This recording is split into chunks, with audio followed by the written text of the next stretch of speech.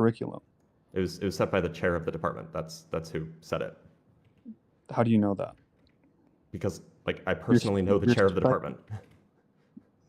And the chair of the department told you I made She, this. but yes. Okay. Like she was a friend of mine. I mean, I still don't believe that, but if that's what you're going to claim, then that's fine. Like no, this is just like a fundamental, and like I get this because like if you're not involved if you're not involved, like it's very easy to think that like there's some like that it's bigger than it is, but no, it's just a bunch of nerds who come up with like things that they think should be taught. That's what it boils down to.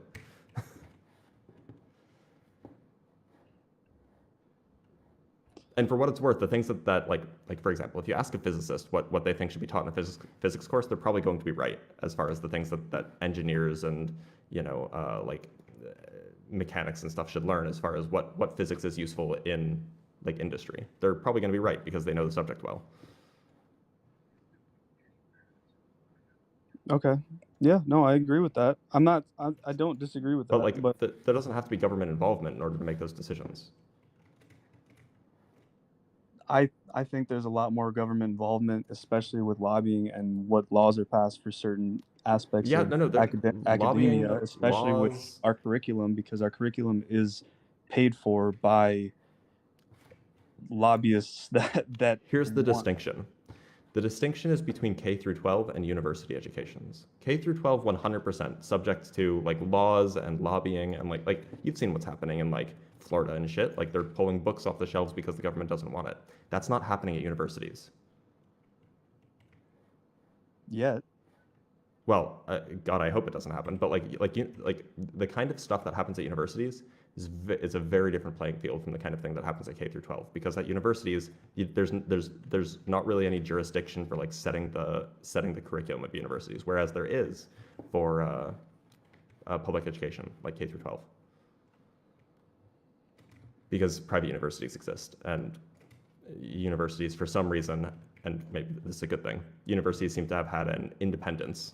I mean, I think you have to really you really have to start looking into like following the money, because I don't do this research myself. Like I don't know for what you're describing right now. I don't know the difference between the public and the private education system. Like I don't know where the curriculum's split and who controls what narrative when it comes to that. What I do know is there is money being funneled into our public education system that determines what is taught to our public school system, right? Like that, and that money comes from. How do you know? How do you know that it's coming with strings attached? Because there's evidence for it. There's like actual logs of it. Like there's like like I just said, you can follow the money. You can see where the money is coming from. Hold on. So just because there's money involved doesn't mean that those people are setting the curriculum, right? Like there's this whole battle that's happening right now. What else would it mean? Well, so there's this whole battle that's happening right now in states about whether parents should be able to make the decision based off of what is being taught in like elementary schools and stuff. Like that, this is a whole legal battle that's happening. So like it's clearly not obvious, because if it was obvious, then there wouldn't be a legal battle happening over this. Like whether parents should be able to do that, should be able to make that decision for their or whether the educators should be the ones making the decisions. Sorry, I got sidetracked with some of these comments. I didn't hear it. Yeah, no. So the only point that I'm making is that like there is in like the political landscape right now in the United States, there's like this whole thing of like, oh, why should parents have the rights to like tell schools what books they're allowed to teach out of, or tell schools what subjects they're allowed to teach or whatever. Like this is a legal fight that's happening currently. Right. So it's clearly very obvious that like it's not it's not obvious to me at all that the stuff that's currently being taught is political, if they're trying to prevent, if there's a fight happening right now to keep it from being political, right? Because like the parents want to change what's being taught for political reasons. And if it were that easy, that yes, what's being taught is always just determined by politics, then there wouldn't be a legal fight to prevent that from happening. But there is a legal fight to prevent that from happening, which suggests that actually, I mean, a legal fight is not the same thing as just because there is a legal fight doesn't mean that there's going to be a conclusion in favor of one way or the other. I mean, no. But what it does suggest is that it's not already that way. well, yeah, because we have systems in place that have to go through. So if it was just a matter of following the money and the taxpayers pay the money, why isn't the answer obvious? Well, why don't you come back to me when that court case is closed? Because we don't know what the end result of that is. Like, yes, you can't. I mean, no. So you're right. Like it might be that way in a month, in a year, but it's certainly not that way now. Otherwise, there wouldn't be a lawsuit over it. But there can be a lawsuit of everything, and it doesn't mean that that somebody has a fighting chance. Like there's somebody that just filed a lawsuit for $20 trillion against whoever. Doesn't mean that they have any sort of chance of making that claim. Like, no, but I mean, like these sorts of claims would have been dismissed if they were that frivolous, right? Well, no, because my example is no, like those things are usually. Are you talking about like the Alex Jones thing? I don't know. No, I don't think it was Alex Jones. I can't remember what it was. It was just something I saw like a month ago. That was like somebody tried to sue somebody for like a ridiculous amount of money, like that would never happen in a million years, and it did not get dismissed. It's an ongoing court case currently. I can't remember what it was, but I don't think it was Alex Jones. It might have been, honestly. I don't know, but either way, that is proving my point as far as it doesn't automatically get dismissed in court just because there's something in place preventing that. Like there's always going to be a court case. There's always going to be somebody trying to sue somebody for something, even if they don't stand a fighting chance. Well, no, but this isn't like this is like a national like political debate, right? Over whether parents should have a say over what the curriculum is. Okay. This is not like just like a legalism, right? Like I'm sure you're familiar with this, right? Like you've heard about this in the news, yeah? I mean, the whole thing about like Florida taking books off the shelves. Yeah, I've heard about that. So like this is a national debate over whether that should be okay, whether we as a society should accept that. So if we as a society have already accepted that, like it's just wherever the money comes from, that's who gets to decide. Then why are people fighting it so hard? Why are people fighting it so hard? Yeah, why are certain political ideas fighting the idea that the people who have the money should get to control the education? If it's already the case that that's how it works, why is there such opposition to it? Because, like I just said, there's always going to be a case. We as people do not have control over the narrative. We can do what we want in our power, but as far as what happens in the end result, we have no say in that. Like, well, but clearly we do, because there are like some laws are being shut down. Okay, like what? I mean, like not all of the laws have passed. Not all of the attempts to ban books have passed. Right? Like the Florida thing is not the first time that this has happened. I mean, this is one example from one specific scenario, and I don't, I kind of lost track of like where the argument. So the claim that you were making, that's fine. We can backtrack and we can kind of circle back. So the claim that you were making is that like, I get my evidence just from consensus, and then I said, well, not really. I get my evidence from like consensus amongst disparately interested groups. So if two groups have competing interests and yet come to the same conclusion, that's evidence in favor of that claim, right? And so I gave an example of government versus like academic institutions, broadly. Obviously, it's just an example, but it's the example that I gave. And you said, well, of course they have the same interest because money. And I said, well, okay, but that's just not true. Like the people who set the curriculums are not government officials, and that's how we ended up here. So if you want to like kind of circle to another aspect of the conversation, that's fine.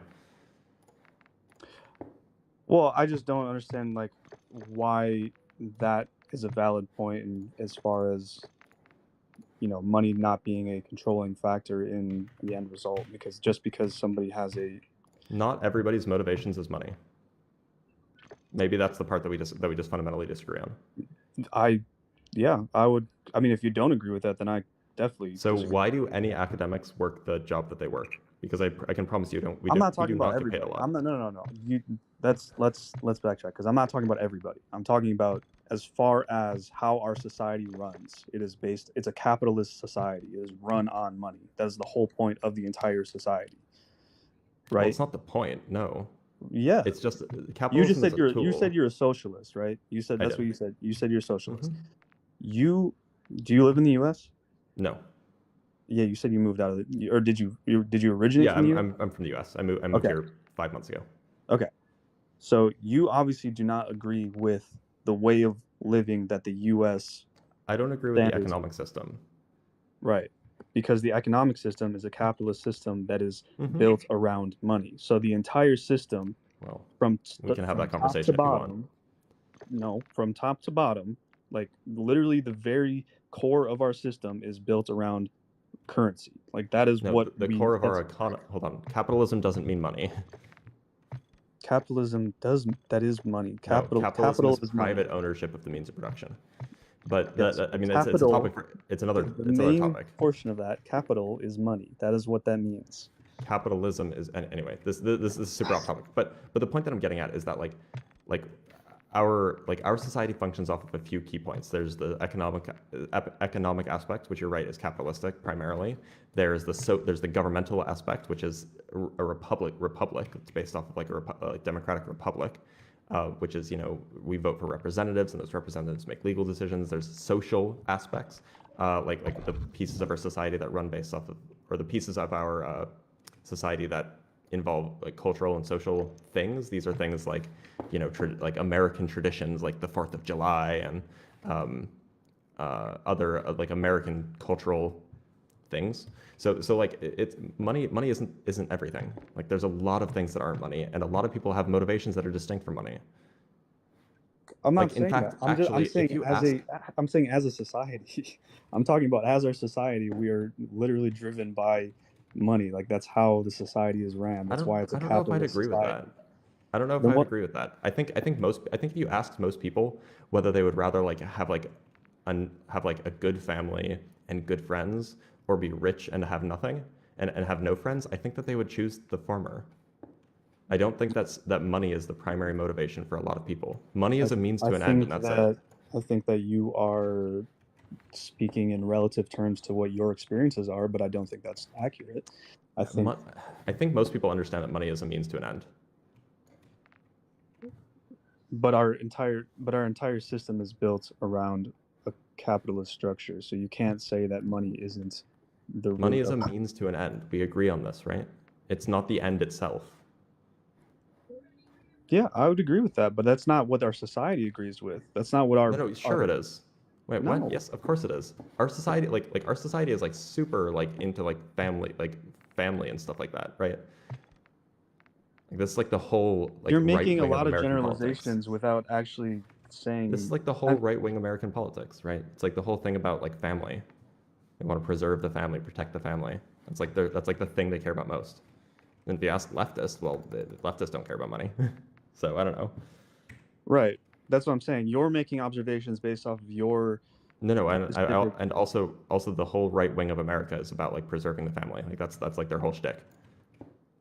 Agreed, but Purely there's their also motivation. there's also a capital portion of that as well on the right wing. Like when you start looking on the Republican side of politics, you're That's true. looking at a lot of financial things, right? This is just to say, I think that you're over like, and this is don't take this the wrong way. This is like a common link that conspiracy-minded people would draw to. They like, well, you just follow the money, and everything comes back to money, and it's all about money. Like, no, like, again, money is a means to an end, and that's been the case in every human society. It's always been that way, that money is a means to an end, whether it's to achieve happiness, whether it's to achieve power, whether it's to achieve, food. Like, money has always just been a means to an end. It's never been a means in itself. And so just saying, like, it's all about the money, like, no, it's not. People have other motivations. In fact, most people have other motivations. I understand that, but I'm not saying that everything is about the money. I'm saying that when you start looking at specific agendas and the way things are controlled in our society, that's when you follow the money.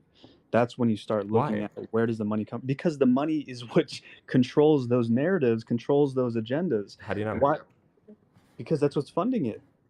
Who cares? People like What okay. do you mean So who cares? You can't so you can't just say hold who on. cares. That doesn't make yes, any I can. sense. So what's funding my education or not education? Because I finished my grade. What's funding my grant right now? It's money, right? Of course. Does that mean that the motivation is money? The reason why I'm doing what I'm doing is money? The reason you got a grant is because of money. Are you sure? Yeah. Yes. Why? Because there's money involved. You There's wouldn't money have a involved. So, grant. wait, people You wouldn't pay have a money for grant. things. Like the reason why I go to the grocery store isn't money. The reason why I go to the grocery store is for food. People use money to get things. They don't use money like they don't use money for money's sake. Where do you think your grant money came from? It came from the Czech government. Came from the Czech government. Mm-hmm. Okay. So then obviously I don't have to go any further to have you understand that the money isn't there's money involved there, right? Like of course there's money involved, but that doesn't mean that doesn't mean that like so there's a motive. Okay. There's a motive for giving you that grant, and the motive is money. Wait, no, how is the motive money? Because they're giving you a grant based off of whatever scholar. I don't know what the grant is. The expectation is the expectation. It's not like they're giving me a grant in expectation of making more money in the future. That's not how these things work. They're making money off of you. No, they're not. They're getting influence off of it, perhaps. 1 minute left. Okay. In some small meager manner. Like that's what grants typically are given for. They're given to increase the prestige of a university, for example, so that you provide more funding to a researcher, and then that researcher will produce good work at your university, and then and now your university is associated with that good work, and so your university is more prominent. It's more well respected. The people who work there have more soft influence. That's what grants typically are for. And so the point is that the money is a means to an end. The money can achieve the end of say influence or prestige. Okay. Which and to the Czech government is valuable and worth exchanging money. Hold on. Why would that university want a more prestigious view on their university? Why would they want to be looked at as more prestigious? I think that's actually that might just be the end goal. Like social prestige is just something that humans seem to find valuable. Oh my! Come on, man. No, this is the thing, right? Like why do people? Come on, dude. Like why do people you try to know like? the answer. You know the answer. The answer is not. It's not a social viewpoint. It's because they want to make more money. That is but the end goal. Czech universities are free, so it's not like they get more. It's not like if they get more students, they get more money. Like, yes, it is. No. They get more money from the students that come to the university. Wait a minute. So why do you think people like try to break world records? What does that have to do with what we're talking about? I promise it's related. Okay. So why do people Okay, tell me, why do people try to break world? Because they want to be known. They want to live on in history, right? That's why. Because when you get put in the Guinness Book of World Records, you don't get a big check, right? I'm sure you just get some your sort name of in a book. I'm sure you get some sort of. It's really not very much. But there's some money that comes out. Right? Well, actually, I don't even know if there is any. The Guinness World Record holders do not pay any money to those who break or set records. Actually, so no, actually, there's not.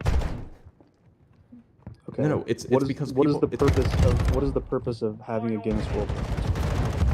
The purpose of I'm asking about why people like the people who are in it. Why do they try to break the records? I'm asking why there's. Oh, they do it to sell books to make money, of course. Okay, there you go. Yeah, but that's not the motivation of the people who are in the record book, like the people who set the records.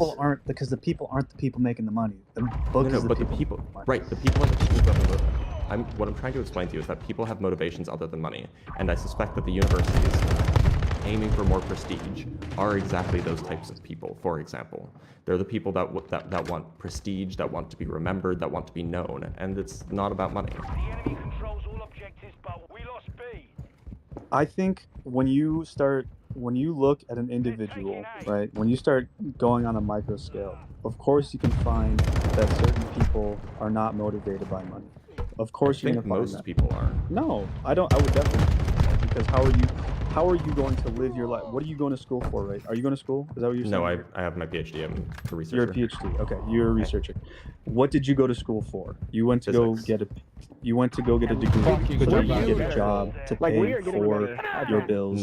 No, to provide a lifestyle that So I funds. have my PhD now. If I wanted to go make a buttload of money, I could go Damn, make big 6 old figures in San Francisco or Wait. anywhere else I and do totally that, and I could get a job in like 2 weeks. the I whole choose time. not That's to. great, but that's not what you want, right?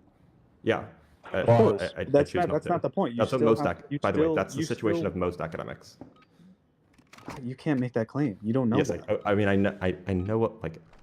You these are don't the know people I that work with. unless you find a statistic that tells me that right now. You can't make that claim. There's no way that you can tell me that most academics don't go to school to try to make money. Like that's not a valid claim that you can make. Wait a minute. So, somebody who gets a master's in engineering and then goes into an engineer is not an academic. Capturing B. Okay. Somebody who works at a university and does research and teaches is an academic. And those people get paid much, much, much less than they would get paid if they were in industry, for example. I mean, a This is the specialist, What the who's fuck? a professor in astrophysics definitely makes more than the average university professor. So, What do you mean? The I- average university, like that's exactly what the average university professor is. Every university professor is a specialist. We're attacking Bravo.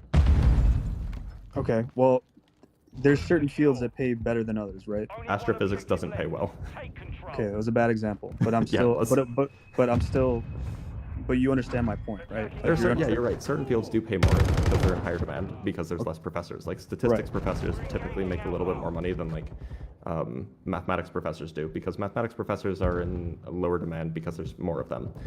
But if you compare statistics professor salary to an actuarial salary or to like a to like a financial statistician at like a hedge fund, which is where most of these PhDs end up if they don't go into academia, it's Okay, so you just said that most of the academic, you said that most of them end up in a hedge fund.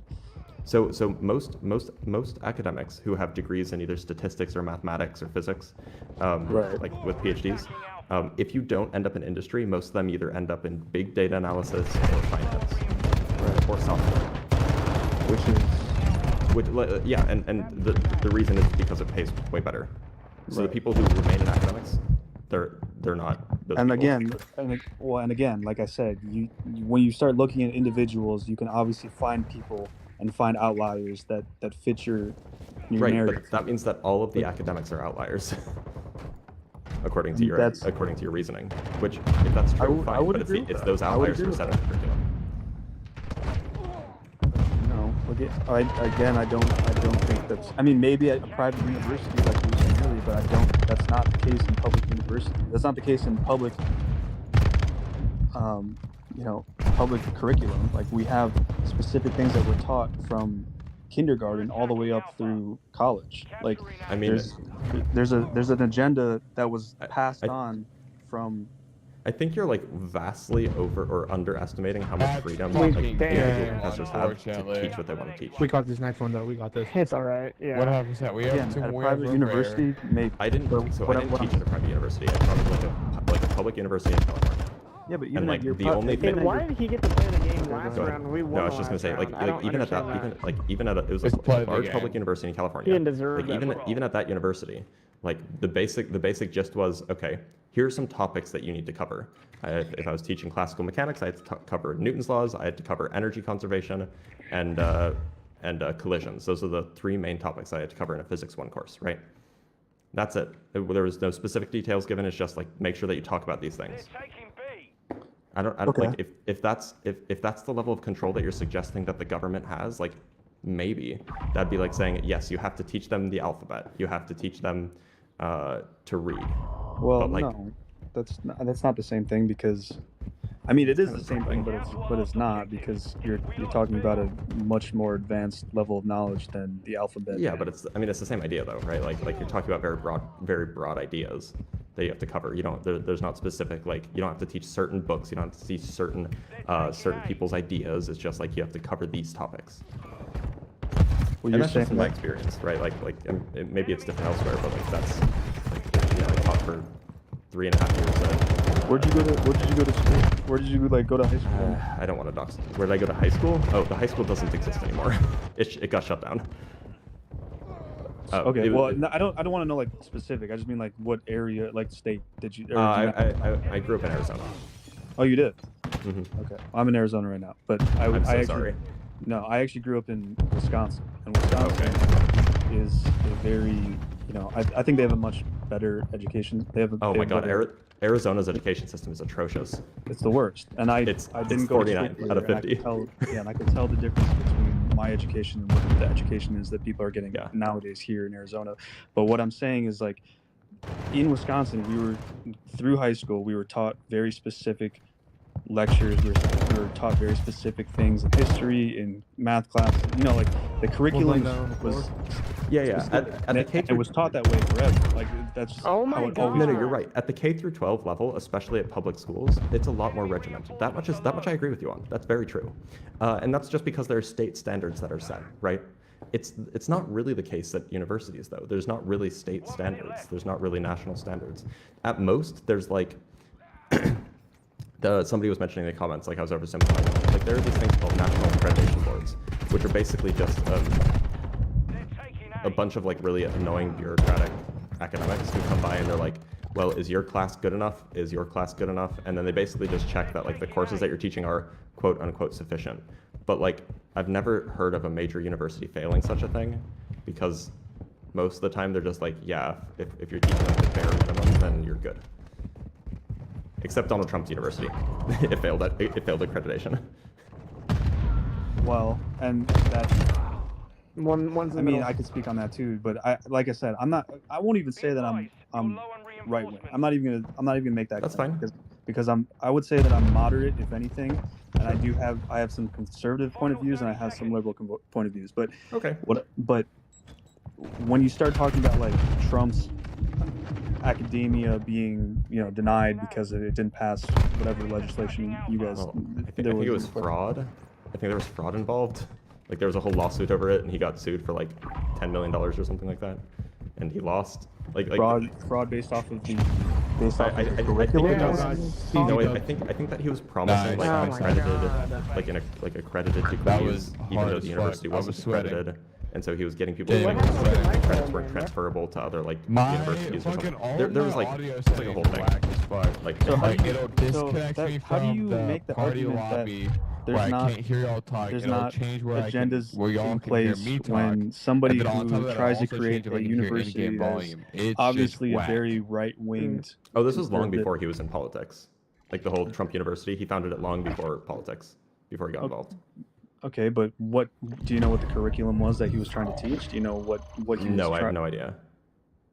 I would I think it's- assume based off of his politics, and tell me if it's fair or not. But if it's not, that's fine. I would assume based off his politics that the curriculum that he was trying to teach in the university was a right-winged leaning curriculum. Maybe an alternate maybe an alternate educational system that isn't necessarily what we get taught today in our normal curriculum. So Trump University was an American company that ran a real estate training program from 2005 until 2010. So it had was like nothing a to do real with, so that had yeah. nothing to do with academia then. Yeah, I don't think so. Okay. Yeah, no, so- it was just kind of like do you know like what's it called, like Phoenix University or University of Phoenix or whatever, like these kind of like scammy kind of like university, like quote unquote universities that you hear about like on like TV commercials and stuff like that. When is Sure. Wyatt It was getting kind back of like on? one of those is what it boiled down to. It was Okay. just like a little sussy. But the point is that like the whole actually I don't know how we got on that, but Well, you brought up his. Oh, accreditation. That's right. Yeah, accreditation. So the whole purpose is like, yes, there's like an accreditation board that, you know, universities, like there will be auditors every few years that come by and see like, and, you know, check out the courses that are being taught and, you know, verify that the bare minimums are met basically. But that's basically it. Okay, but he wasn't even trying to pass an accredited university. Yeah, no, I was just mistaken on that. It was the reason why he was the subject of 2 class action lawsuits. Yeah, so it became the subject of an inquiry by the New York Attorney General's Office for Illegal Business Practices, which resulted in a lawsuit filed in 2013. This was in 2011, by the way. This was like that this took place. This was long before he entered politics seriously, right? The lawsuit centered on around the allegations that Trump University defrauded its students by misleading marketing practices and engaging in aggressive sales tactics. It was just like kind of scammy. That's all. Yeah, it was a scam. Yeah, it was a scammy business that he was trying to launch. It had nothing to do with academia, though. So Yeah. All right. Well. So perhaps that was a red herring. We can drop that. Okay. Sorry about that. That's okay. Well, I don't know where to pick back up from then, because that kind of took us down an entire rabbit hole that we were talking on. Honestly, this is probably as good a place to stop as any. Sure. That's fine. Just because we've been going for a while. Yeah, we've been going for a while. So thank you for being here, though. We should pick this up at a later date, but I do want to get some more people in the guest box, if that's fair. Yeah, of course. Yeah, thanks for having me, man. And likewise, I'm glad we could have a civil discussion on it and not get too good about it all. So. No, I'm with you on that. Thanks for being here. Have a good one. All right. I know that somebody's been waiting for a long time. Who has been waiting for a long time? 30 seconds remain. I know somebody said that they've been waiting forever. Planting bomb at Bravo. Stand by. Who's been waiting for the longest? Anybody know? Device in place. Countdown started. Fast hands online.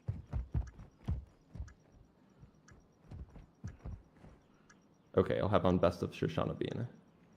How fast do you type? Depends on the day.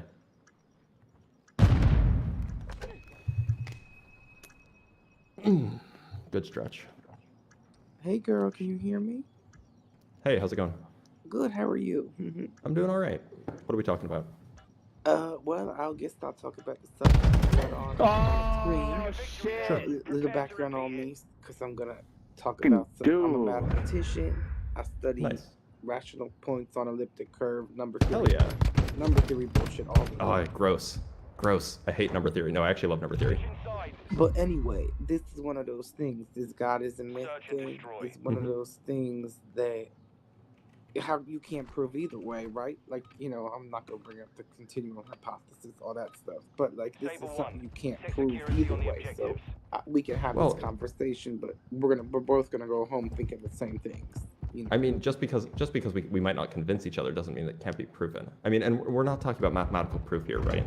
We're talking about kind of like we're kind of talking about like making literary arguments or cultural arguments. It's a very different kind of evidentiary requirement, I think.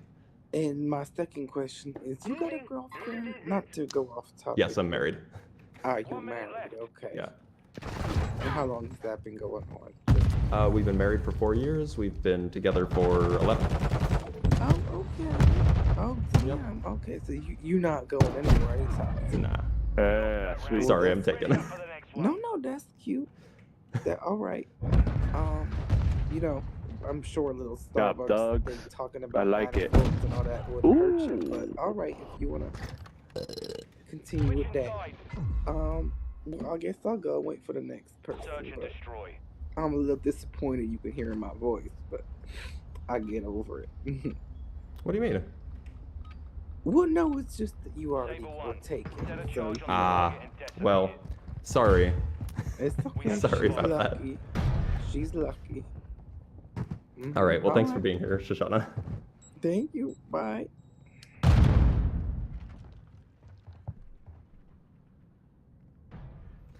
I don't know how to react to that. It doesn't usually happen to me, but thank you, Shoshana. That's an ego boost. We'll take it because win. All right. What do I call you? XFGHKK. So hi, Doc. Howdy. How's it going? I have a question. Sure. So, in quantum physics, they say that we need a conscious observer for the wave function to collapse. It's a misconception. So it is. Mm-hmm. Yeah. All right. So how about the non-locality? Sorry, one more time. Oh, The non-locality. non-locality. Non-locality. Yeah. So again, it hasn't been proven. What's been proven is non-locality or non-realism. Both of those are equally substantiated by the evidence. So my claim would be I don't actually I like locality, so I just disregard reality. I say that we don't have quantum realism. So you don't need like conscious observer for the wave function to collapse. No, you need and by the way, for people who think that we're off topic, no, we're actually not off topic. This is I know exactly where you're going with this. But no, so you don't need consciousness for quantum wave function collapse. Rather, you need interaction. All you need is two things to interact with each other, and depending on what model you're talking about, you'll get either quantum wave function collapse or you'll get entanglement. Okay, thank you. All saber, That's all. defend the objective. Okay. Thank you for being here. So just as a clarification, I know where she was going. So the typical claim is, well, if quantum mechanics requires consciousness, then either the universe only exists because we exist, or the universe exists because there's a global consciousness, and that global consciousness is then implied to be God. That's all. But the universe doesn't require consciousness in order to exist. All you need is interactions. Anyway, let's have on Jesus is God. I'm sure that they will probably disagree. Buddy has a PhD, so he thinks he doesn't cover yourself. I mean, I know quite a lot about some things. There's proof, and we live in Jesus Christ's calendar. Not everyone does. Jesus is God is not connecting, so I'm gonna connect somebody else. I'm gonna connect. Bro. Hey, how's it going? So let me tell you a bit. Hold on, how old are you? I'm 18. What year were you born? Quick. Enemy planted at I was Bravo. born in 2004. I don't fucking believe you for a moment. Then don't. There's no way that dude was 18. He was like 14.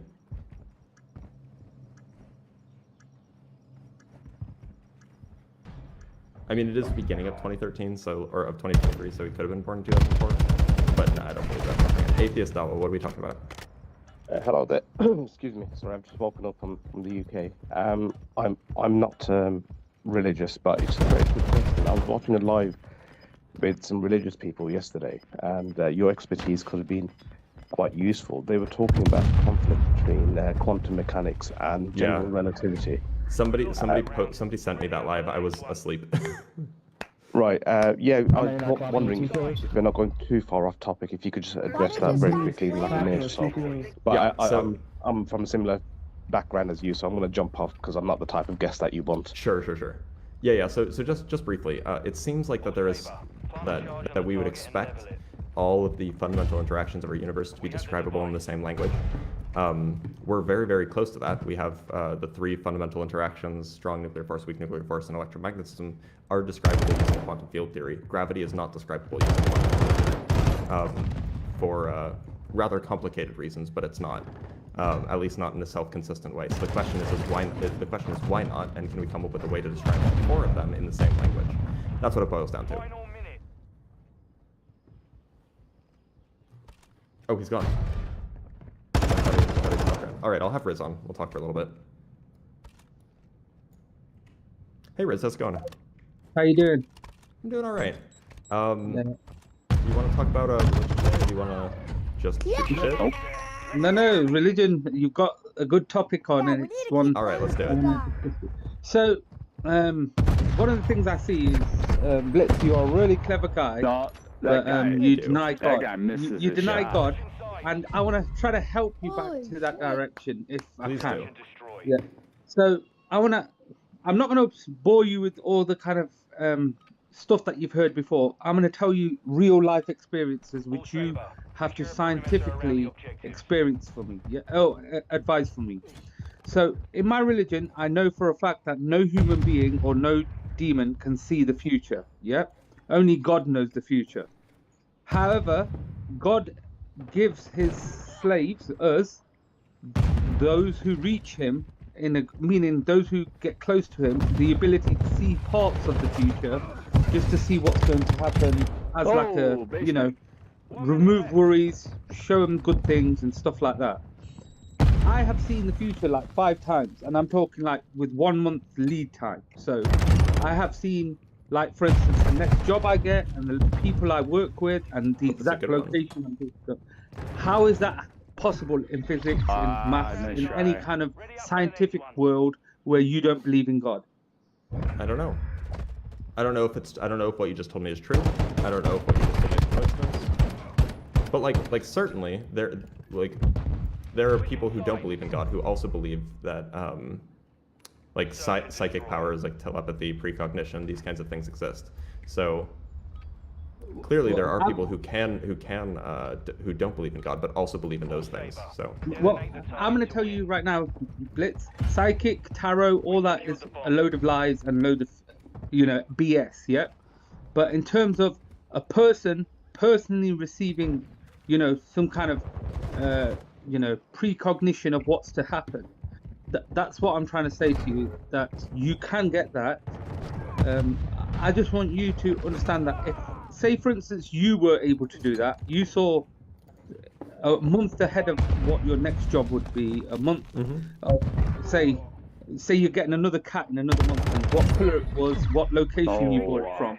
How would you explain that in science? I would be, I don't know, maybe I wouldn't be able to. Maybe that would convert me. That would convert you? Maybe not. Okay. Maybe I would just chalk it up to being lucky.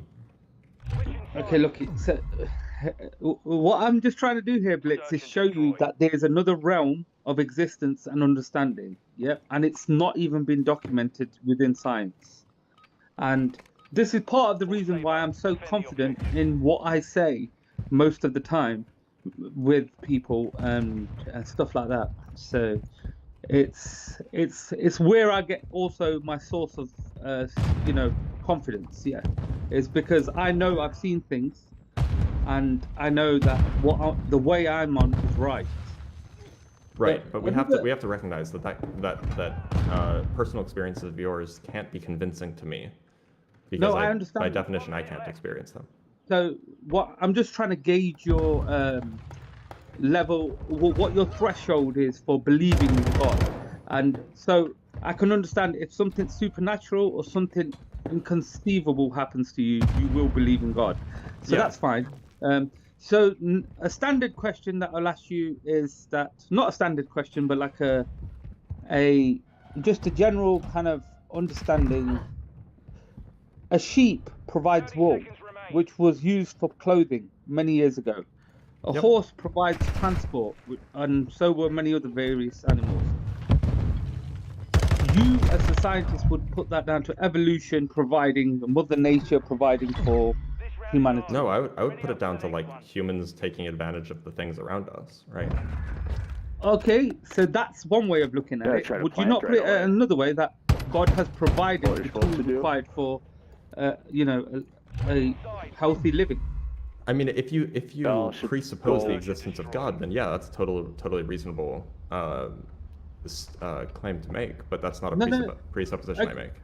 No, I'm not trying to presuppose anything. I'm just trying to say, look at it from your aspect. So you have presupposed that man has took advantage, but I'm trying to tell you, why did you not look at it as, hey, someone's provided this in the right circumstances? So not only was the earth and everything created by so-called the Big Bang and everything in the right circumstances, we now have animals and creatures on the earth which are just the right circumstances for human beings. So the reason why I didn't make that assumption is because I know that humans exist, I know that animals exist, and I know that humans take advantage of our natural resources. Like we do this all the time. Like, you know, if a human finds a $20 bill on the ground, they're going to pick it up. And the $20 bill wasn't necessarily put there by God. Maybe somebody just dropped it, right? And so, but the human is going to take advantage of it because it's the thing that humans do. So so it seems like it's minimalist. I'm making the minimal amount of assumptions just to say that, look, these animals exist, humans take advantage of our environment. So the reason why humans, make clothes out of wool or ride horses is because they are in the environment and humans take advantage of that. Okay, so advantage I would agree with if the animal that you was taking from was put at harm or at loss at some.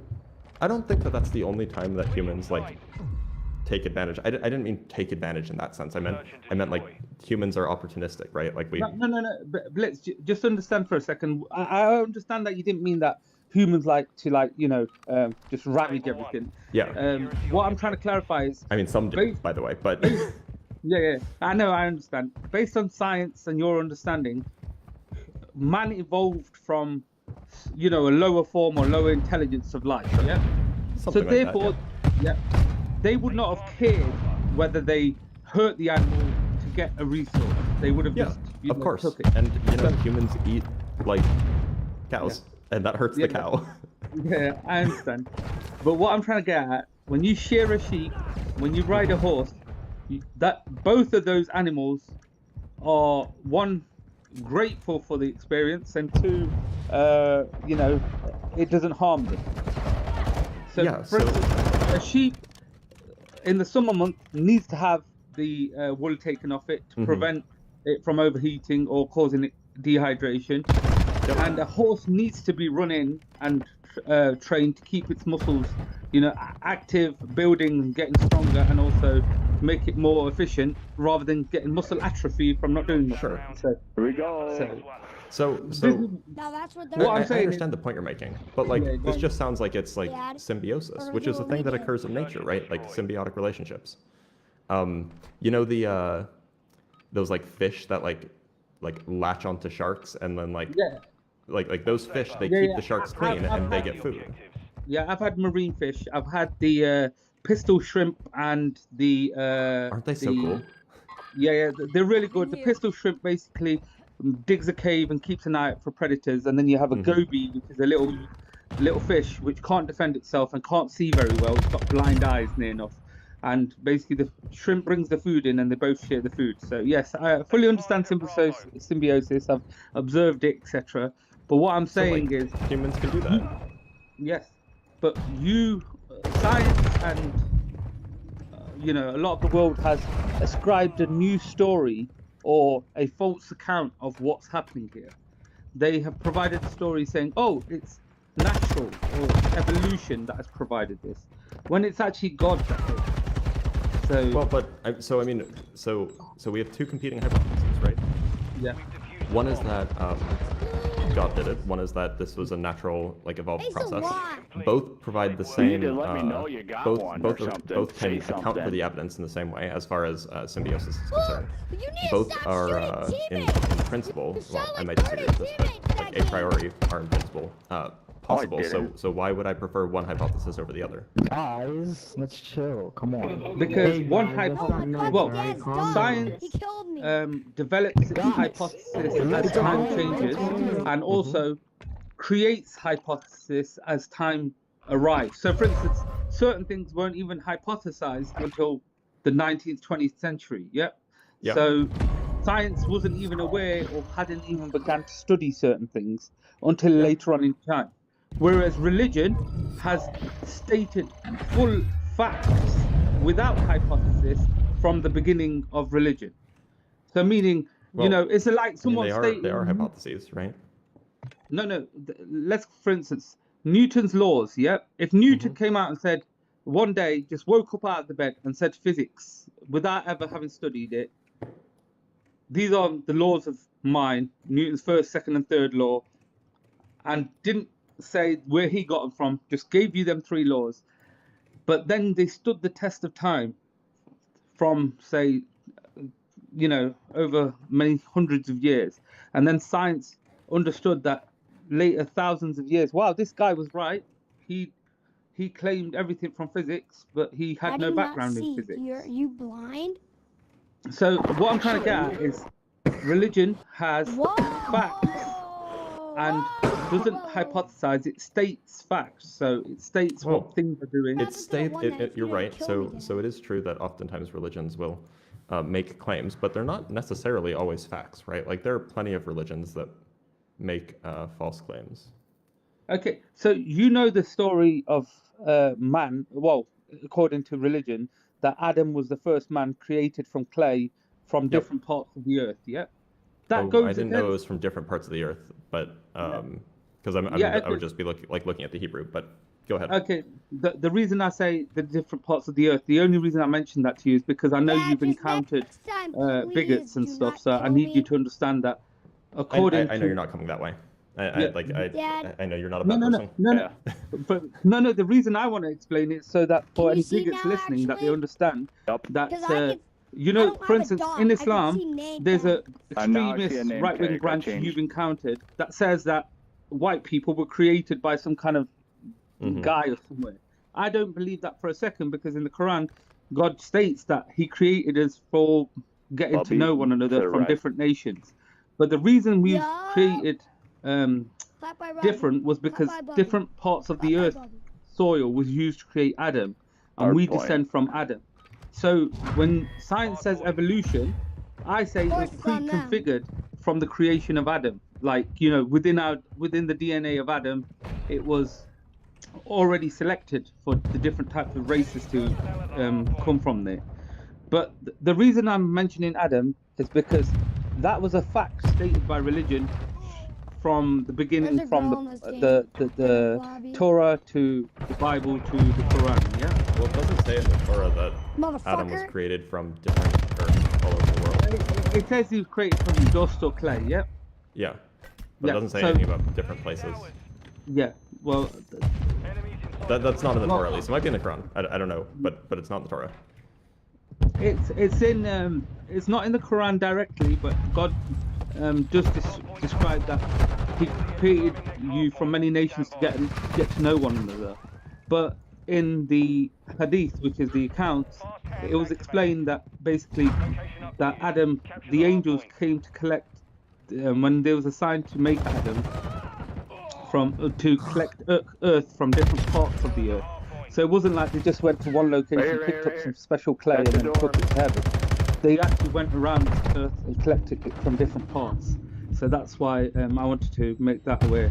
But the reason I'm mentioning that to you, Blitz, is that is a statement, a fact that was stated in religion, but science has changed that to saying, no, we evolved from a wiggly little troglodyte somewhere and then became a Neanderthal and then became an ape and a man, or whatever you want to say.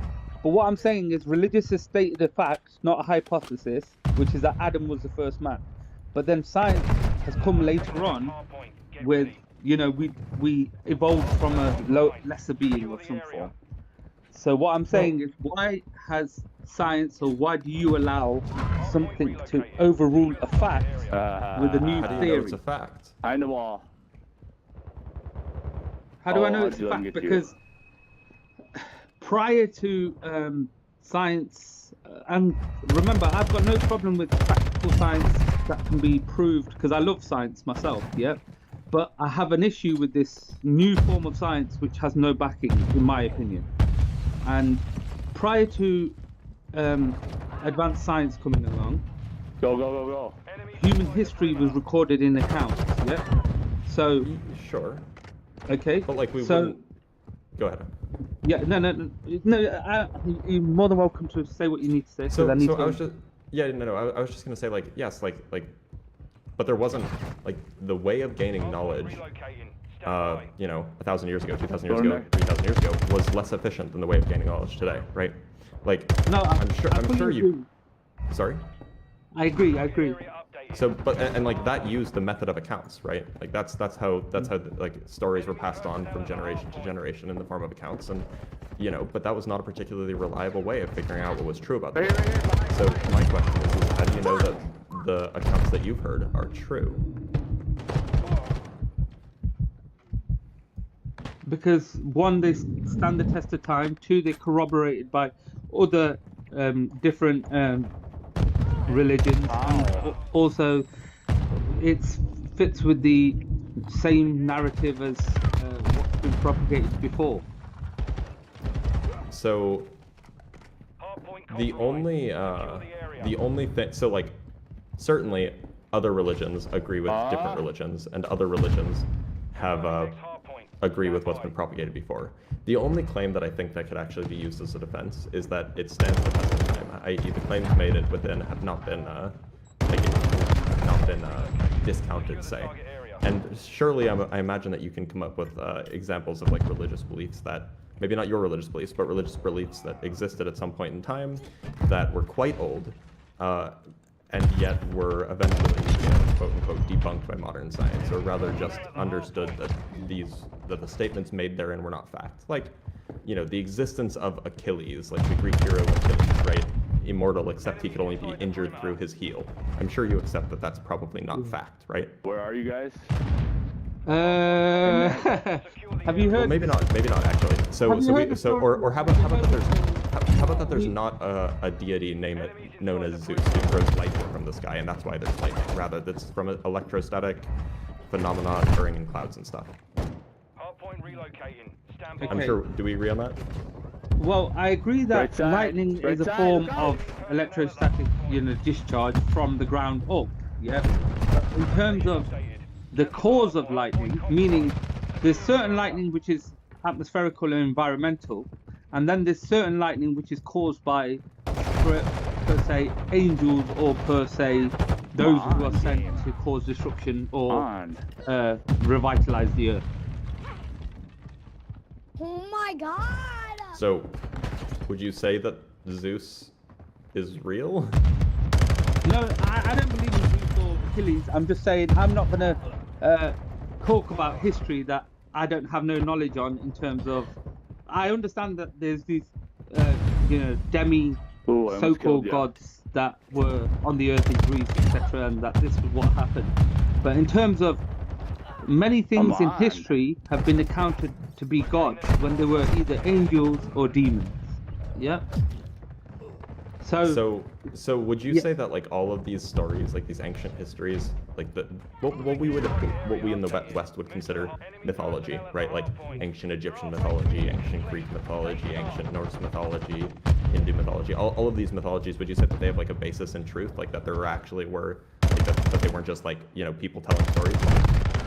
Well, I can't say that for 100% certain. I'm saying that I would say that 20% would be basis of truth, and 80% would be, made up stories or embellishments. Embellishments, selling stuff to make stuff for profit. But the whole reason I mentioned all of this was to try to establish why you would. Again, like the first question where I said that, why wouldn't you take the notion that someone has provided something, and then you've taken later. So in the first example was the animal. You assume that, presume that, or take the notion that man is advantageous. So then when I gave you the statement that the religion stated scientific facts, and then later on science came with theories. So why do you not take that Adam was the first man, given that religion stated it 6,000 years ago, 5,000 years ago, 2,000 years ago? So the point that I'm getting at is that the reason why I brought up the claims that I'm making is that, like, there are a lot of religions that have made claims, right? Yeah. But I don't take, I can't take them all seriously. Often they're mutually contradictory. So the question is the way that we obtain knowledge is we don't just say, well, if it says it in an old book, we believe it's true. No, we typically look to confirm things, right? And by the way, I'm not saying that that's what you're saying. I'm saying like it's not like I read the Odyssey and then I automatically think that there is a Greek demigod named Calypso. That's just not how I come to learn about the world around us. I don't think a reasonable person uses that as a means of obtaining truth, right? So the question is how, so no, it's not reasonable to just accept something that you found written in a book, regardless of how old it is. We have to figure things out for ourselves, and maybe do now there is a claim. Thank you for the thing, Missy. There is something to be said that if you have disparate accounts from competing areas or from competing interests that make the same claim, then that is evidence. So, for example, one of my favorite pieces of evidence that we went to the moon, and we can talk about that if you want later, it's an interesting conversation, but one of my favorite pieces of evidence is that Russia and the United States both agree that the United States went to the moon in the 60s and 70s, even though they had very competing interests, and their interests were actually anti-aligned. So to me, that's good corroborating evidence, right? Now you might say that they didn't have competing interests, and that's a discussion for another time. But granting for a moment that they may have had competing interests, that would have been good evidence, right? Because typically, two anti-aligned interests aren't going to lie to defend the same claim unless they actually have the same interest. So if we found, like, you know, this is a thing that Christians bring up a lot too. There are people who hated Christians who documented the existence of Jesus, right, or something like that. And so they'll say, well, that's evidence that Jesus existed, because if Jesus didn't exist, why would people who hate Christians pretend that he did? So we can use like competing interests to corroborate historical claims, and I think that's a useful means of doing it. The question is that a thing? Is that enough? And is that a thing that happens with all religions? And that's a different question. It's a harder question. Okay, so there's a bit. Sorry, of monologue, by the way. No. It's good. You gave me a lot of good information there that I needed to take on board. So, for instance, Moses in the Islamic accounts, in the history, Moses spoke to Adam. Yeah. So Moses came along. Hey, Ryan. I didn't know that. How does that work? Behind the wall. Okay. So basically, on the wall. So first of all, you need to understand the concept that Moses came a long time after Adam. Yeah. Yep. Yep. So for Moses to confirm Adam means you confirm the first man. Yeah. Fuck you. So basically, what happened was Moses wanted to. I can't remember the exact narration because it's early in the morning and it's been a while. But Moses asked God to speak to Adam. Yeah. Or Adam asked to speak to Moses, one or the other, yeah? Sure. And basically, they both argue about each other's traits, yeah? So, but Moses says to Adam, why did you disobey God in the first place, yeah? And then Adam says to Moses, something about you couldn't even manage a handful of people from your tribe, yeah? And basically, what they establish is that we shouldn't, you know, pick faults at one another, that we should just be sent on the mission that we are sent to do, meaning... Yeah, it's a fine moral story. I think I appreciate that. Yeah, but the point of it was that it's just that it was one to confirm that, you know, you've had a future prophet talk to the first man and the first prophet, yeah, which is Adam, and you confirm the genealogy of humankind also from that story. And as you know, Moses is revered in Judaism, but he's also very much revered in Islam. Yeah, and so, we just give them different names, but yeah. No, we. I mean, you call him Musa, right? Yeah, we call him Musa, and I call him Moshe. You know. Yeah. And like I say, Musa is the most wonderful. I'm telling you, he's had the best experiences, and I would love to have walked with him because, you know, he met the Hidr, which is basically a man who's empowered by God with knowledge of certain things of the unseen, and you know, that's not even documented in Judaism, but you know, if you, it's documented in Islam, and basically they go on a journey, and Moses claims at the time, and he says it out publicly, Musa says publicly, that I am the most knowledgeable man of this time. And so my question is like, did you? How did we get on? Oh yeah. You said that yeah, you use it to competing religions to confirm facts. Or right. So, but that like, was a sad 22 seconds for you, buddy. But that's all like the statement that like Moses spoke to Adam, that's not present in Christianity either. That's like a Muslim thing, right? So you can't use that to confirm the Muslim belief system. Okay, well, you can, for instance, there's another one, which is the 7 sleepers of Ephesus, or Thesis. Have you heard that story? I'm not familiar with it. Okay, well, the Quran states about time travel that God did for 7 young children, or young teenagers, who were devout saints, yeah, and their dog.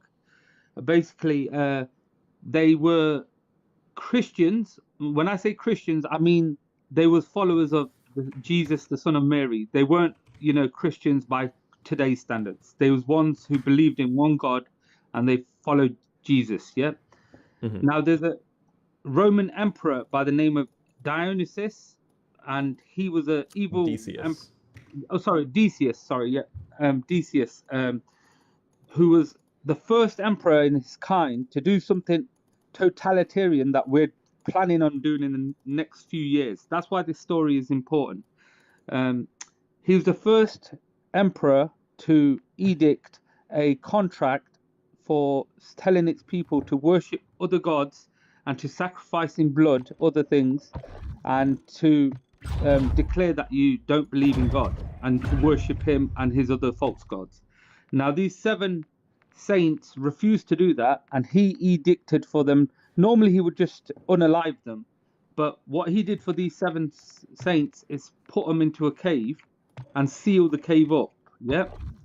Now what happened was they prayed to God, and God transported them in time 309 years. Yep. So the legend I'm looking at just says that they fell asleep. Yeah. They That's fell the asleep legend. for 200 or 150 years or something like that. Yeah. So this is what's the miracle of the Quran. Yep. That it confirms a previous religion's story. It provides factual, accurate information, and that information can be tested by science today. But I don't think that having a story, like for example, if you found an identical story in like Chinese mythology from like the same time period, that would be surprising. But the Quran was written 200 years after the events of this so-called miracle, right? So that's not separate corroborating evidence. That's just the story was incorporated into the Quran.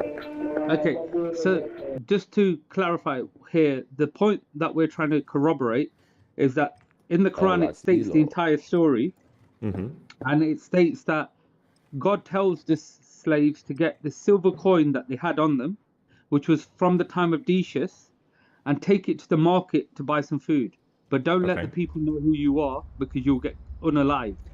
So the saints went to the market and they presented this coin to get their food. And the market stalls were all in like awe that they had a coin from the time period of Decius, who had long since gone away. And so they basically all came around them to, question them. And then God revealed to them that these were people from the time of Decius. And what they did was built a church above. Basically, these saints were only on earth for one day to show the miracle of God, yeah? And then they passed away. But the people built a church or a place of worship over them at the time, yeah, to revere God. But the key requirement here is that the time period on the coin, from the time of Decius to the next emperor, was 309 years, around that much. What's up? Anybody And that is the exact amount of time that the Quran states. And whereas Christianity or other religions don't know the exact time period, the Quran states the exact time period of 309. So I'm just looking at this. I'm just looking at this like on Britannica, but it says that in around 250 CE, Decius did this thing with the 7 sleepers, and that they were reawoken somewhere between 408 and 450 CE, which is somewhere between 152 years. Sorry, 152 years and 200 years. Yeah, again, which is not 309. No, it was 100% 309, and it was Constantine. I think it was that was the emperor that came afterwards. Who? So Britannica says it's Theodosius the second. I'm sure it was Constantine, unless something else. Constantine was Christian.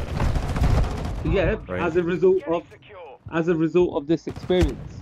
I think Constantine was Christian as a result of he converted during a battle because he won the battle. That's the story that I've always heard.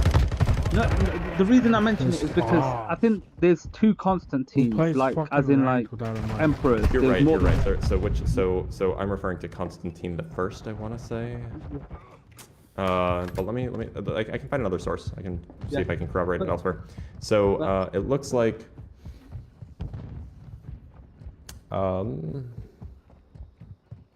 The number of years the sleeper slept also varies between accounts. The highest number given by Gregory of Tours was 373 years, some accounts at 372, Jacobus de Varenne calculated at 196, other calculations suggest 195, Islamic accounts, including the Quran, give a sleep of 309 years. So like, it's not consistent across accounts.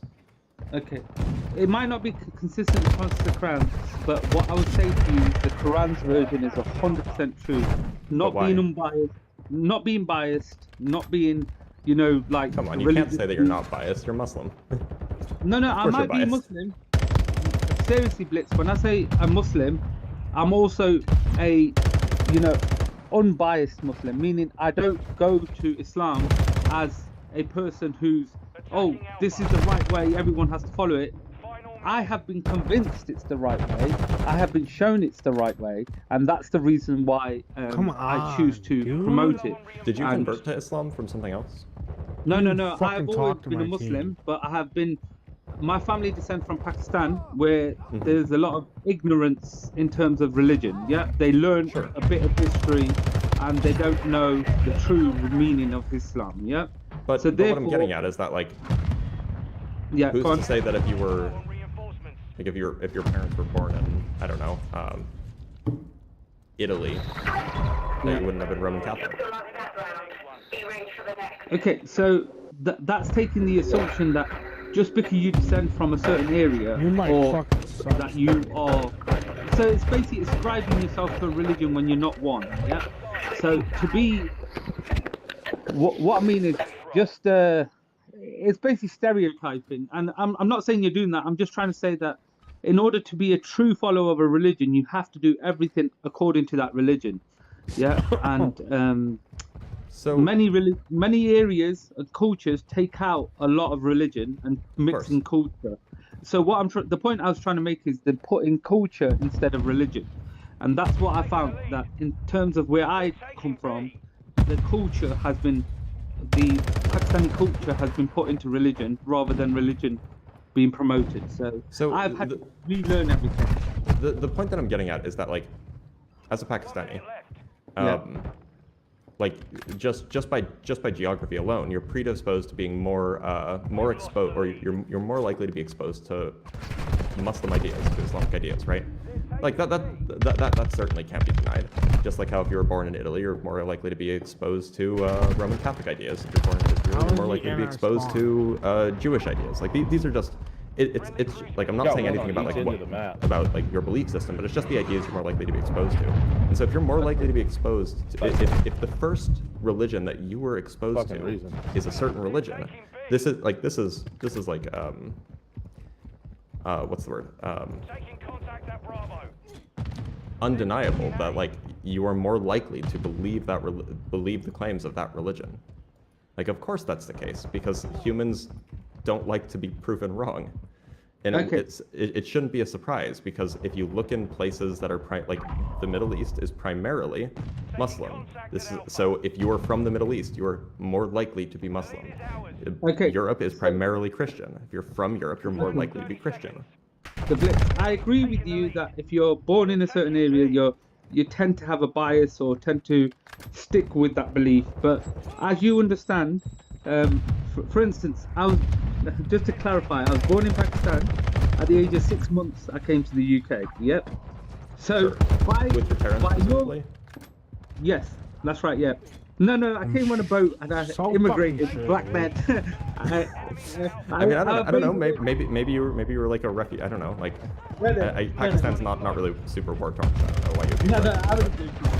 So, but yeah, I came over to the UK when I was 6 months old. Yeah, and so by all accounts, yeah, by all accounts, I could have been a Christian by your theories. I mean, I don't know. If you're like, for example, I grew up in the United States, but my parents are Jewish, so like that's why I'm Jewish. Like, it has to do with who your parentage is, right? And your parentage generally has to do with where you're from, but not always. Yeah. Okay, but I get your point that you're saying that because either my parents or my the regional area would have had a bias towards me becoming a Muslim. I agree. Like, yeah. But as a scientist myself, just like yourself, yeah, I went out when I got to the age of understanding, meaning once I've hit 18, 20, 25, the age of getting reasoning and understanding, I read the Quran again and received even more understanding of it. But within it, it has a challenge for every person. Yep. These 3 challenges make it an unbiased book, an unbiased religion. Challenge 1, there's no compulsion in religion, meaning no one can be forced or no one should be forced into religion, otherwise you cannot be part of it. Meaning, if you feel you have to be a part of this religion by being forced by your family or by being forced by peer pressure, then you are not truly a person of that religion. So I imagine that you don't believe this, but to say that there's no force in religion is patently absurd. Like, if somebody leaves Islam, there is, like, depending on where you live, there can be a lot of social pressure or political pressure, right? Like, that's a real thing. And it's not just Islam. It's just, this is where it seems like it happens most frequently, at least in the news that I read. But like in Christianity, if your parents are fundamentalist Christians and you leave that, if you convert to something else, like you will be like excommunicated from your social groups. Like this is a thing like all over the place in many religions, that you will be either pressured, either non-violently or violently. Like these are real things. To say that there's no force involved is a little bit absurd. Okay, so I apologize for saying something that maybe I was generalizing, but I was talking specifically about Islam as a religion or as a belief system, yeah? So I understand in Christianity or Judaism or in other religions such as, you know... But like, Hindu, this does happen in Islam too, right? No, it happens... Like, apostasy is like a crime punishable by death, is it not? Allegedly. So, but like at least it does happen though. Whether or not that's actually what should happen, it does happen. Okay, so I just want to clarify, just so that you know, I'm not kind of being biased. So, for instance, in today's modern age, you're not going to see it happen anywhere. Maybe in Saudi Arabia, yeah, because again, maybe in Afghanistan, maybe. Yeah, maybe in Afghanistan. But remember what I said: religion and culture are 2 separate entities, but culture has been replaced religion has been replaced by culture in many of these areas. So Afghanistan, Pakistan, India, Saudi Arabia has replaced culture as opposed to religion being promoted. So that's what I want to clarify there, that it's culture that's doing the punishment, not religion. Well, but it's in the name of, it's in the name of religion, right? Alleged. Yeah, okay, but it doesn't mean that the religion itself is promoting this. I've just told you that the religion says that no one can be forced into it and no one can be compelled to do it. Yeah, they have to do it out of their own free will. Yeah, that's what it says in the Holy Quran. Yeah, that is the true religion. The next thing is that God says, had this been a fake book, it wouldn't have stood the test of time, and no falsehood can come at it from before it, behind it, above it, from any direction. It's an unassailable scripture, meaning that this book is unattackable. It's defending itself on its own right, meaning 1400 years ago we received it, 1450 years ago we received it. Up until today's time, it's revealing new sciences or new corroborate stuff with science, and it's also stating facts and history and knowledge from prior history. So what I'm saying is, I've reviewed these things, but not only that, it says that if you can find a verse like it or something that challenges it, go read it, go discuss it and see if you can kind of find any error in the Quran. So meaning it tells you to actively do a peer review study on different religions and different topics and different areas to see if there's anything that you can find fault in the Quran. So what I'm saying is, as a result of that, I read the Bible, I read the Torah, I read the Emerald Tablets of Thoth, I read the Book of Enoch, the Gospel of Barnabas, the Gospel of Judas. I read all of these books and I saw something. I saw that all of these were promoting one religion, one worship to one God, but it was mankind that got into, you know, either by way of money or by way of power. Pardon? Taoism or Hinduism. Okay, so also before we change topics, sorry, I shouldn't have brought that up. So you're my go-to, and you know, no offense intended with this term, Muslim apologist, let's say.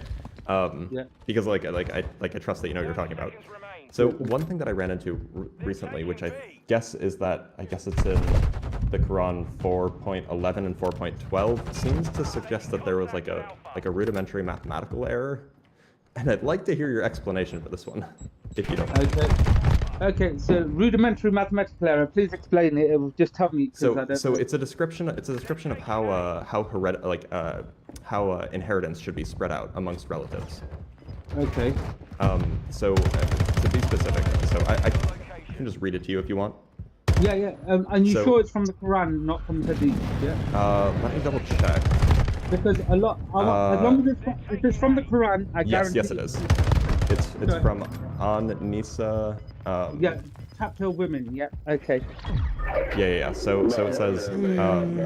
Oh my God, I'm so horny. So the share of the male will be, regarding your children, the share of the male will be twice that of the female. If you leave only 2 or more females, their share is 2/3 of the estate. But if there is only 1 female, her share will be 1/2. Each parent is entitled to 1/6 if you leave offspring.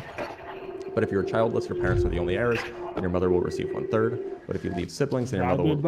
This is very complicated. But if you leave siblings, then your mother will receive 1/6 after the fulfillment of bequests and debts. Be fair to your so the point is, this is just laying out a whole bunch of rules. If you have this descendant, or if you have this relative, then you get such and such a like the inheritance is split this way, which is fine. It's a good set of rules. The only trouble is that if you have 2 daughters and both your parents are alive and your wife is alive and you die, the math doesn't check out because it says that you should give up 9 of 8 parts of your inheritance. Okay. So you'd have to clarify. So are you saying that you have to give more than what you have, or are you saying that? No. I'm saying that like so typically it would be like you give 20% to this person, 30% to this person, whatever, and it would all add up to 100%, right? Yeah.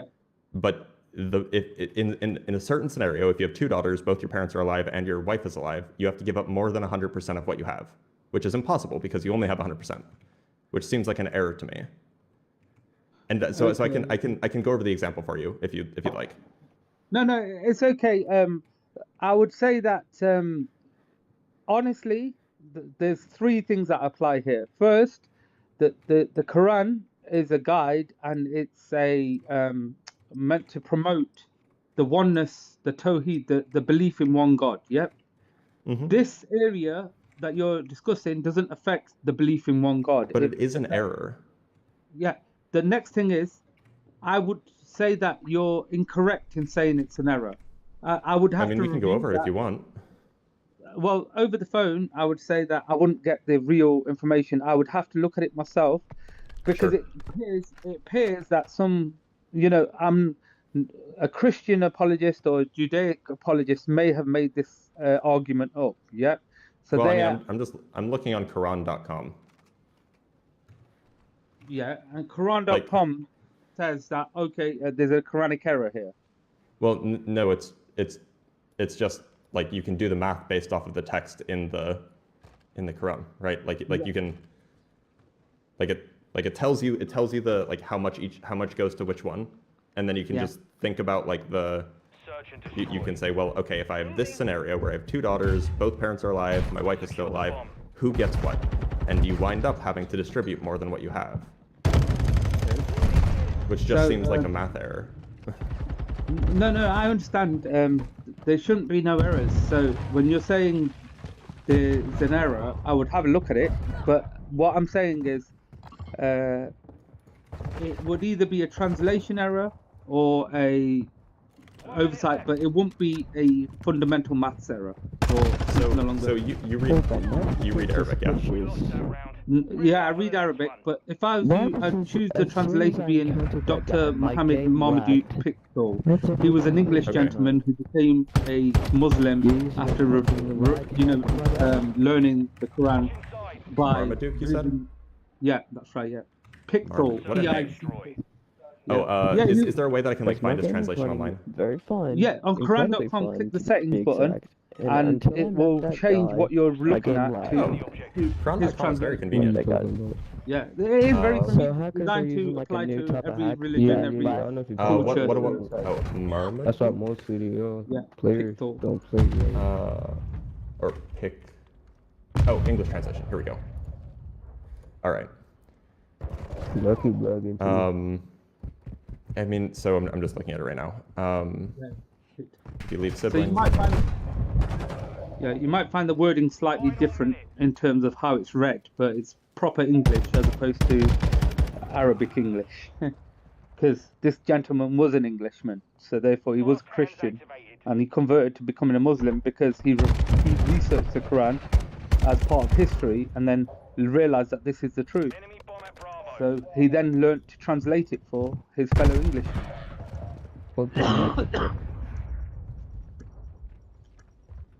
Yeah. Okay. So it looks like it's yeah. So I like the wording is slightly different, but it's the same. It's the same fundamental. I would have the same fundamental problem with this one too. Okay. Then. So I'll look at it. Chapter 4, verse. It's chapter 4, and it's verses. Okay, hold on. I'm looking for the verse numbers here. Oh, this is such a good translation. Like it's so well done. No, I'm not thanking you. Thanking Marmaduke. This Marmaduke fellow. Yeah, so I'm it's the one who- 411. It's 411 I and made you 412. aware of Marmaduke Pickle because Yeah, I know yeah, that. no, I appreciate that. I know many problems occur due to people reading the wrong translations for their culture. So, So for it's instance, 411 and 412. 411 to 412. I'll look at it, but just to clarify, Blitz, before I do look at it and stuff, because obviously I don't want. It's not a schoolboy error you're making, such as like not applying common sense to the way that No, the I rule is. don't think so. And so the reason I'm asking you No, is because me- this me seems like neither. such.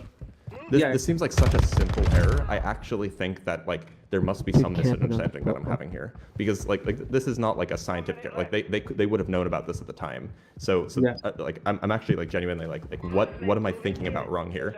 Like where is the mistake? So the chapter of women was released partly because one, remember Islam came to provide knowledge and guidance and awaken a pagan, unaware and ignorant Arab nation at the time. Yeah. So at the time, many pagan and Arab nations and other nations included, if they had a daughter, would unalive their daughter because they saw them as unworthy and unprofitable and it was a taboo to have a daughter.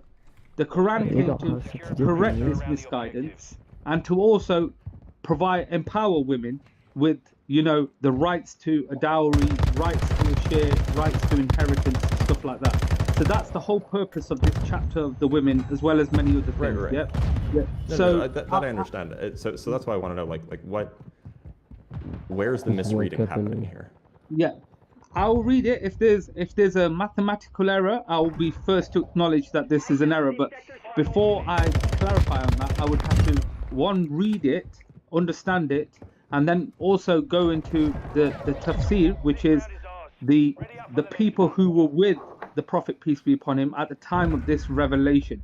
So remember, every one of these verses was revealed by the angel Gabriel to Muhammad, peace be upon him, who recited them, and then there would have been a bunch of companions around him at that time, or later on who he told what happened, and then they would explain the circumstances as to what happened. Right. So the only thing that I request you do is so you're going to read this. You're going to read this these verses. So just write down and so once you read the verses, consider the following scenario. You are a man who obviously is married, has 2 daughters and only 2 daughters. Both of your parents are alive and your wife is alive. So as homework, I would like you to figure out who gets how much according to these verses. So say that again. You're a parent. Your wife is alive. Your wife is alive, both of your parents are alive, and you have only 2 daughters. 1 minute left. Okay. No sons, yeah? No sons. 2 daughters, a wife, 2 parents. Oh, and you also don't have any brothers or sisters. Okay. Are my daughters married? I don't think it actually matters, but let's say no. Let's say that. No, Blitz. Don't make a schoolboy error. This is what I was saying. If your daughters are married, let's say they're not. Let's say they're not married. No. You can't assume this, Blitz. You can't assume.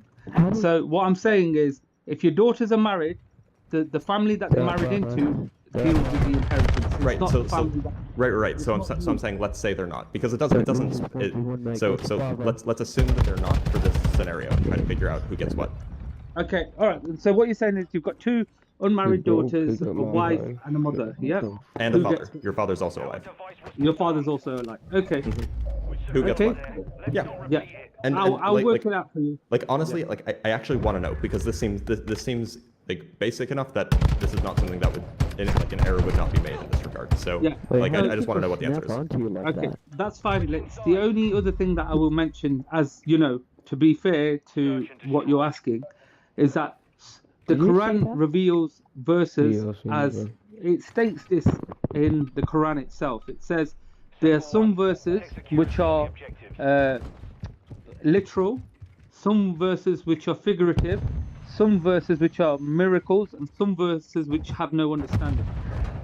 This verse may have been a literal verse revealed at the time when someone was trying to work out what inheritance their family member should have got. Yeah. Sure. So like the person may have came up to the Prophet, peace be upon him, and said, "Oh, I've got these daughters, or I've got this son, or this mother. How much inheritance should I give?" And this could specifically be addressing that. And in that case, what you're saying would not be accurate, because it would mean that it wasn't a general guide for everyone to follow for this scenario. It was simply a guide for that person at that time. But in it are lessons for humankind to understand how to divide up using common sense. Yeah, yeah. My question is it doesn't seem to divide up properly. That's my only contention. And like again, I suspect that there is some way of understanding this that is not like they just obviously didn't know how to add up fractions. So like I just that's as you know, Blitz, maths and science were established in heavy roots in 100%. So it was a little bit after Muhammad, a little bit after that time, but you know, I think it was like 900s or so was the Islamic Golden Age. Yeah. Okay. But no, definitely Blitz. I'll look at it and I'll look at it unbiasedly, and I will seriously say to you, if there's an error that I can see just like you are seeing, I will agree to it. But the one thing, but I feel if you want my truthful answer, I've already given you the answer within what I've told you, which is either it was a literal translation for something that happened at the time, or two, that it was basically something that was meant to be acknowledged as a general guide for how to dispense of your inheritance to your family members. Sure. But that's fair. If it's a case of it wasn't revealed during someone asking for that guidance, but it was revealed just as a general statement to the people, then I will acknowledge that and explain that to you. Yeah. Yeah, sure. So I guess we'll we talk pretty regularly. So I guess next time we talk, we can talk about it. Is that fair? Yeah, definitely, and that's fine. I'm more than happy to do that for you because, like I say, Blitz, the Quran makes the statement itself, which is that it's an unassailable scripture. Right. So the reason why I stand by that is because it makes that statement. Right. No, I follow.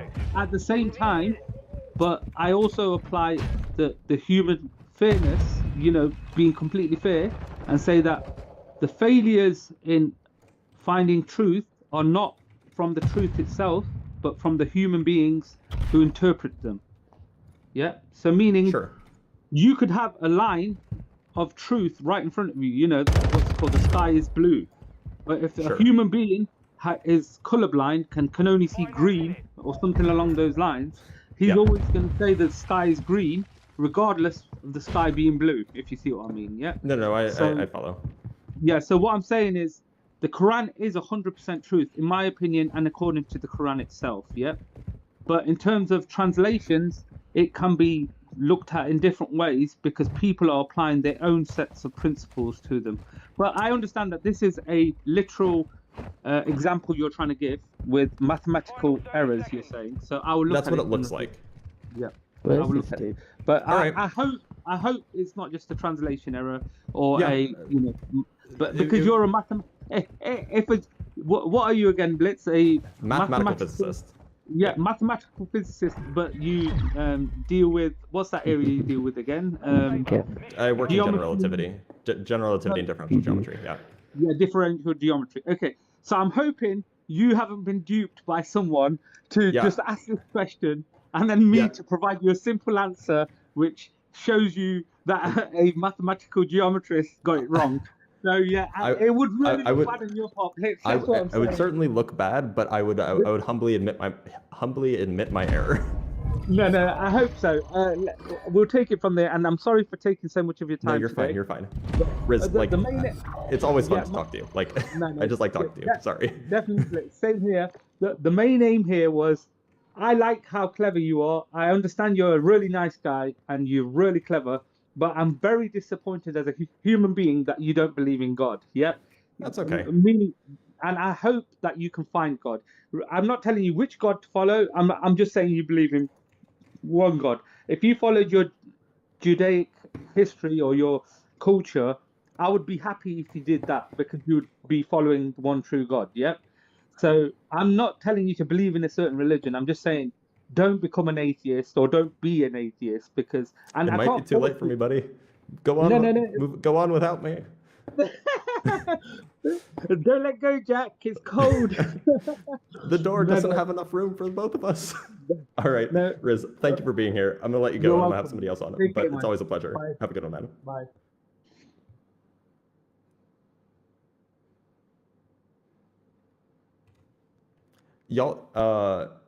Y'all can say what you want about Riz. Riz is such a delight. Like he's a nice dude. He seems genuine. So anyway, Crossbearer. I take it that we probably disagree on something. Hello. Hi. Hi. So, yeah. So, is it you believe in God? I do not. There is not. Oh. Okay. Why? May I know? Well, to me, so we have to specify which God you're talking about. Are you talking about like a Christian God, Muslim God, Jewish God, Hindu God, Zoroastrian God, Greek God, Norse God? Which God are we talking about here?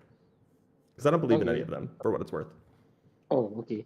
My background is I believe in Christian God. Okay. It's also the same with the Jewish God. Mm-hmm. So I believe in God, that God is the unique creator.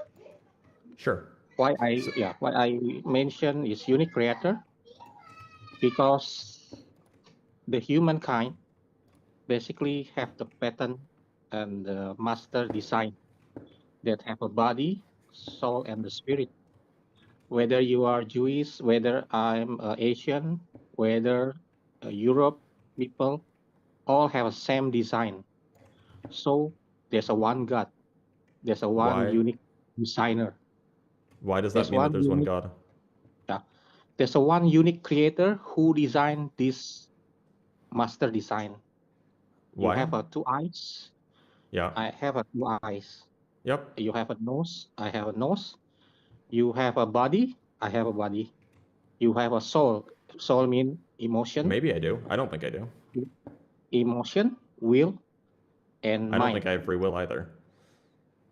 Yeah, I mean, in general, you have a will. I have a will. I don't think I have free will. Are you talking about free will?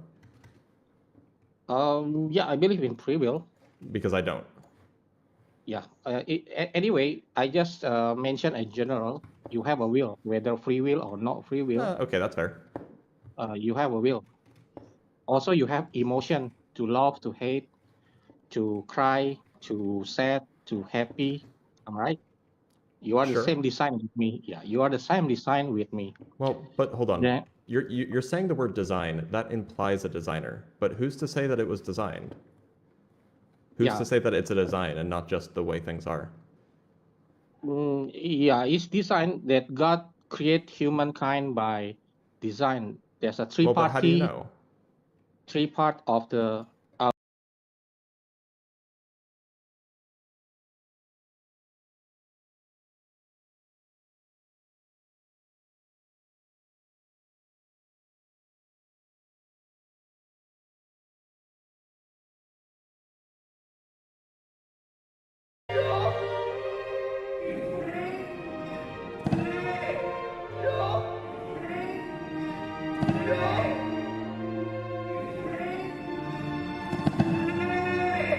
This is amazing!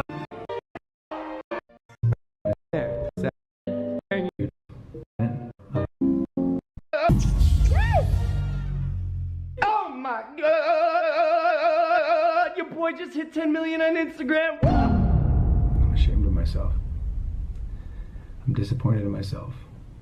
I'm ashamed of myself. I'm disappointed in myself. I'm ashamed of myself. I'm disappointed in myself. From the bottom of my heart, I'm sorry. I want to apologize to the internet. I'm ashamed of myself. I'm disappointed in myself. I want to apologize to the internet. I've made a severe and continuous lapse in my judgment, and I don't expect to be forgiven. I'm simply here to apologize. I really hate to say this. I think there's someone hanging right there. Found a dead body. This is top 5 craziest things I've ever experienced in my life. While this is incredibly sad, I've said it 1,000 times, it's crazy. Can I get another shot? Listen closely. Don't go over there. I'm ashamed of myself. I'm disappointed in myself. I want to apologize to the internet. From the bottom of my heart, I'm sorry.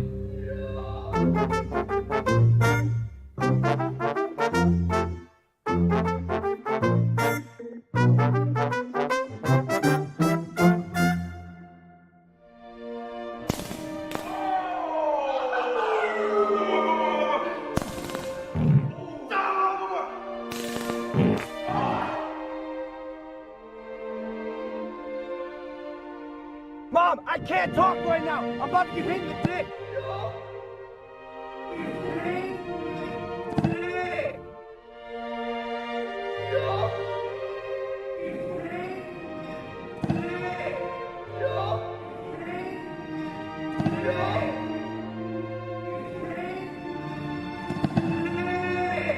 This is amazing. Oh my God, this is incredible. This is literally one of the coolest things I've done in my life. 1, 2, 3. Call me Donald Trump because I'm building a wall! We're gonna make Mexico pay for him.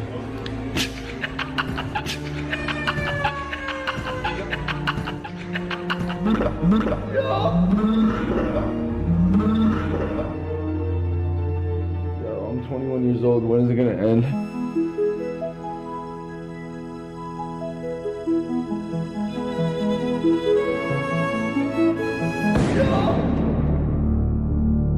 I made a huge mistake. I don't expect to be forgiven. I'm just here to apologize. I'm simply here to apologize. There's a lot of things I should have done differently, but I didn't. And for that, from the bottom of my heart, I'm sorry. I'm okay!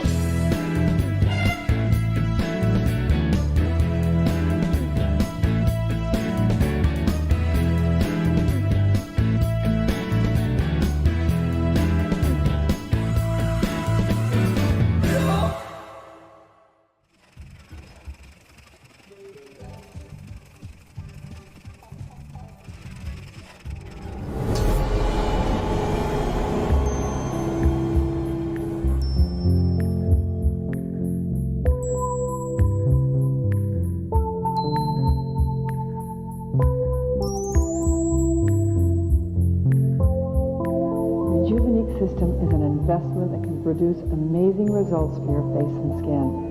And since it's a system, not a cream, it can keep on producing those results for years to come.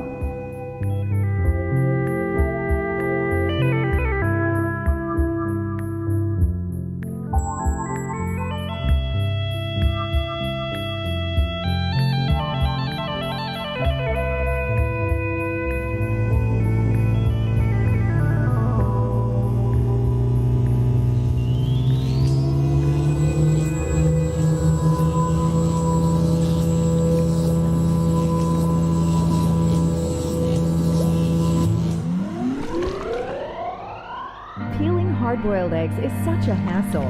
It takes forever and makes such a mess. Now make hard-boiled eggs the fast and easy way. Introducing Egglets. Egglets. Cook hard-boiled eggs without the shell. Without the shell. Without the shell. Egglets.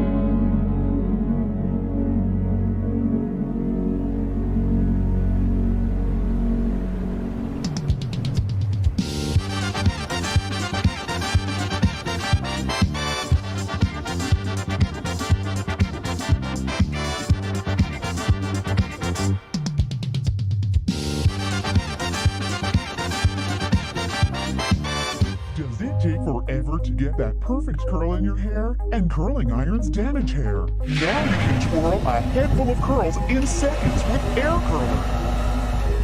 Air Curler. Air Curler.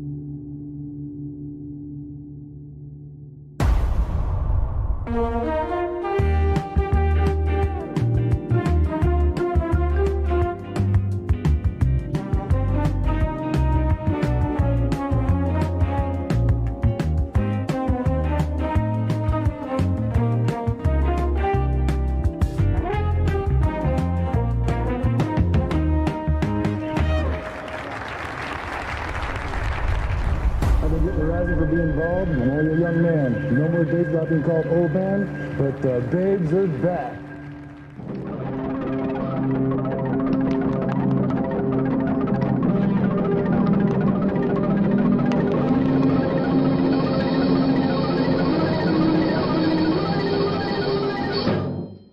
Goodbye, kids.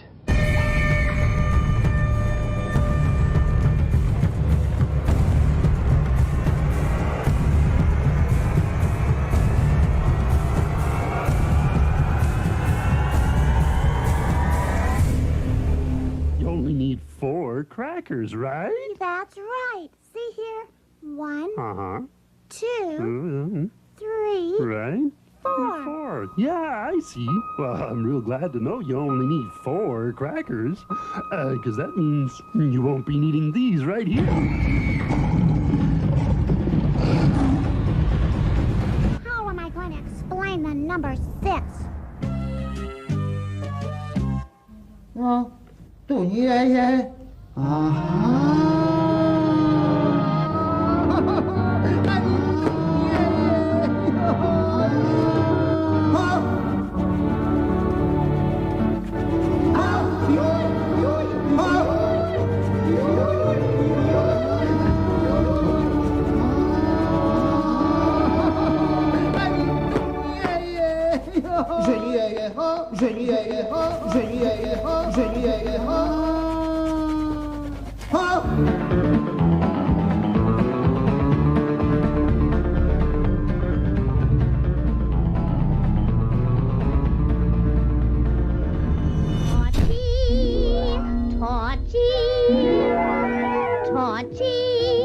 Torchy, the little battery boy.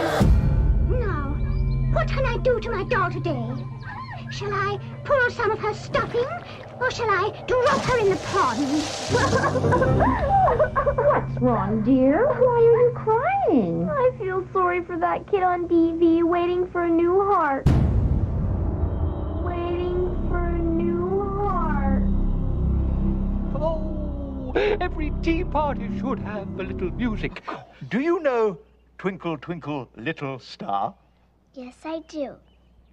Twinkle, twinkle, little star, how I wonder what you Twinkle, are. twinkle, little skunk. Twinkle, twinkle, little bat. Twinkle, twinkle, little ant. You do look strange without your pants. Huh?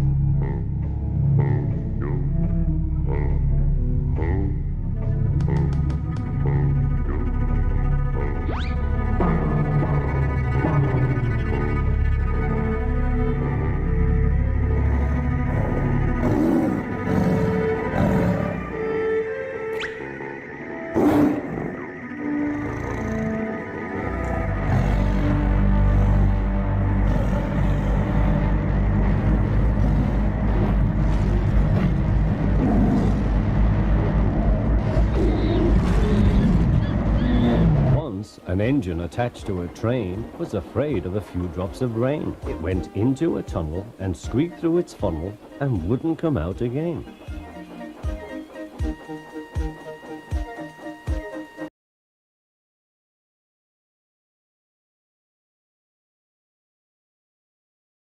We shall take away your rails, he said, and leave you here for always and always and always.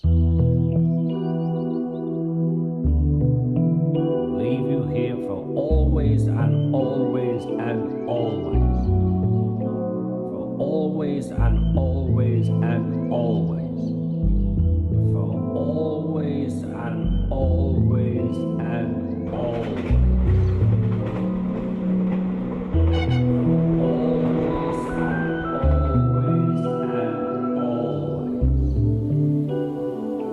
He wondered if he would ever be allowed to pull trains again. But I think he deserved his punishment. Don't you? Don't you? Don't you? For always and always and always.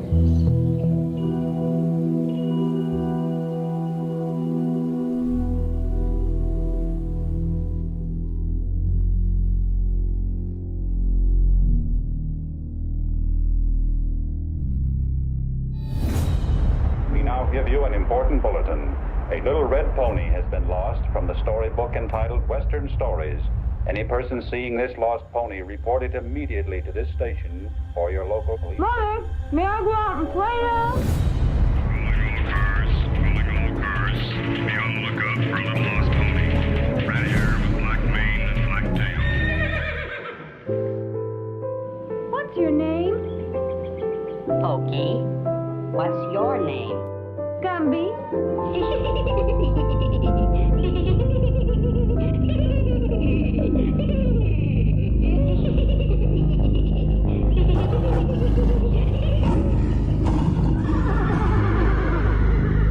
Hey, Gumby. Hey, Gumby. Come on out and play, Gumby. Gumby. Hey, Gumby.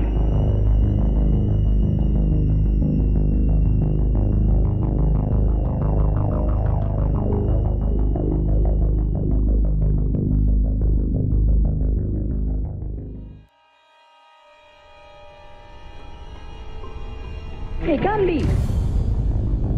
Hey, Gumby! Come on out and play, Gumby. Gumby!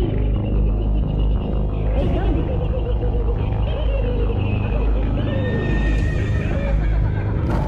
Hey, Gumby! Come on out and play, Gumby.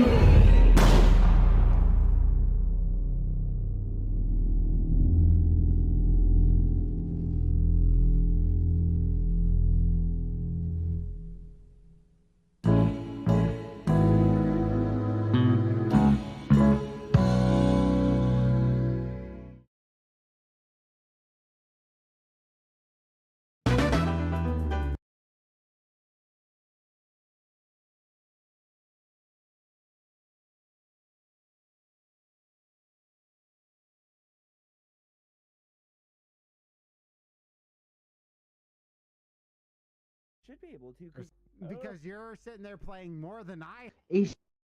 That would be another way that people could know. Put signs in all the sciences that You might say that. I would disagree. I'll prove it if you like. By all means. Okay. You know, in your human experience, when you see functional systematic information, is it ever the result of anything not intelligent? When you have to define functional systematic information. Like blueprints to a building, a book, a DVD, a movie, anything that contains functional information. So it's information. You're prescribing like special qualities to certain things and calling it information, right? No, I'm calling it functional systematic information. So it's information that's functional. So define information. Systematic. Define information. You want me to define? I've just told you. Yeah, please define it. Don't give examples. Define information. Okay, a blueprint to a building. That's an example. That's an example. Yeah, example of information. Or do you want me to go to the dictionary to find information? Well, so hold on. So there are notions of information. Okay, how do you? Okay, okay, let's make it easier again. How do you understand the word information? Well, if we're talking, are we talking about from a physics perspective, or are we talking about from a computer science perspective, or are we talking about from like a humanities perspective? Like, what are we talking about? From any perspective you like, I don't mind. But Well, you're asking so me to define it. From a physics so- perspective, information is just a system has more information if it has lower entropy. That's all. Right, and information that's functional and serves a purpose. What kind of information is that? That would never be described by physics. Right. Well, you just said there's so many ways of understanding information. Are you a physicist? Yes. Oh, is that so? You only use physics to understand things? Well, no. I mean, I was just giving you one definition that I'm familiar with. But so that's why I asked you what definition you're using. Oh, okay. Well, I'm giving you an example. If you see a but book, can you give me a definition? No. Then we can't have a conversation if you're just going to argue with examples, right? Well, okay, 1 second. We can have a conversation. Don't run from a conversation. I know you're tying your laces. Just relax. Okay. No, I just want you to give me a definition of the words you're using, which shouldn't be too hard. Well, you just told me there's like 4 different perspectives of the same word. Yes. So my point is, All right, is I'll give you a that physics- we don't 1 have second. to agree. We don't have to use All the right, same. give me the As long as we physics, give me agree the- on a definition, we're fine. Okay. Okay. What's your physics definition again? Remind me. So this is a definition. We don't have to use this one, but we just have to come up with a definition that we can talk about. The definition that is typically used in physics is we say that a system has less or has more information if it has less entropy. So information and entropy are inversely related. Oh, so remind me what type of information is blueprints to a building? That wouldn't be information in the sense of in the physics sense. It might you might be able to describe it as like if you talk about like pixel placement and you could talk about the entropy of pixel placement on like an image. You could talk about the entropy there. So blueprints are not information. So again, if you could talk about the information of like an image, you could talk about the information of an image by talking about the entropy of the data, which is kind of related to computer science sense. But no, like physics wouldn't talk about information as it refers to like, music or something. Stop being obsessed with physics. You said there's more than one way to understand. So this is why I'm asking you for a definition. I'm asking you for a definition. I'm asking you. You're the computer scientist. You're the one who brought it up. You're the one who brought it up. So Okay. give me a definition. Right. The problem is you're looking from 4 different perspectives, right? So I'm going to make it easy for you. You're the I physicist. don't care which perspective we use. I just want you to give me one that you want to talk Will about. you give me the blueprints to a building? What type of information is that? Are you saying that's not information? I don't know what kind of information it is because I don't know what you mean by information. You have to give me a notion of information that you want to talk about. Like, look, you're trying to make an argument based off of like systematic information, right? So when you say information in that sentence, what word do you what concept do you mean? Okay, just 1 second. Let me just do some Google. Search and destroy. I'm still here. Don't go. All right. So, so you don't know what type of information blueprints are? Or are you saying it's not information? I'm not saying it's not information. It might you could characterize it as information or not information depending on your definitions. My question is you're making an argument about information. I just want to know what you mean when you say it. All right. So a functional information system is a system that provides detailed information for a specific type of activity or related group of activities. Okay, so the word information is in that definition. Can you define that word for me, please?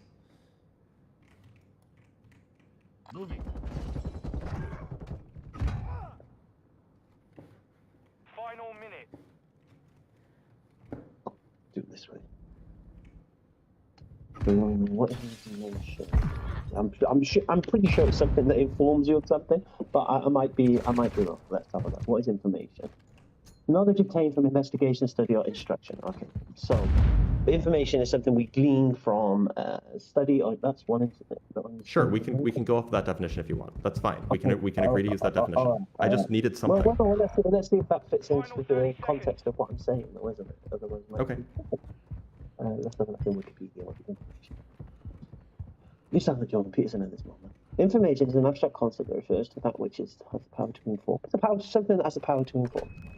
Something that has the power to inform. Something that tells us stuff. Something that tells us stuff. All right. So this thing is telling us something. Fair enough. I think that's a fair definition. So information is something that tells us something. Yeah. Sure. Okay, we can go with that. We can work with that definition. Fantastic. So systematic functional information is this information tells us that this thing is ordered and useful. Where was beautiful? Where did beautiful come in? I didn't mention beautiful. I said useful. Useful. Sorry, I misheard. All right. So basically now, so let's use it. Let me try and see if I can change it to a functional something that tells us something system. Is a system that provides detailed information for a specific type of activity or related group of activities. Sure. Yeah. So now we understand what we're talking about. Do you know of anything that contains that type of information that isn't the result of something intelligent? I don't think so, but I don't think I need to, because that definition relies on something being useful, and something being useful relies on the existence of humans to begin with. Right. So that's fair. No, it doesn't have to be useful to humans. Why does it have to be useful to humans? I mean, what would it be useful to? Useful to whomever. The point is hold on. So, that information. It implies a person. No, it implies person. no. You said whomever. That implies person. Okay. That information makes that thing functional and useful. Yes. So functional and useful implies that it's functional and useful to something. So what? So what? Yeah. Okay. So I do you know agree of with do you know of anything that contains this type of information that isn't the result of something intelligent? No, of course not. But also, I Right. don't think that describes anything that wasn't created by humans. So. No. But what it shows you is a principle that when we see something that contains this type of information, we know that something intelligent has to have caused it or created it. Well, yeah, and it's always humans. Okay. So when So we now come the to burden of proof on you is going to claim, or what you're going to claim next is that DNA is a functional information system or something. But then the burden of proof is going to be on you to show that it's useful to something besides humans. Okay. So, no, I don't. Yes, you do, because it can't. The information can't be useful to itself. Oh, well, yes, it can. Hold on. How can information use something?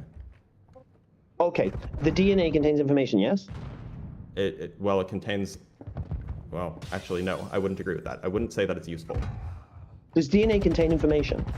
It contains information in the physics sense. I wouldn't say it contains information in the sense that we've agreed upon. Okay, can a cell mutate without DNA? Yes. Well, wait. Without having any DNA, or can it mutate in a way that doesn't involve changing without its the DNA? information. Without the information.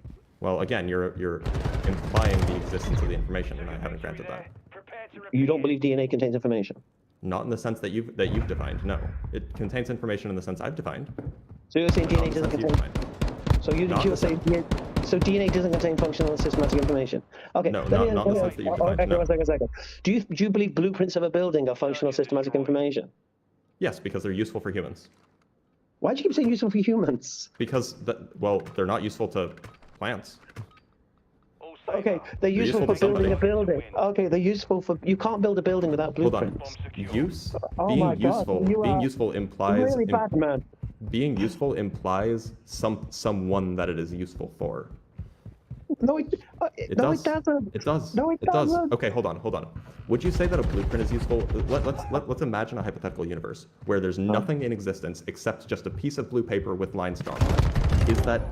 Is that blueprint useful? If someone wants to build a building, yes. There's nobody exists. It's just an empty universe with just a blueprint. Is the blueprint useful? All right.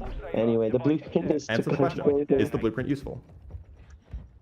If somebody wants to build a building, there's no yes. humans. If there's no There's people, no then no, it's not. No, it's not useful. No. Exactly. So it implies the existence of a person. The usefulness relies on the existence of something to use it.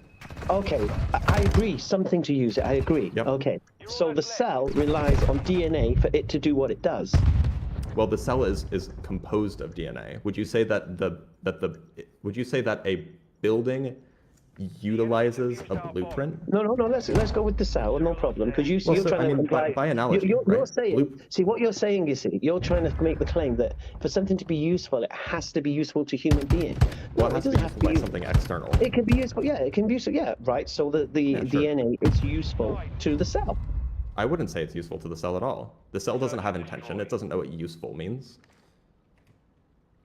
Okay, does the cell require information to do what it does or not? Not according to your definition. Oh my god. Oh, this is embarrassing. See, the thing is you're by using the word information, No. you're implying the existence of something that can understand the information. It's you playing semantics. Basic biology tells you that the DNA contains information. And science tells you... It contains information in the sense that I say, not in the sense that you say. Okay. The scientific community accept DNA contains information that cannot be explained. DNA contains information in the sense that I give, not in the sense that you give. It has nothing to do with utility. What's your definition of information in the that DNA? DNA is a low entropy system. Right, contain information? That's what it means for something to have information in the physics sense. So when scientists say they don't know where this information comes from, what they mean? Wait, which scientists say that they don't know where the information comes from? All science, scientific fact. Well, it's not. So, like, I don't know what to tell you, man. Like, I can tell you where DNA comes from. I don't know why I can you tell you where the ate it. information comes from. I don't know why. Like information is not conserved, so... Continuously do this. You just deny facts. I just don't get it. I don't understand it. So back it up. Show me a paper that says that it is currently unknown where this information comes from. Oh, okay. So you tell me how you understand... Show me the scientific consensus. What's that information in DNA? I'll give you a scientist. Yeah, okay. Not a scientist. Give me scientific consensus, because you said that this is scientific fact. There's no such thing as facts in science. Wait, you literally said it was scientific fact. Yeah, so those are your words, not mine. Okay, I'll take that back. No, there's no such thing as facts in science. You can't know truth in science, so I get that. Okay, so what is your claim then? What is your claim about this? Just bear with me a second. Look, I've got it. Just bear with me a second. Just have some patience. Let's talk about it. There it is. It's down to you, mate. Finish the mission. I don't mind. It's Sunday school today. What? 30 seconds I said I don't mind. It's Sunday school today. Oh, okay. Sorry, I just didn't hear you. No problem. Planting bomb at Bravo. Stand by. I'm trying to do some We really lost that round. Ready up for the next one. We do agree that this information is useful for the cell, yeah? I don't agree. No, I don't, because useful implies some sort of intent. It is necessary, maybe. Useful, no. Useful implies intent. Useful. I'm pretty sure useful is something that can be used. Used by an actor. Useful definition. I can't believe it's capable of being put to use. Okay. So put to use by what? What can put things to use besides actors? Besides agents, I guess is the philosophical word. Things.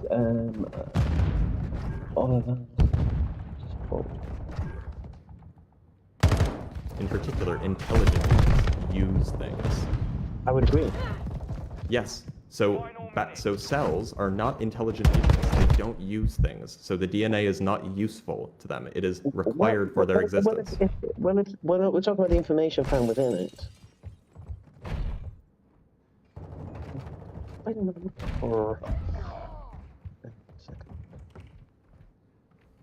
Riz, I would let you on, but I'm not going to because, well, actually, no, I'm not going to let you on because I only do 1v1, sorry. One second, right, so here we go. So this is the DNA Enigma, yeah? I don't know, is this like the name of the book or something? No, this is from the book Return of the God Hypothesis, if you want to know my source, yeah? Okay. Okay, Watson and Crick, do you know Watson and Crick? Francis Crick and... Watson and Crick, yes. The two guys who stole the idea from, what's-her-face that discovered DNA? Rosalind Franklin. Well, her name is there. Yeah. Oh, it doesn't mention Rosalind Franklin. So I don't know what it rarely does. Her work was stolen. It's fine. Okay. So Watson and Crick discovered the structure of DNA, stolen from Rosalind Franklin, whatever. I don't really mind. Stole the idea of the structure of DNA, if that makes you feel better. Yeah. They made a shocking discovery. DNA could store information in the form of 4-character digital code. Their structural model of DNA showed that strings of precisely sequenced chemical subunits called nucleotide bases affixed along the interior of the DNA double helix backbone could store and transmit information. Crick developed this idea further in 1958. Right. Sure. So that's 1 second. So which definition of the information do you think they're using in that paragraph? Do you think they're using a definition that involves utility or a definition involving entropy? Because I can assure you that they're using the definition involving entropy. Can you demonstrate that for me, please? Yeah, I mean, so it's kind of obvious. No, give me because a paper on this. Give me a paper on this, or give me some. Well, I mean, reference that I you can gave me a check. book by a theist. Want me to go look up a book by an atheist? Yeah, that's fine. Just Okay. just give me a reference where the information being spoken about by Francis Crichton Watson was referring to what you're saying, entropy. Okay, hold on. Thank you, appreciate that. And for people in the chat, I don't mind learning. I'm happy to learn, no problem at all. All right, here's a paper. This is literally the first Google result, super easy. Which this one? is from PubMed. It's called Estimating the Entropy of DNA Sequences by A.O. Schmidt and H. Herzl. And they're just doing a One second, calculation based off the one entropy of DNA. 1 second. Estimating what? What's it called? Estimating the entropy of DNA sequences. The next link is topological entropy of DNA sequences. The next link on the entropy of Can you DNA. stop using the word entropy because it's going to be biased responses? Can you say what is the information found Wait a minute, in DNA? hold on. You just Anyone pulled, can you just Google pulled a the quote from a creationist book, or from a theist book rather, and you're accusing me of using biased sources. No. I didn't accuse you of using biased sources. I says your Google searches are biased because you're using the word entropy. So Of all course your I am. results You are- use the word information in yours. Right, so the whole point we're trying to understand what this information is. So rather than bias the result, just put what is the information found in DNA. That would help you. But an entropy is going to give you so many results with entropy. I mean, that's the point, right? Like that. Oh No, wait, were you no. looking at Britannica? I'll say it again to you. Just What book were you using?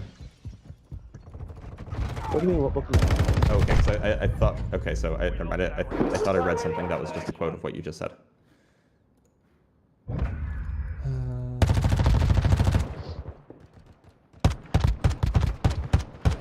Okay, so here it says the information in DNA is stored as a code made up of 4 chemical bases: adenine, guanine, cytosine, and As a thymine. Human code. DNA consists of about 3 billion bases, and more than 99% of those bases What's are a the same in all code? people. But Code information. a code, no, a code is an arrangement of data, or an arrangement of bits. In this case, it would be tetrabits. Or So code is not information. a code can be information, and Oh, in it my can be sense, it certainly is. It has low entropy. Oh, In your okay. sense, I don't think it is. Code doesn't have to have a purpose. It doesn't have to be useful. No. It's code is information, isn't it? Yeah, but not according to your definition. All right. Code So doesn't have- read that sentence again. Read that sentence again Hold and on. replace code We with disagreed, information. though. We disagreed. No, I'll say it again to you. Read that again. So it says the information in DNA Change is the stored as word a code made Well, up of change 4 the word chemical bases. code. Read it again. Change the word code to information. Wait, it says the information in DNA is stored as code. And what does The it mean by information in DNA is information? stored as an information. Like that doesn't Okay, make and what is sense. it? Oh, okay, and define this information used in that sentence. Yeah. So in this sentence, when we're talking about code, we're referring to Shannon entropy. We're referring to information in the computer science and information theory sense. Right? We're not talking about utility, because code doesn't have to have utility in order to have entropy, in order to have information. What is code that does have utility? I could write a code that just spits out random characters. No, what if it does have utility? It has purpose. So the point is not all code does. So the fact that they're describing it as code means that it doesn't that they're not talking about this notion of purpose. For example, we could come up with examples of pieces of DNA. We could come up with examples of DNA sequence that don't have purpose. No, not necessarily. In fact, most of it doesn't, or a lot of it doesn't anyway. But the code doesn't have purpose. Why is the there is code there? Are you now a Hold on. biologist? No, I'm not a biologist. Are you? No, but you seem to be speaking like one. I mean, so are you. Like, we're both speaking about biology because you're talking Well, about not DNA. really. Not really. No, I'm asking Wait, you. aren't you Does the talking about code have a DNA? purpose? I'm quoting Well, biologists. So again, I mean, I just quoted Medline Plus, right? Which is like a doctor website. Like the point I'm getting at is that you're implying that there's some sort of utility, some sort of agent that is utilizing this data. No. What I'm saying, right? what I'm saying is the information found inside DNA is the same type of information that we find in blueprints to a building or a book or whatever it may be. It is the same thing. It's functional, systematic. Just trying to find. But you've already agreed that the only way that a blueprint is useful is if there's somebody to use it. Okay, and a book is used for someone to read it, and Yes, DNA. exactly. And, So there's right, only right. so It doesn't have to. it's It only doesn't information. have to be a human being. An alien could find blueprints and build the No, I building. agree with you. It has to be any Right, sort of right. intelligent agent. So your I'm claim, saying- So what I'm saying is that you are building in your assumption into the hypothesis that DNA is information. You're building in the assumption that there exists an intelligent agent outside of humans into the hypothesis. And I'm that's saying it's disingenuous. I'm saying there is no explanation for this information in DNA. Why not? Why do you need? Why do you say that there's no explanation? What is the explanation? So information is not conserved in an open system. I'm sorry? Information is not conserved in an open system. The Earth is an open system. It receives energy from the sun. Information is not conserved. What do you mean an open system?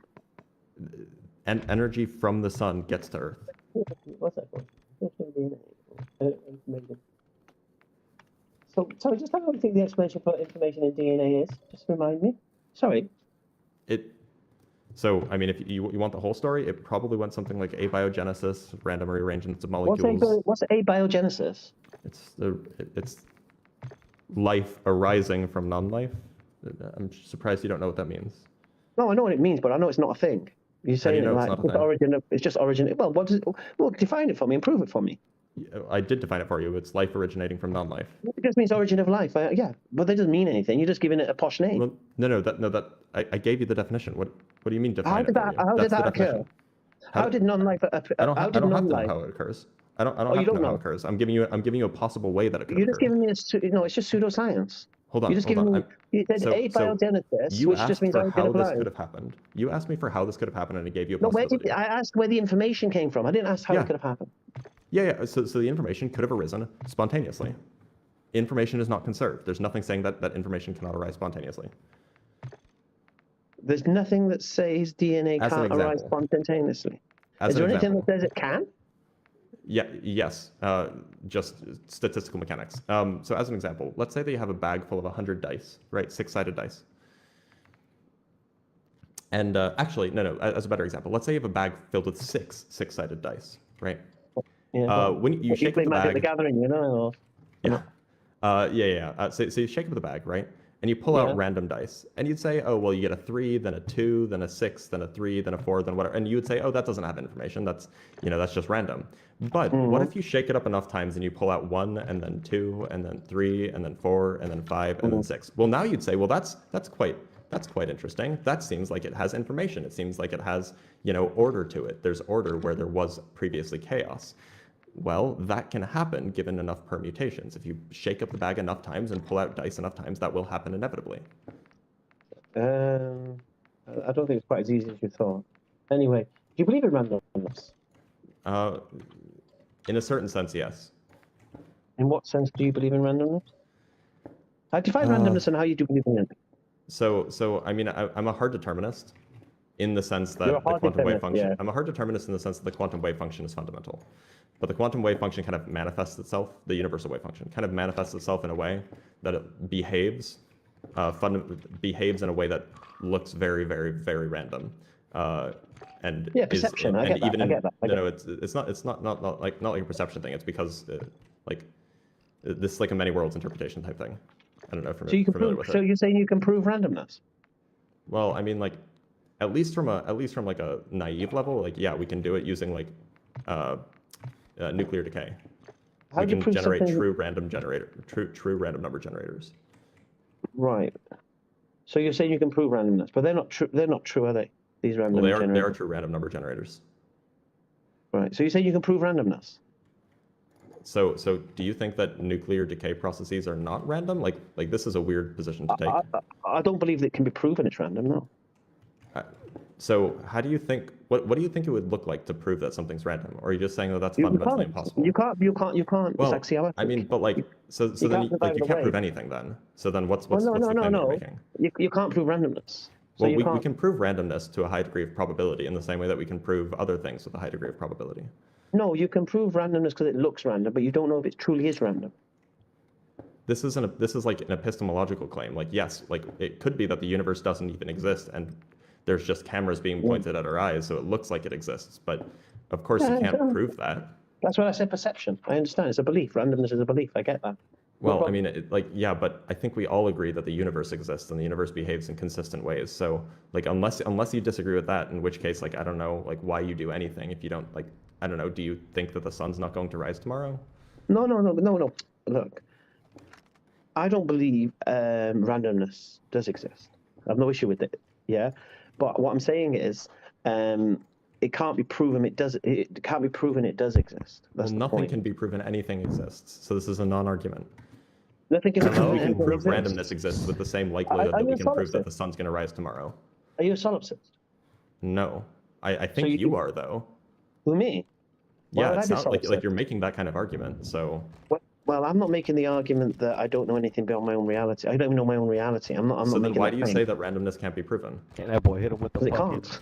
Well, hold on. If anything can be proven, then so can randomness. Unless your claim is that the only things that can be proven are through God, which No, is another no. claim that you can make. No, randomness cannot be proven. Why not?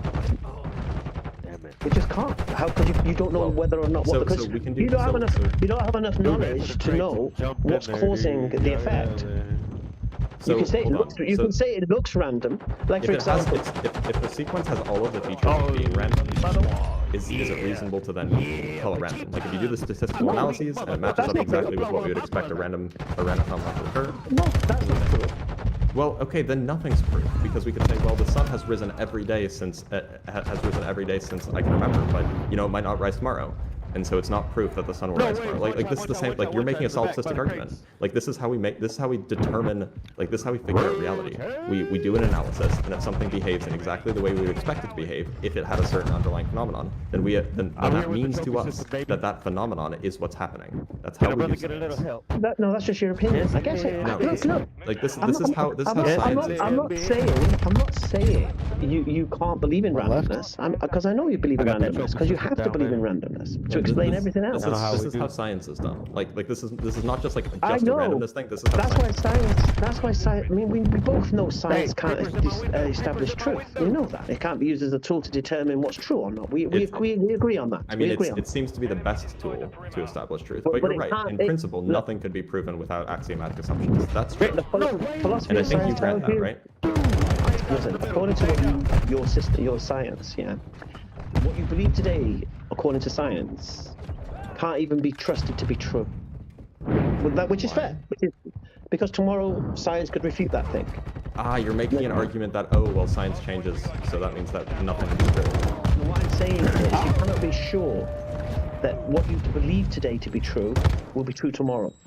Yeah, but that Using doesn't- your- Alright guys, rotate that. Well, I can, because I don't use... Because you don't know how your own brain works. Oh, they're here, You they're here, can't, they're here. you can't trust your brain to not just spontaneously One up change top, into one a up way top, one that up makes you top. not be a believer anymore, right? Got him, got the one up top. I got the You one can't up say top. that without Don't the worry about the witnesses. one down below. We're talking about the reality of the truth of this world. So this goes back to I don't just rely on a tool that's useless in that aspect or useless in recognizing things beyond the natural world. Are you a I don't rely on just one tool. Huh? Are you a presuppositionalist? What do you mean? Like you presuppose your fundamental axiom is that God exists, and then you derive all beliefs from that. Like you don't you have no like that God exists is just an axiom to you. No, I believe this universe couldn't exist without a Holler creator. back, youngin. That's my position. And I think I'm justified in that Rotate. position. And I think to believe the alternative And how do you justify is it? absurd. Because of I'd need too much faith to be an atheist to believe this idea. Don't do that. No, but Provide I a would. justification. Oh, Don't yeah, say why so- you don't believe in the other thing. Provide a justification. Okay, so I look at the probabilities of what I have to concede from your perspective. So I have to concede fine-tuning is random. That's a claim that we can talk about that if you want, but Yeah, happily. So but the fine-tuning in physics, the fine-tuning in chemistry, the fine-tuning in biology, everything points to something intelligent, all of it. The random explanation for me is absurd, and I can't take that. Hey, come on, man, get that porn. I can't handle that probability, to be honest with you. I thought there was no such thing as probability. Hey, come in the back door. Come in your back door. No, There was no from your- randomness. No, well, no, from your perspective, it's random and probable. probability. I'm talking. But I if we can't prove it's repeat that. random, how do we even know if it's random? Why don't we just say, well, it just is that way, and it wasn't random? Okay, I'll make it easy. I used to be an atheist. Okay, when someone spoke to me about creation, and I looked into what they were saying, it made sense to me that what I'm saying as an atheist, for example, that I believe that carbon just randomly formed in stars, and it just happened to be the right, perfect conditions for carbon to form, and it just so happens that this thing, carbon, that formed, provided a life-permitting universe. Yeah, this is what I couldn't concede. Now, I'm asking you, how do you concede that? Well, I say that I don't know that it could have been any other way. Right, but what's the probability that it was that way? There's no way to analyze the probability unless you have some ulterior explanation What if it's for random? a way that Well, it could have been. Well, we'll go back to your dice in a bag example. Right, that assumes equal probability in all outcomes. Okay, so what's the probability of pulling out dice number 1, dice number 2, dice number 3, dice number 4? 6 to the, or 1 and 6 to the 6th power. Right, how many ways could it have been different? 1 and 6 to the 6th powers. They're here. 6 to the 6th powers. Okay. How many ways could the conditions needed to produce carbon in stars have been different? I have absolutely no idea, and I don't think that you do either. It could have been that there's 0 other ways that it could have been different, or it could have been that maybe there was a trillion other ways. Have you ever looked into it? Have you ever looked into it? Yes. This is my field. This is your field. Yes. Okay, so where's carbon formed? In the cores of stars, near the end of their life, main sequence stars generally. Brilliant. And what's needed to create them? What's needed to create carbon? Yeah. Nuclear fusion. It's a strong nuclear force interaction. All I want to do. What else? You need the atoms that you fuse to make carbon. I think what's the like? There's a specific chain. It's like the CCO cycle or something like that. It's I think you need. Hey, how did you get over here? Lithium? Is it 3 beryllium or 2 berylliums or 3 lithiums or something like that? I don't like this dude's attitude. Well, I mean, carbon has what, six protons, and so you would need 6 protons or 6 little protons to fuse to make carbon. And I think I want to say it's 3 or 2 beryllium or 2 borons rather. I'll tell you exactly what it is. All right, so it's. Yeah. So when I say this is my field, physics is my field. Like astrophysics, like stellar nucleosynthesis is not. To be clear, if that wasn't clear. Oh, so this isn't. So carbon forming is not your field. No, not carbon forming. No, physics is. So the notion of fine tuning certainly is, but like. Yeah, but I did say chemistry. Because this is chemistry. Good shot. Well, I mean, no, carbon formation isn't chemistry. That's nuclear physics. It contains the elements of. I mean, yeah, but like this is nuclear physics, right? There's no electrons involved. So it is your field.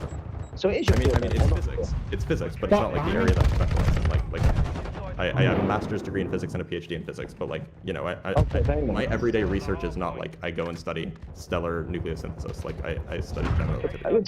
Which is fair. So it's beryllium and helium. 8%. Okay, it's beryllium and helium. Okay. What's the nucleon crevice?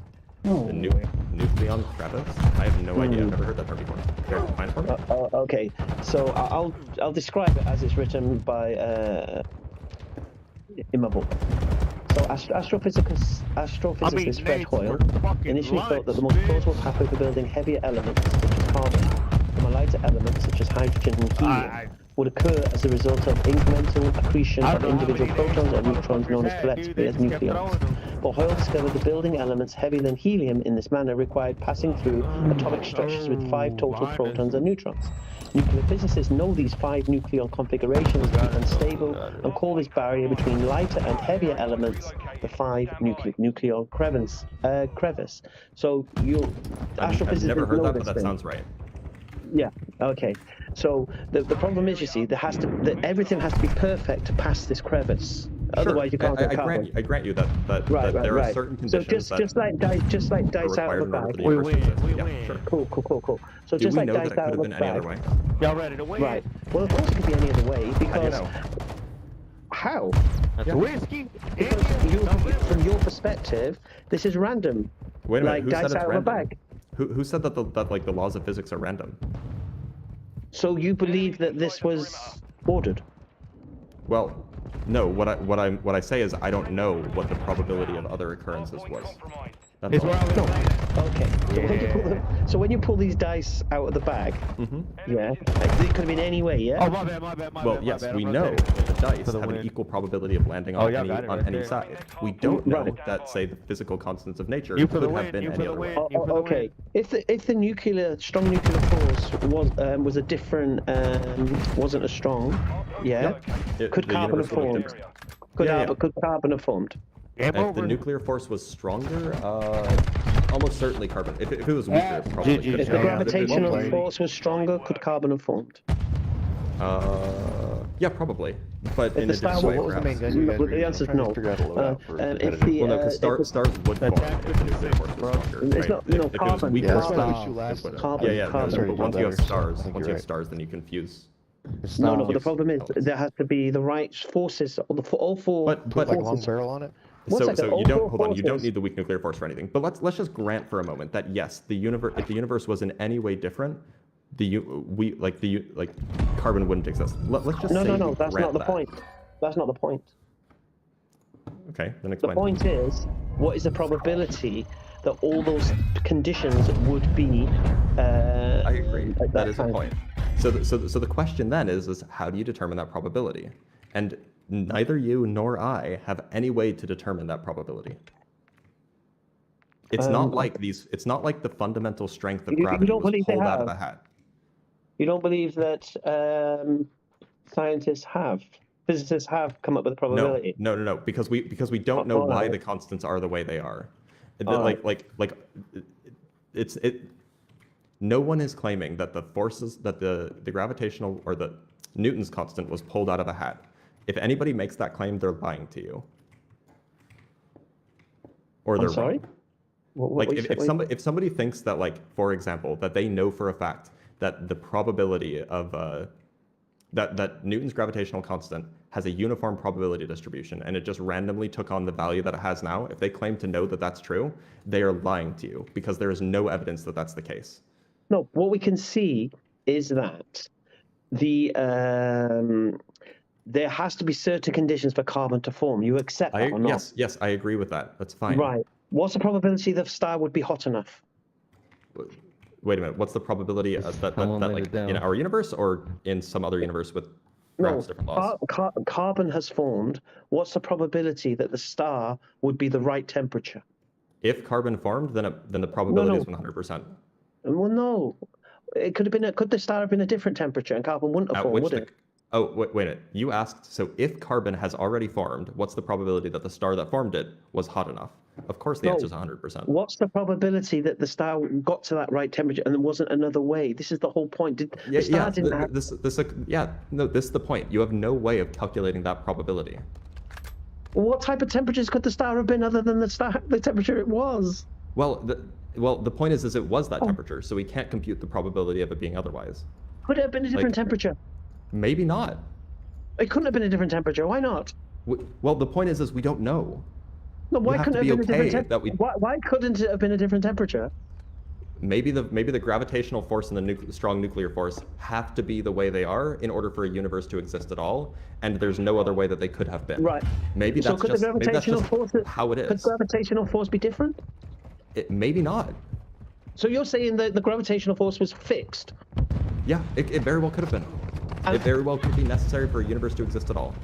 Necessary? Yeah, possibly. Who fixed it? It could just be that way. It could just be it could be required in order for the laws of physics to be internally self-consistent. So these are just your beliefs, codes, opinions. No, what I'm giving what I'm giving you is that there is no known way to compute probabilities of these things because we don't know what the probability distribution is. Moving. Let me try and find the probability for you. Please do. Wait a minute, no, you have to find the probability distribution. Please find the probability distribution. 1 second. Because you're going to find, 10 to the 120th or something like that, right? 1 in 10 to the 120th. And again, hold on, but that implies a probability distribution, which is not known. That makes the underlying assumption that the force of gravity, for example, has a uniform probability distribution, and that's not backed up by my evidence. argument. All right, my argument. If you're saying that gravitation, I mean, where are you getting this from? The way that My education in physics, getting a PhD. Oh, okay, That's so where I'm getting this where from. in your where in your which paper tells you that gravitation and electromagnetism and the strong and weak nuclear forces were all created in a constant, that they came in one particular way? Where'd you get this from? So I'm not getting it from anywhere. My point is there are no papers that say that it was created in any particular way. Hold on, let me finish. Because there's no evidence that suggests anything about how the universe was created. We know nothing about that. So to infer anything about probability distributions is misguided because nothing is known. Zero. Right. So you don't. But you're doing your assumptions on that it was. I'm not making any assumptions. I'm saying we don't know. Show me where I can find this idea of all the four forces after the Big Bang remained at this constant and same level of force and whatever. Where can I find this? Hold on. I'm not saying that that's like. I'm pretty sure that's Nobel Prize winning stuff. No, it's where not. Can I find this? Hold on. Maybe you're not understanding my position. My position is that literally we don't know, and so you cannot make any positive claims one way or the other. That's why I said maybe. That's why I said possibly, because these are not known. So you could be wrong, yeah? I could be wrong, but there is no way to calculate whether I'm wrong. And if you are wrong, one second. And if you are wrong, how would you then explain the probability? Well, if I am wrong, maybe there would be a God. Who knows? But I have other reasons for not believing in God. So this could be evidence for God then for you. Well, it could only be evidence for God if you could compute a probability distribution for these things. But that hasn't been done. Thank you, by the way, for the gift. Yeah, is that what you're saying? What I'm saying is if you can compute a probability distribution that shows that these things are astronomically improbable, and yet they still take on the value that they have, that would be evidence in favor of God, yeah. But, I mean, as of right now, that's not been done. Let me try and read you something. Sorry, I might get boring. Sorry, people in the chat, this might be boring, but I'm going to read it. And even though, and I don't know why you threw the red herring in that book by a theist, but it's quoting scientists. Well, I mean, because like I brought it up because you brought up that I was using biased sources. And let's just understand one thing. Let's just throw it. The theists were the ones who discovered the scientific method. So don't act like that's fine. As if because it's a theist, he doesn't know science. Where I mean, no, but there can still be bias though. No, but the theists are the ones. Yeah, but he's not being biased. I'm not quoting anything biased. I'm just quoting what he's saying. I mean, so why didn't you go find a paper that was written by an atheist that said the same thing? Because this book I'm reading, this book I'm reading is presenting the best hypotheses for existence is God, not God of the gaps. That's the claim of the book. Right, that's the claim of the book, and it's giving reasons why. So it started off with the scientific method and what science believed and how it changed. Okay, now I'm just reading from this. Now, if anything I'm saying is incorrect factually, just correct me. It's not a problem. Okay. So I'm reading, but the way you said theists is like theists don't do science, where we invented it. Theists nowadays do science a lot less frequently than atheists do. Well, no, we Muslims are happy to do science with the natural world. Got no problem solving. like just as far as like if you probe, academics, for example, if you ask the religious tendencies of academics, you'll find that the majority of them are secular. Okay, but I'm talking about the scientific method was theism. Yeah. I mean, it was invented in a time when everybody was theistic, so sure. I'm sorry? It was invented in a time when everybody was theistic, so sure. Fantastic. Okay. So let me just read this a second. I don't think that's a gotcha, but... Well, it's not a gotcha. Okay. Well, the reason why it was invented in the time of theistic, because people wanted to understand what God had done. Anyway. Yeah, which is a fine justification. And in Islam, we're told to... I mean, people in the chat might saying, oh, Hamza using these arguments as always. Yeah, these are the arguments I use. And the reason I do use these arguments, and please don't make this a deflection when I say this. Okay, in the Quran, Allah tells us, for those people, it tells us there are signs of His existence. And it tells us to look within ourselves and to look to the heavens, which basically means to look to, I believe, is to look to our DNA, the smallest thing that we have, and to look to the heavens and the universe and such. Anyway, don't get deflected by that. Let me read this. Okay. This is why I focus on these particular arguments. Okay. The discovery of the fine-tuning parameters. The question about carbon acquired is precise. Favorable resonance turned out to be just the tip of the iceberg. To answer this question, Hoyle formulated a theory about how collapsing or dying stars could synthesize carbon from lighter elements under specific conditions. His theory implied, now the clue there is specific conditions, so it has to be a certain condition, yeah? This is the universe has to be a certain way, sure. Right. No, the star has to be a certain way. Yeah. The star has to exist in certain conditions in order So to certain use carbon, conditions sure. implies what? So certain conditions implies specific conditions implies what? It implies that if it's not in those conditions, then it would not produce carbon. Right, and does that imply there's more than one condition? Not necessarily. Oh, okay, let's see. So, under specific conditions, his theory implied that whether beryllium and helium could combine readily to make carbon would in turn depend upon a multitude of contingent factors and forces, many of which, as it happens, had to be precisely fine-tuned and balanced. So we agree now that it would depend upon a multitude of contingent factors and forces. Yep. Sure, I'll grant that. Right, and these things could all be different, yes? No, I don't grant that. Okay, so good. The precise energy levels of beryllium and helium on the one hand, and those of carbon on the other hand, depend on several factors. The precise strength of two of the four fundamental forces of physics, the strong nuclear force and the electromagnetic force, as well as the masses of elementary particles called light quarks. In addition, another of the fundamental physical forces, gravitation, needs to have just the right strength to allow carbon and other elements to form inside stars. Does gravity have different strengths? It may not be able to, no.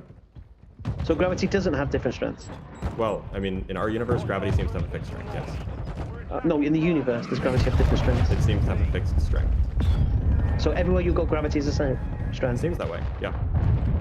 Of course, that's something that, you know, it's part of the model, but we can grant that that's true, sure. You can grant that gravitational forces is the same wherever you go? Mm-hmm. I mean, it's kind of an axiom of physics that the laws of physics don't change based off of where you are, but it is an assumption, so. Okay. I mean, I'm happy to grant it though. Anyway. No. Look. I'm learning today. I've never ever heard this in my life, so I'm learning today. No problem. So you've made claims today that gravitational force doesn't change, nuclear force doesn't change, the heat of stars doesn't change. Hold on. Actually, the nuclear force does change, but at low energy levels, it's roughly fixed as a fixed point. So nuclear force does change. Yeah. The strong, weak, and electromagnetic forces all change in strength at different energy levels. This is known as normalization. So how many different levels is the strong nuclear force? It's a continuum. So how many different? It's a continuum. levels? There's an infinite number of possible. An infinite number. So there's an infinite possible ways. Yeah. Right. So there's an infinite number of ways the strength of the strong nuclear force can be. So the parameter that describes the strong nuclear force is a function. It's not a single value. So that's what I'm getting at. It describes a function, and that function, maybe there's only one way that function could be, and at low energies it takes on one value, and at high energies it takes on another value. The actual independent value is what we can measure that. We can measure it changing all the time if we do different experiments, like particle physics experiments. So just to understand, so the strong nuclear force is a continuum, and it can be at different strengths. Is that right? At different energy levels. Different energy levels. For example, at low energy, it seems to have a fixed strength. I killed you. Make the glasses. Get you killed, dog. Right, so the energy levels, so the strong nuclear force isn't constant. None of, as far as we can tell, none of the three atomic or nuclear forces are atomic or a strong nuclear force, weak nuclear force, and electromagnetism. They all have what is called a running of constants, where they're like constant. This is big air quotes. Constant changes as you change the energy levels. This is called renormalization. Right. So so you're saying that the strong nuclear force in stars isn't constant then? No, I mean it's basically constant because the energy is sufficiently low that there's not really any, like, it's not like the energy level is changing inside a star. It's just all like basically one. But could it be a different energy level? No, almost certainly. You just said it was a continuum. Yeah. It's it's like a functional dependence. The higher the energy, as the energy changes, so does the constant. But that doesn't mean that. Could this low energy have been high energy, and then carbon wouldn't have formed? I mean, maybe it couldn't have been because maybe gravity has a fixed constant, and so it doesn't change, and so you could only get stars of a certain size, and so the size of the stars would dictate the energy levels and so on. Like, it could be that stars, just for self-consistency reasons, stars can only have an energy level, like in their core, that is associated with the low energy that we would call it today. So basically what you're saying is, so what your claim is this, just so I can understand it, you're saying the way the nuclear force couldn't have been any other way, the electromagnetic force couldn't be any other way, the energy levels of beryllium and helium couldn't be any other way. That's basically what you're saying. I don't And the see heat why of the that's star, not possible. And the heat of the star couldn't be any other way. Yes, that's what your I'm claim. saying is I don't see why that's not possible. Well, if there were any other way, would carbon form? Maybe, maybe not. I mean, it depends on what other way it was, right? Right, but the conditions for carbon to form is specific. Well, I mean, so for example, we are made of carbon because there's lots of carbon around, right? And maybe the universe, maybe if the universe could have been another way, which again I'm not granting, but suppose for a moment that it could have, well then maybe carbon wouldn't form, but maybe something else would, and then we would be made of that. And that would that be life-giving? It could be. I mean, like there's ideas as to how silicon can produce life, right? I'm enjoying these codes. Anyway, let me continue. Well, reading I what mean, was so it's called humility. Like we have to accept when we don't know. Entertain the chat for a moment. My cat wants to come back in, and I have to open the door. I'll be right back. No problem. I'll entertain the chat. Who's abusing me in the chat? Let's have a look. Host is crushing it. Yeah, remind me which point he's crushing it. Could we maybes? Anyway, Sorry about let that. me continue reading. It's all right. Like- So someone said you're crushing it, which is I'm kind of confused by. Anyhow, let me just continue reading. Sure. Okay.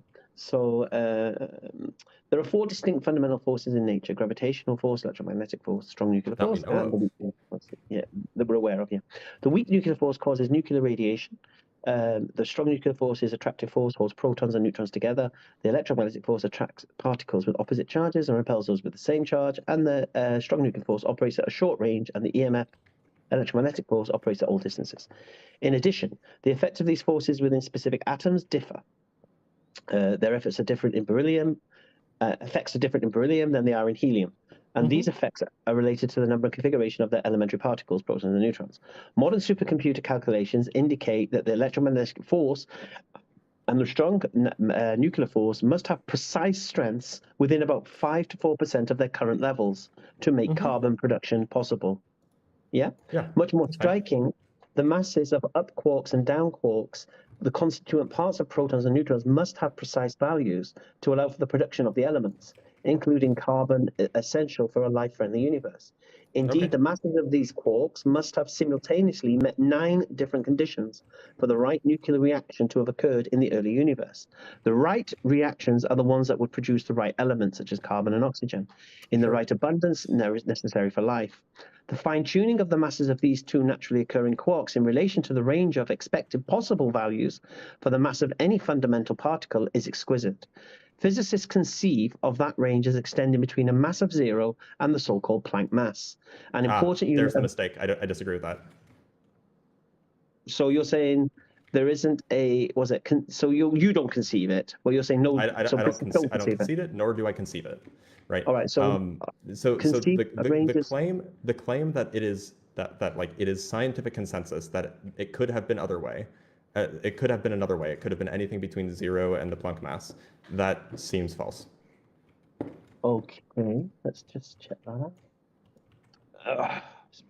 So the claim is this: physicists conceive of that range. So the range is, what range are we referring to? It's the range of the masses of the quarks, the 2 lightest quarks. Okay.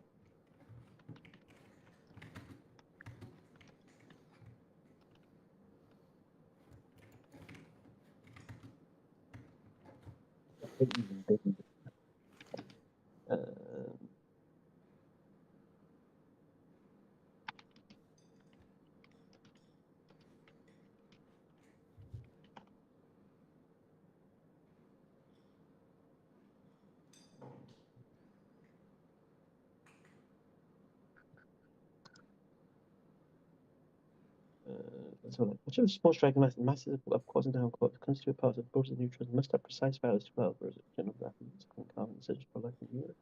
Indeed, the masses of these quarks must have simultaneously 9 different conditions.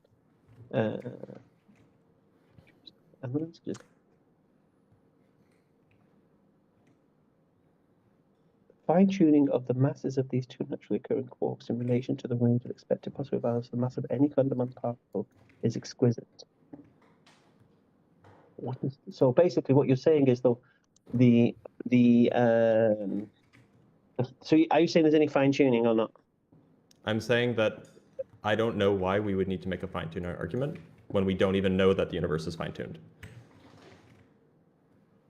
So you're arguing against fine tuning as well of the universe? Yeah. So the analogy that I like to use is something like this. Let's say that you have 10 dice, right? And you don't know how many sides there are on these dice. Maybe there's 6-sided dice, maybe there's 20-sided dice, right?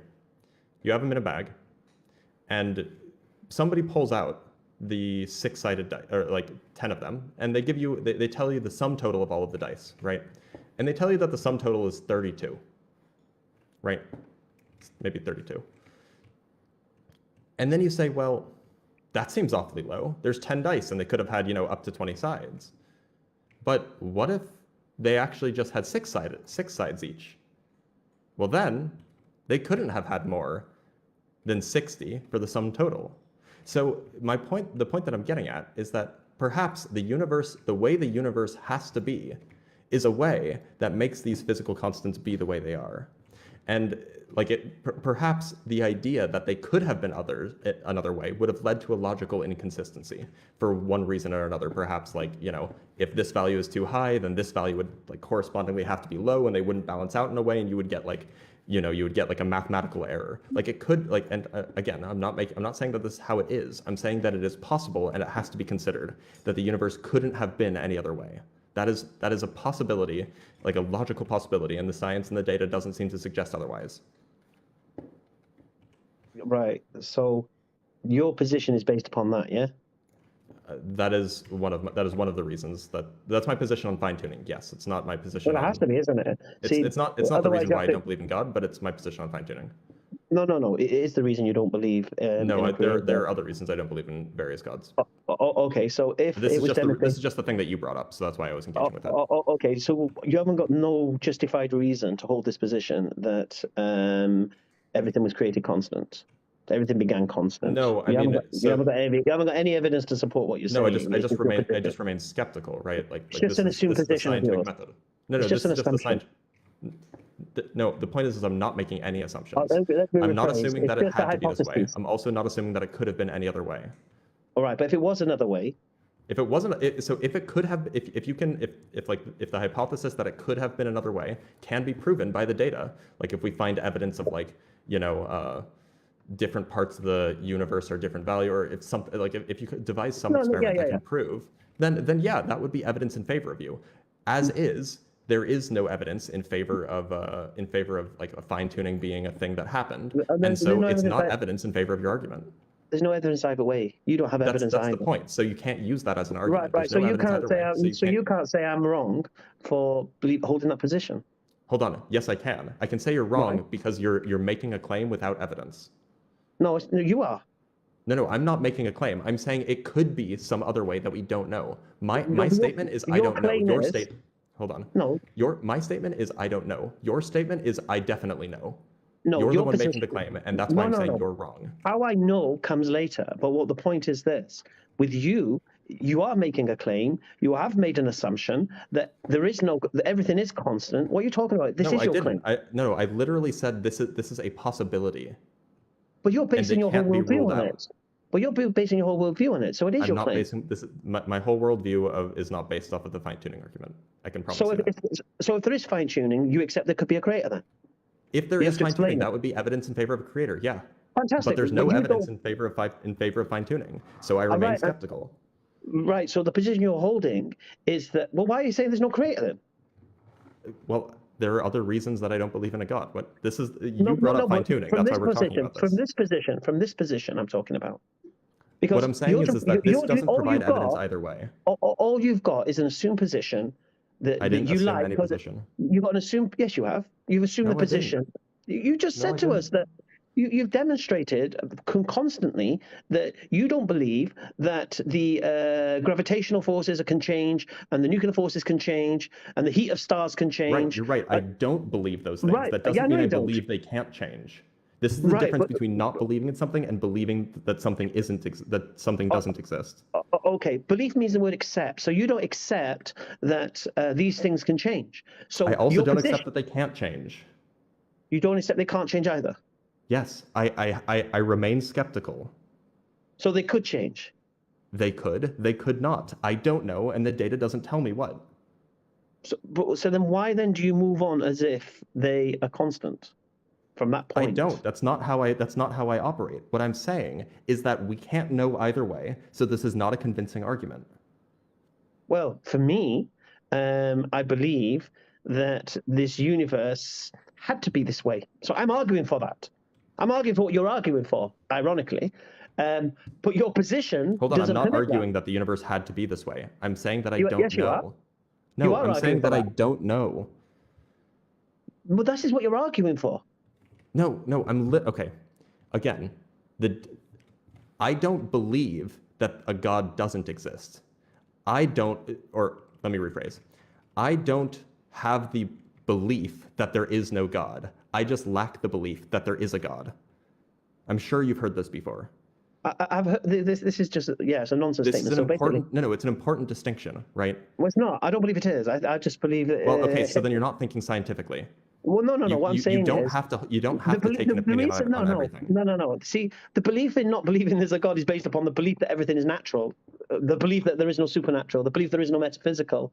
So No, I your lack position, a belief in God. I lack That's the all. belief. Okay, so for me to be a theist is like me lacking the belief in this universe could be the cause of itself. No, but That's what you're aren't you basically saying. making the positive? Don't you positively believe that there is a God? Isn't that something I that believe, you believe is true? and I explained to you. I became a Muslim or I became a theist because I lacked the belief in what you believe. I lacked the belief in a self-causing universe. I lacked the Hold on. belief in what Who I said saw. I believe that the universe is No, self-causing? me. This is about me, my friend. Okay. I'm saying, Then why did you say the according belief to that I what have? atheists believe, you believe there's no metaphysical or supernatural. Do you believe in the metaphysical and supernatural? I am an atheist, and Do you believe in the you are metaphysical not and describing supernatural? things that I believe. I do Do you not believe in the believe in metaphysical? those things. That doesn't mean I believe those things don't exist. So I am These are describing those distinct things. positions. No, So I am describing you. Wait, do you not understand the distinction between not believing in something and believing that something is not I the am case? describing you. When I say to you, you don't believe in the supernatural and metaphysical. You're I do not believe describing me. yes, I do not believe in those Right. things. That is true. So I am describing you. But that does not mean that I believe in like naturalism, right? Well, okay. So do you not believe everything has a natural explanation, or you believe it could have a supernatural explanation? I don't know. It's skepticism. So,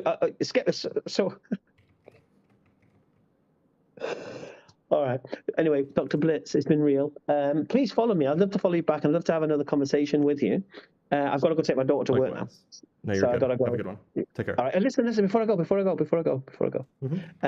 Are you free on? Where are you based in the world? I'm in the Czech Republic. Oh, you're in the Czech Republic. You're only an hour ahead, I think, isn't it? It's 10 o'clock here. What time is it you? Yeah, it's 11. Okay, I'd love to invite you to the arena. I don't know what the arena is. All right, so I've got a YouTube channel. Okay. By the same name, Hamza's Den. And have a quick Google, you'll see it. Let's see. UK time, I do something in the arena. And what I do is I bring three fellow Muslims to join me. Yeah, and we invite non-Muslims, atheists, Christians, and whatever to come on and present themselves. Yeah. So. And tell us. Go ahead. Yeah? Sorry. So I'd love you to come. I'd really, honestly, because I think we can learn from you as well. I think you can learn from us also. But it'd be brilliant to have you on because I'll be honest with you, the caliber of guests is really, really poor. I was gonna ask, yeah. So is this like three of your or you and then two other like Muslim apologists and then like just three random atheists on the internet, or?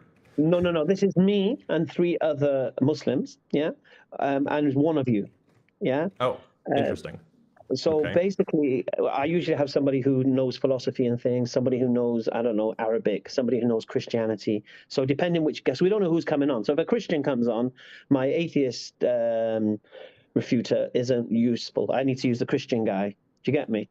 I created this show. The reason I created this show was to hear the toughest arguments against Islam.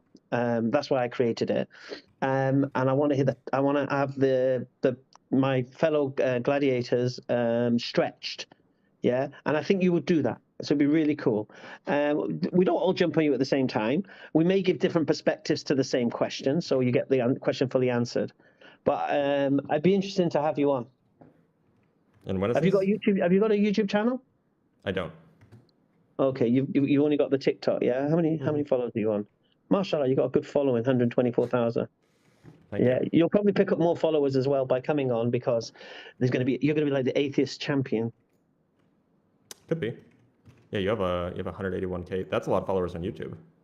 Yeah, is yeah, this the right yeah. account? The Hamza's Den with 181K subscribers? That's the one. It's quite large. Yeah. So follow me. We can arrange something. Find a time that works. Well, we go can live at 9:30. We go live at 9:30 UK time, but we go live for like 4 hours. So if, for example, that's going to be hard. No, you don't have to come on for 4. You don't come on for fair. 4 hours. You can come on at 9. If you want to come on at the first guest, you're more than welcome. Yeah. Well, I if mean, you so want to so I don't know, chill out and then come on later, it's up to you.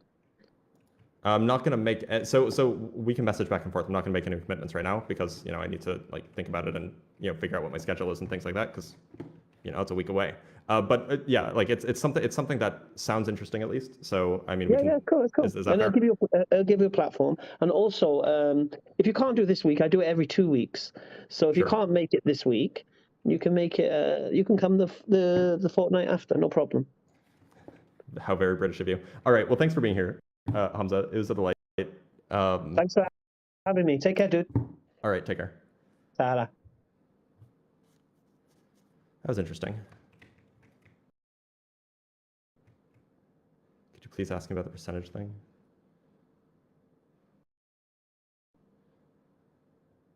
Oh God, there's so many people in the box.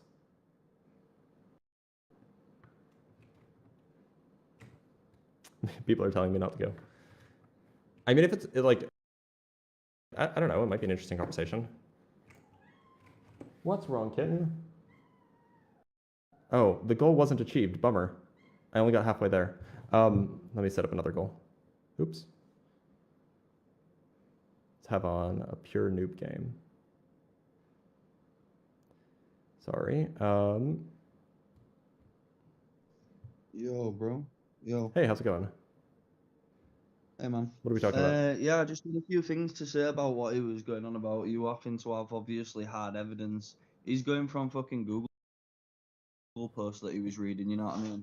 It's why he had to Google half of the things he was talking about. He didn't even have a fucking clue. And I mean, that's okay, but I don't like to talk about people when they're not on to defend themselves. So if you just ways out to revert Muslims to Islam, but I'm not being funny. The biggest prophets are paedophile. He married a girl at 4 and had sex with her before. all she right, eventually so we do disagree, and I'm not here for that, man. They're full prophets. I don't want to talk about other people.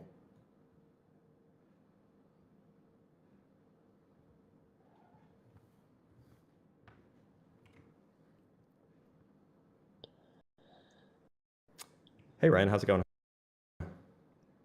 Good, but what I are we talking about? Agree. I don't believe that God is a myth. You do believe that God is a myth? No. Okay. I do. Because how would you explain the Earth, lightning, and all extreme weathers? Wait, are you talking about lightning? Yeah, because there's more. I mean, it's lightning happens as a result of electrostatic buildup of charge in clouds. There's not just one God either. How old are you? 15. You're not allowed to be here. Sorry, buddy. You have to be 18 or older. It's not my rules.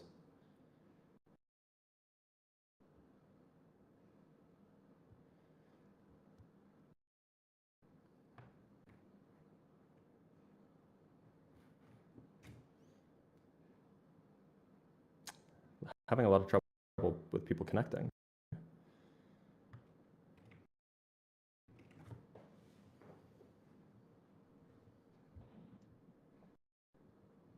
Hello. I think I understood what the other guy was going for, and I feel like I personally have kind of a question for you.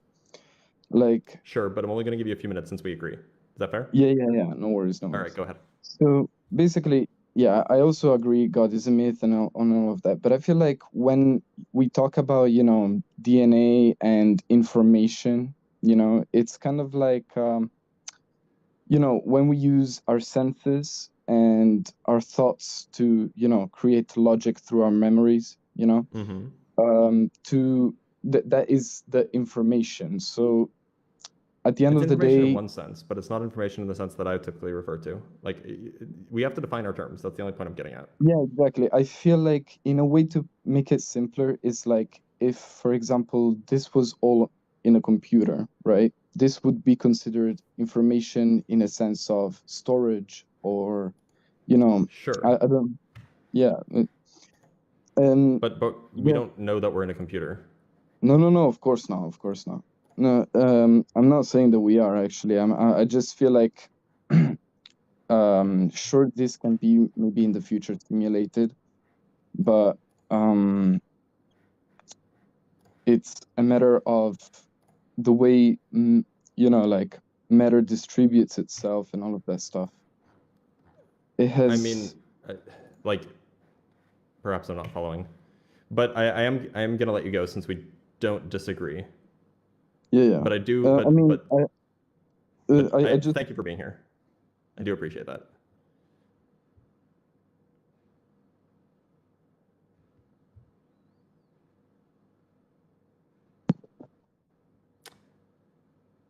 Hey, Civilotina. Oh, Andy's gone. Heaven on Earth. Heaven on Earth's got to disagree with me. By the way, if I get 5 more corals, I don't know why it's not showing, but if I get 5 more corals, I will do a cat reveal. Just because people like that shit. Let's put it at 5. Confirm. There we go. Heaven on Earth. What are we talking about? Peaceful greeting. I have been sending like typing comments on the comment feed. I don't know if you've been reading. Nope, what I'm playing Call of Duty. Oh, okay. Okay. I actually asked, would you accept you are a mint too? Actually, I did not add the 2 to the question. I said, would you accept that you are a mint? That you are a mint? Since God is a mint, would you accept that you are a mint too? Sorry, what was the word? What's the word? Made? Meat. Like Oh, your that caption. like- Your caption. beef. Your Like beef or chicken? No, not beef. Meat. Well, please, I'm not an Englishman. Maybe my pronunciation or my African tone. Myth. pronunciation. Yes, I understand. Thank you. Yes, I don't think I'm a myth because I think I exist. Okay, why would you think God is a mint? Because I don't have any reason to think it exists, and it has all the characteristics of a myth, like all the characteristics of like ancient Greek myths, ancient Norse myths, ancient Egyptian myths, Indian, Chinese. It has all of these characteristics. Okay. What about if I say you are God? Would that more or less I'm all God. I balanced? don't think I'm God. I'm not all powerful, nor am I all knowing. How many brain capacity or mind capacity of yours do you know or you are using actively right now as we speak? I don't know. Probably like half. Half? Actually, probably a pretty sizable chunk considering I'm also playing Call of Duty while I'm having this conversation. Okay. Just imagine, you're using 99% of your brain capacity, your mind capacity, and you've come to fully embody your life or your pre-existed or your origin or the source from when you uncoil or coil into this reality or into this density or into this dimension, and now you are now recalling or remembering all of that of you. So and you're making a lot of these suppose, and while that it's not supposed. The reason why I'm putting it this way, because I'm trying you because you said God is a meat, and I started with you. I said, would you also accept you are meat too? And you said no. Of course you exist because you believe you are a living organism or a living being, and so I'm just trying to like paint this scenario, these pictures, to really drive it home to you to know that you are the same God that you are saying you are meat or is meat. I don't think I'm a god. I think that that's a very strange and okay. Do you believe in the creation story or in the evolution story? Please, which stand? I think which that point evolution of view is more likely. Pardon? I think that evolution is more likely. Okay, you think in the side of the evolution more likely, right? Yes. Okay, what preceded the evolution? I don't know. Probably abiogenesis, but I don't know. So you can see we both, you and I right now, we are speculating, we are still assuming, or we are theorizing. I'm allowed to say I don't know, but that doesn't mean that we should hold firm beliefs about those things. No, we are not holding any firm beliefs. We are trying to find out. We are trying to see before there can be subjective truths or beliefs or perspective and perception of what we call reality or what we can assume or accept as our own reality. There must be premises and basis to compare and contrast. I agree. So if there's no light, there's no use for darkness. If there's no darkness, there's no use for light. Hold on, that's not true. Like this is like a yin-yang fallacy. No, it's not yin-yang policy. Yin-yang policy is like plagiarized policy that was gotten from that which cannot even be spoken with words. What? I didn't follow that. The yin and yang policy, like you referred it to, is like a plagiarized policy invented or created. It's a yin-yang fallacy. Okay, fallacy. You call it fallacy, right? Yes. I thought you said policy. Yeah, I said fallacy. I thought you said policy. So I never heard you correctly that you said fallacy. Okay, it's like a plagiarized fallacy from that which is adopted from that which cannot be spoken with word or described with words. I don't know what you're saying. The yin-yang fallacy was just a logical mistake that you just made. That's all. It's not a logical mistake. It's something it's something. Okay, what is have you heard of the above and the below? Everything has an opposite. Sorry, one more time. Okay, like you just said, everything has an opposite. Do you believe in that? That's a mistake. That's a mistake. Okay. Do you believe in the law? Do you believe in the law of oneness? No, I don't know what that is. Oh, you don't know? Okay, you don't know. I just wanted to quickly say, do you accept the law of oneness? That's why I started with belief, because even your position right now is contradicting you. What do you believe? What are you living for? Who? Birth to me. Your mother. Who is your mother? Where is she from? How did she arrive on this planet? Her mother gave birth to her. Where are they from? The bloodline, the genealogy. How did they come into existence? My mother was born in Austria, and her parents were born in Austria. Like, where are you going with this? No.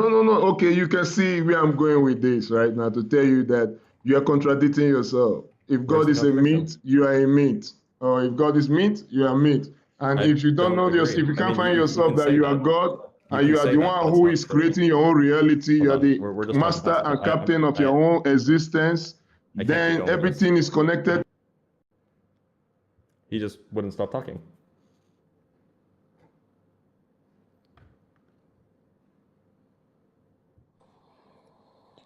Hi, how's it going? Nims, hey, how's it going? I'm doing all right. How are you? Yeah, I'm good, thank you. Excellent. So you said God is a myth. Mm-hmm. What makes you say that?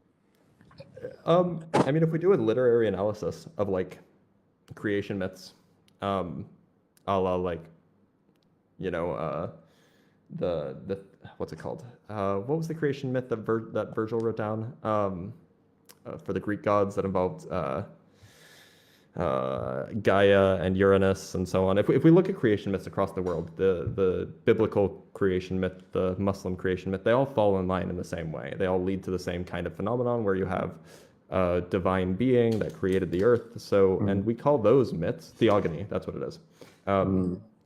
We call those myths, and myths are just stories that humans tell each other to try to explain the unexplainable, and that's all God is. So, do you believe in a God? No. You don't believe in God? Well, I believe in a God as much as I believe in Harry Potter, in that it's a useful story for conveying a message. Okay. Well, this is my view on it. I believe that there is a God. Otherwise, I know. we wouldn't be. Yeah. I believe that there is a God. Otherwise, we wouldn't be here right now. We wouldn't be here speaking right now. I believe understand. that there's a lot of things that happen in this world that we don't really understand, and we probably will never understand. Maybe a select few people will understand and will try and explain it. But everything that I get is from the Bible. I'm a Christian. Okay. Although I don't like saying I'm a Christian, because a lot of people have a lot of different views on Christianity and other religions. But I'd prefer to say that I have a relationship with God. I have a relationship with Jesus. So I'd rather say that I have a relationship instead of saying that I'm a Christian. That's fine. Because you can that's call yourself what it is. whatever. I mean, you believe in a God. That's all that matters to me, right? Yeah. But like just because we don't understand this world doesn't mean that God did it. Well, do you believe in? Are you spiritual in a way, or do you not No. believe in any of that? Well, I believe that we are not just only physical presence in this world. I also believe that we are also energies. We are also spiritual as well. I understand that. Why? Well, I just don't believe. I just don't believe that.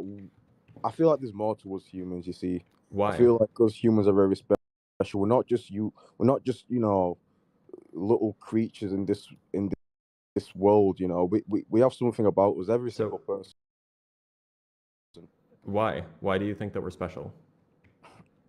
It's like I'm saying, like, look at me and you today. We're talking. I didn't know that I'd be talking to you, but somehow, No, it's amazing. It's amazing. But who's to say that there must have been intent behind it? Well, again, have you ever read the Bible? Well, for you, sure. It doesn't come down to belief for me. I just don't have the belief that you do. But and why is that? Have you ever read the Bible? It's not convincing to me. One doesn't choose their belief claim. It's not convincing. I'm not here to convince you. I understand. The Christian claim is not convincing to me. The Muslim claim is not convincing to me. Okay. What's the claim like? Can you try and explain it to me, or? I mean that there is a divine creator that cares about humans. That's the primary claim of most what we might call Abrahamic religions. Okay. Well, this is what I'm saying. It's like this world, it wasn't put by. There is a purpose for every single thing in this world. I understand that that's what you believe, but and Hades. Well, you see, I don't really know too much about the. Well, Greek so they did believe in these things. They believed that gods walked amongst men, that there was a god of war and a god of thunder, a god of love, a god of marriage. They believed in these things, and they believed just as hard as you do. So what makes you right and them wrong? It's not about what's right and what's wrong. It's No. I mean, you can't both be correct. So one of you is wrong, at least. It's about understanding the truth. Did the Greeks believe in the Bible? Did they believe in God? No, they didn't believe in the Bible. The Bible didn't exist yet.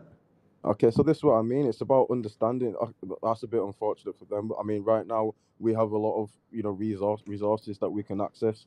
Right. But what makes you more correct than them? This is not about me. This is about what's the truth. Okay, what makes Christians more correct than them? Again, it's about belief. This is what it all comes down to. It's not. Yes. So why are your beliefs more likely to be true than their beliefs? Okay, let's say for example, we'll look at the things that. Hold on. Do you believe that your beliefs are true? That there actually exists God, that there actually existed a man named Jesus who died for your sins, and so on? Do you believe that those are true things that happened in the universe? Well, of course, otherwise I wouldn't believe that, you see. Right, no, exactly. So the ancient Greeks had the same belief, except they believed in Zeus and Hera and Poseidon and Hades. They had the exact same opinions that you do, but they were talking about a different set of divine creatures, divine beings. So why is your belief, why do you believe so strongly in your belief, but not theirs? Hold on. Now, these people that you mentioned, this Zeus, was this a person? This was a god. This was God a god. lived up on Mount Olympus. So he was a person. No, he was a god. But how do they know that? What did he do? What made him so godly? Well, he made lightning happen. He made lightning happen. Mm-hmm. So that's yeah, he what was the made god him of godly. lightning and thunder. Okay, and when you say that, do you think thunder and light, like what kind of connotations that bring to you? Like, I mean, it screams divinity to me. Well, it screams divinity to a lot of people, not to me, because I know how So- thunder and lightning works. So me saying to you, or well, anyone who's listening, me saying to anyone who's listening right now, that there was a God who roamed the world, who roamed Earth, who died, who was persecuted, and who died on the cross and rose in 3 days, to show people his power, his glory. Me saying that to you doesn't make this person godly, or you don't believe that this person is godly. If you could prove that Jesus rose from the dead, that would be pretty convincing evidence that Jesus was divine. Yes. Again, this is belief. Again, it's a belief. We carry this in our hearts. You see, I understand that, but ancient Greeks believed that Zeus was the reason why lightning happened, because he was throwing thunderbolts. He was throwing thunderbolts. Yeah, he had like thunderbolts that Hephaestus gave him. Hephaestus was the god of the forge, by the way. And then he would throw the lightning bolts, and then lightning would happen. Oh, that's interesting. I didn't know. That's that. what they I've learned believed. Okay, well, it's like when you look in the Bible deeply, right, and you look at Revelation specifically, and you not just Revelation, but also the things in the Bible, you can see that there's actually some events that is occurring in this world right now. You see, Lightning occurs. Lightning occurs but- in real life. Yeah, Is that yeah, evidence for Zeus? Because you don't believe in Zeus. Exactly. So But- so why would why so in their myths, in their stories that they told to explain the world around them, they could look at the world around them and say, hey, well, lightning happens. This is evidence that Zeus and Poseidon are real gods. They're really making this happen. And you say that that's ridiculous. But then you come around and you say, well, you know, if we look, like, no, it's the same argument. This is what I'm trying to explain to you. When you look at the things that is occurring in this world right now, for example, earthquakes, famine, well, potential famines, and even more famines that's going to happen in the world eventually. And you just see the amount of evil that's going on. And also, one thing that when I was, because listen, I've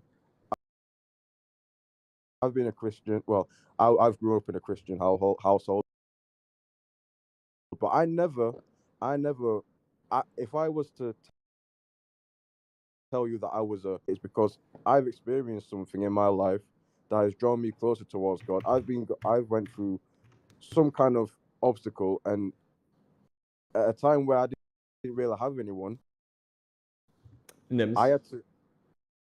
Yeah. So I'm going to stop you there because I know what you're about to say. So you're about to explain, but you're convincing to nobody else but you, right? This is like telling, like if I wake up and I had a really meaningful dream, and I tell you, hey, this dream was so meaningful, you should apply it to your life. Like, why the fuck would you why the fuck would you care that I had a weird dream, right? So if you have a divine experience, that's fine. Maybe that's why you believe. It means nothing to me. It is not convincing in the slightest. This is what I'm trying to say. I'm not trying to convince you. I'm not trying to convince anyone. But the fact that you're trying to tell me about these other gods and things like that, it's like, obviously I'm taking it on board, but I'm trying to tell you, well, maybe that's not the case. You know, I asked you simply, were these gods real? These Greek gods real, for example? They thought right? that they were. But that's what doesn't make sense. It's like, a god to me is a god that is able to do almost anything possible. A god to me. I mean, that's your view of a god, but it wasn't their view of a god. Yeah, that's true. That's true what you're saying. But again, it ties back to the fact that I was going to say, you look at the things in the Bible and things that is going on in this world right now, and it's like, how can you not believe in this kind of? how can you not believe in what the Bible is saying? The Bible's I mentioned bet you earthquakes. $10 that a Muslim would say the same thing about the Quran. Well, is there any Muslim people in this chat that would like to come up? I've I been don't know. talking primarily to Muslims today, yes. And they've Okay, all right. said that the Quran is 100% true. They that's what they believe, right? Yes. Well, they also believe that there was a Jesus who roamed the world. Yeah, but they obviously don't believe that Jesus was a the God. Son of God. Yeah, they don't believe So, that I mean, Jesus like, is those are God. mutually contradictory, so you can't both be right. Well, again, it all ties back to the truth. What is the truth? That's what we're trying to see. That's what we're trying to find. I We can't understand just- that. And what I'm saying is that your ability to assess what is true is just as good as the ability to assess what is true as the ancient Greeks. They were just as good as figuring out what is true as you are. This is what They're I'm just saying. as smart as you. This is what I'm saying. When you look at the Bible and the things that is going on in the world, you cannot deny it's like The the two ancient go Greeks hand in would say hand. the exact same thing. But what did the ancient Greeks have apart from this? It was like what like. Well, what, they, there would be they, the You're- ancient you're- Greeks well, the ancient Greeks had stories, and then there'd be an earthquake. Maybe say like, "Look, it was Poseidon," and then there'd be a thunderstorm. Be like, "Zeus is mad at us." So you're Like- you're telling me that the ancient Greeks, they thought just because they saw thunder and lightning, this was just some kind of god. Well, it was evidence to them because their stories tell that Zeus and Poseidon caused these things to happen, and then they do happen, which is evidence. And this in is the what I'm same way saying. in the same way that you're saying, look at these things that are happening. This is evidence. But it's credible evidence. It's very strong. Did you not see what happened in Turkey a few weeks ago? You're talking about the earthquake? Yeah, proves that Yeah. Poseidon exists. Do Yeah. you- You're right. Poseidon exists. I'm glad you're a neo-Hellenist. Did you do you know what's going on in the River Euphrates right now? It's drying up, right? This is because who is the goddess of the harvest?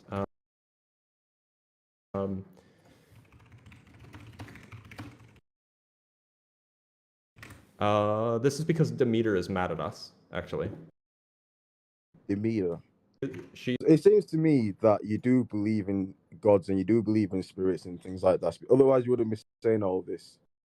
No, I'm using this as I'm doing a reductio ad absurdum. I'm explaining to you why your belief system is just as absurd as theirs was. I want to try and sway away from the Greeks. I want to try and. But like, why? What makes you different from them? No, because I'm not different to them. We're all humans, you see. I don't really care. So why are why were their beliefs wrong and yours? So are their beliefs correct? Do you think that it was Demeter that caused the Euphrates to start drying up? I don't know about the Demeter. What I've seen in the Bible is what I'm going off, and the Bible alone. That's what I go off. That's just my life. I know, and the Bible is not a useful way of obtaining truth. Is the point I'm getting at? But why? How can you say that when the things that is going on in the world right now is literally written in the Bible? The animals were created before humans, but it's also written in the Bible that animals were created after humans. So like it's just it doesn't contain like it can't be the ultimate source of truth if it contains such basic mistakes. Did you know that the Bible? I agree. Yeah, no, I don't agree with what you said. But what you said about the people living 900 years, yeah, that's true. But did you know the Bible said that also humans will not live above 120 years old? Did you know that? Well, unfortunately, humans have lived above 120 years old. The oldest living person on record was 123, I want to say. 123. Who was that? I think so. Either 122 or 123. Let me find out. The oldest recorded human was Jeanne Calment. She was French, and she lived to be 122 years old. When was this? Was this a long time ago? No. She died in 1997. Okay, interesting. But I think what I really want to say is that we're not just physical presence, right? I believe I mean, you can say that, but why? we're just not. There's good and evil in this world. We can see good things Why? happening in this world. What do you mean? Why? What do you This- mean? Wait a minute. Hold on. Why do you think that there's good and evil? Like, do you think Can that you there's not like see it some with your own divine eyes? evil? Sorry, one more time. Well, no, Can I you think not that see- unfortunate things happen, and I think some people are bad people, but I don't think that there's some divine battle between good and evil. Now, these people who are bad people, they always have bad intentions. They have some. This is what I'm trying I to don't. say. I don't. That No person believes that they're bad. actions speak louder than words. Yes, people can be wrong in their beliefs. I think that we're doing that right now, but that doesn't mean that, like for example, even Mustache Man himself probably thought that what he was doing was morally acceptable. Was morally acceptable, but Yeah. you've got. There's still good and evil in this world. This is what I'm trying to say. Like, I mean, yeah, but it's not. Even if even if I grant that there is, that doesn't mean it's divine in nature. It doesn't mean that it's because there's a God. No. Yeah. At the end of the day, there is a God, but I mean, you can say that, but you haven't really made a particularly good defense of it. it's all about belief. It's all about faith. We walk by faith, not by sight. We don't have to see something to No, I understand. to I understand understand. that is true. Do you see where I'm coming, brother? It's Yeah. like so Nims, I'm gonna let you go because we're circling back to where we started. But thank you for being here. I Yeah. do appreciate it, honestly. yeah, no problem. Thank you for listening. Thank you for bringing me on as well.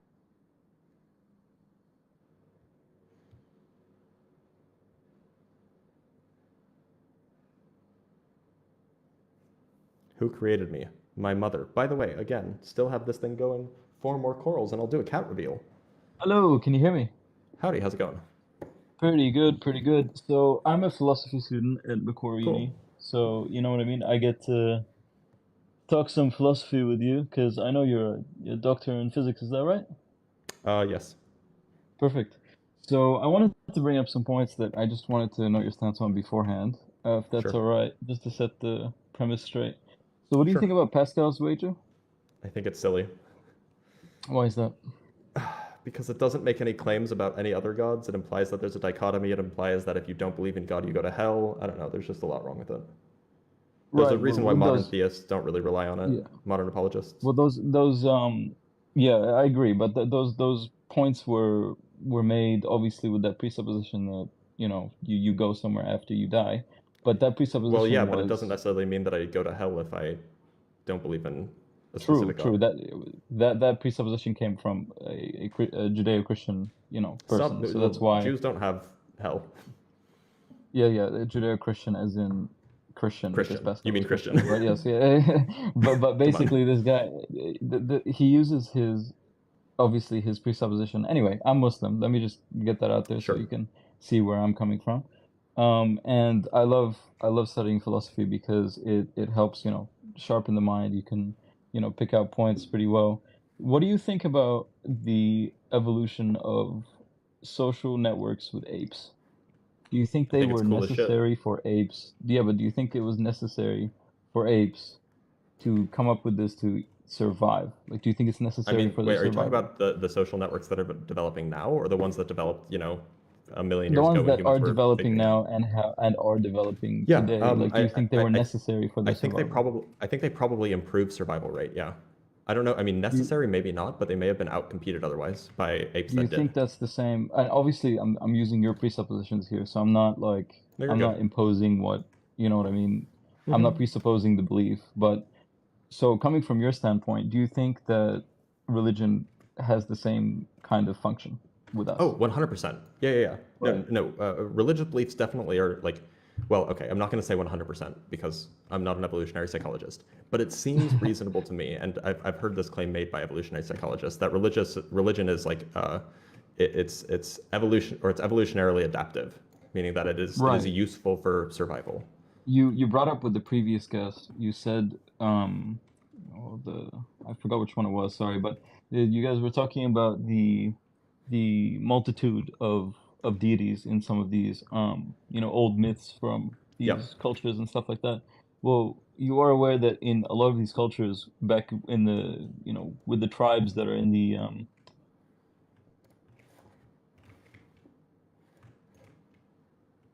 You muted, by the way. Can you hear me? Yes, Yeah, I I can. can hear you now.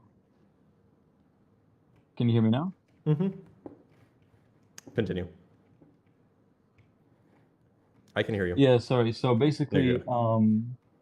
these tribes, these tribes used to kind of put they used to put their people their deities against each other, and they used to fight, and they used to try and say that which deity was the highest by using a criteria like size or strength or stuff like this. Sure. So, assuming our science is the top that it's ever been, we can then line out a lot of the things like Zeus and all of these different deities. So I'm echoing really hard, so I can't think. Oh wait, I'm echoing? Really? Because you're not echoing on my end. Hold on, is it possible to leave and come back? Yeah, sure. I'll pop you back in. All right, thank you. Of course. While he's gone, cat reveal, 4 more corals. And I'm sure you guys want to see a cat. Everybody likes cats. Is love a myth? I don't think love's a myth. I think love is a series of chemical reactions that we kind of give a name to, which is fine. Yeah, okay, you're good. Mr. Mo. Mr. Mo.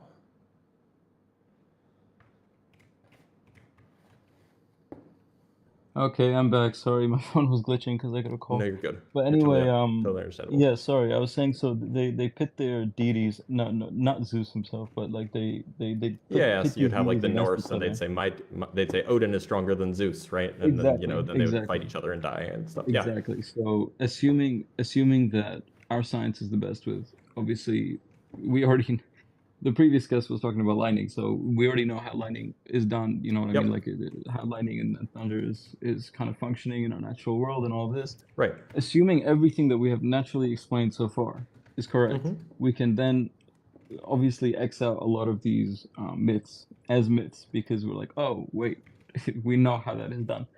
Right. So basically, with that being said, the things that you cannot explain, obviously you're implying things like the God of the Gaps and stuff like that, which obviously is your main argument against these things. But do you not get to a point where you run out of things to have to explain?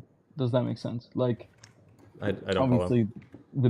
the Big Bang being coming from nothing, for example, you can't really get anywhere with that because Well, it's except it's that's not what dead the end. Big Bang model suggests. The Big Bang model suggests that the universe at one point in time was very small and very dense and very hot, and then it expanded. But this doesn't say anything about it coming from nowhere, coming from nothing.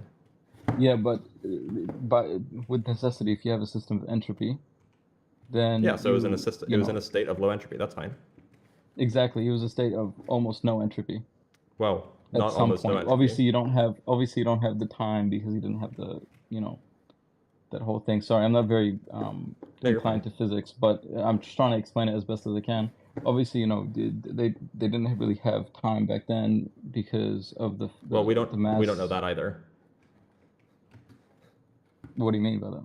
So the general relativity model that we use to describe the Big Bang is like fundamentally broken at, before or at some point after t equals 0. Like we can't go further back than that. That's why I say it was small but not point-like. That's why I say it was hot but not like infinitely dense, because we don't know if it is. Right.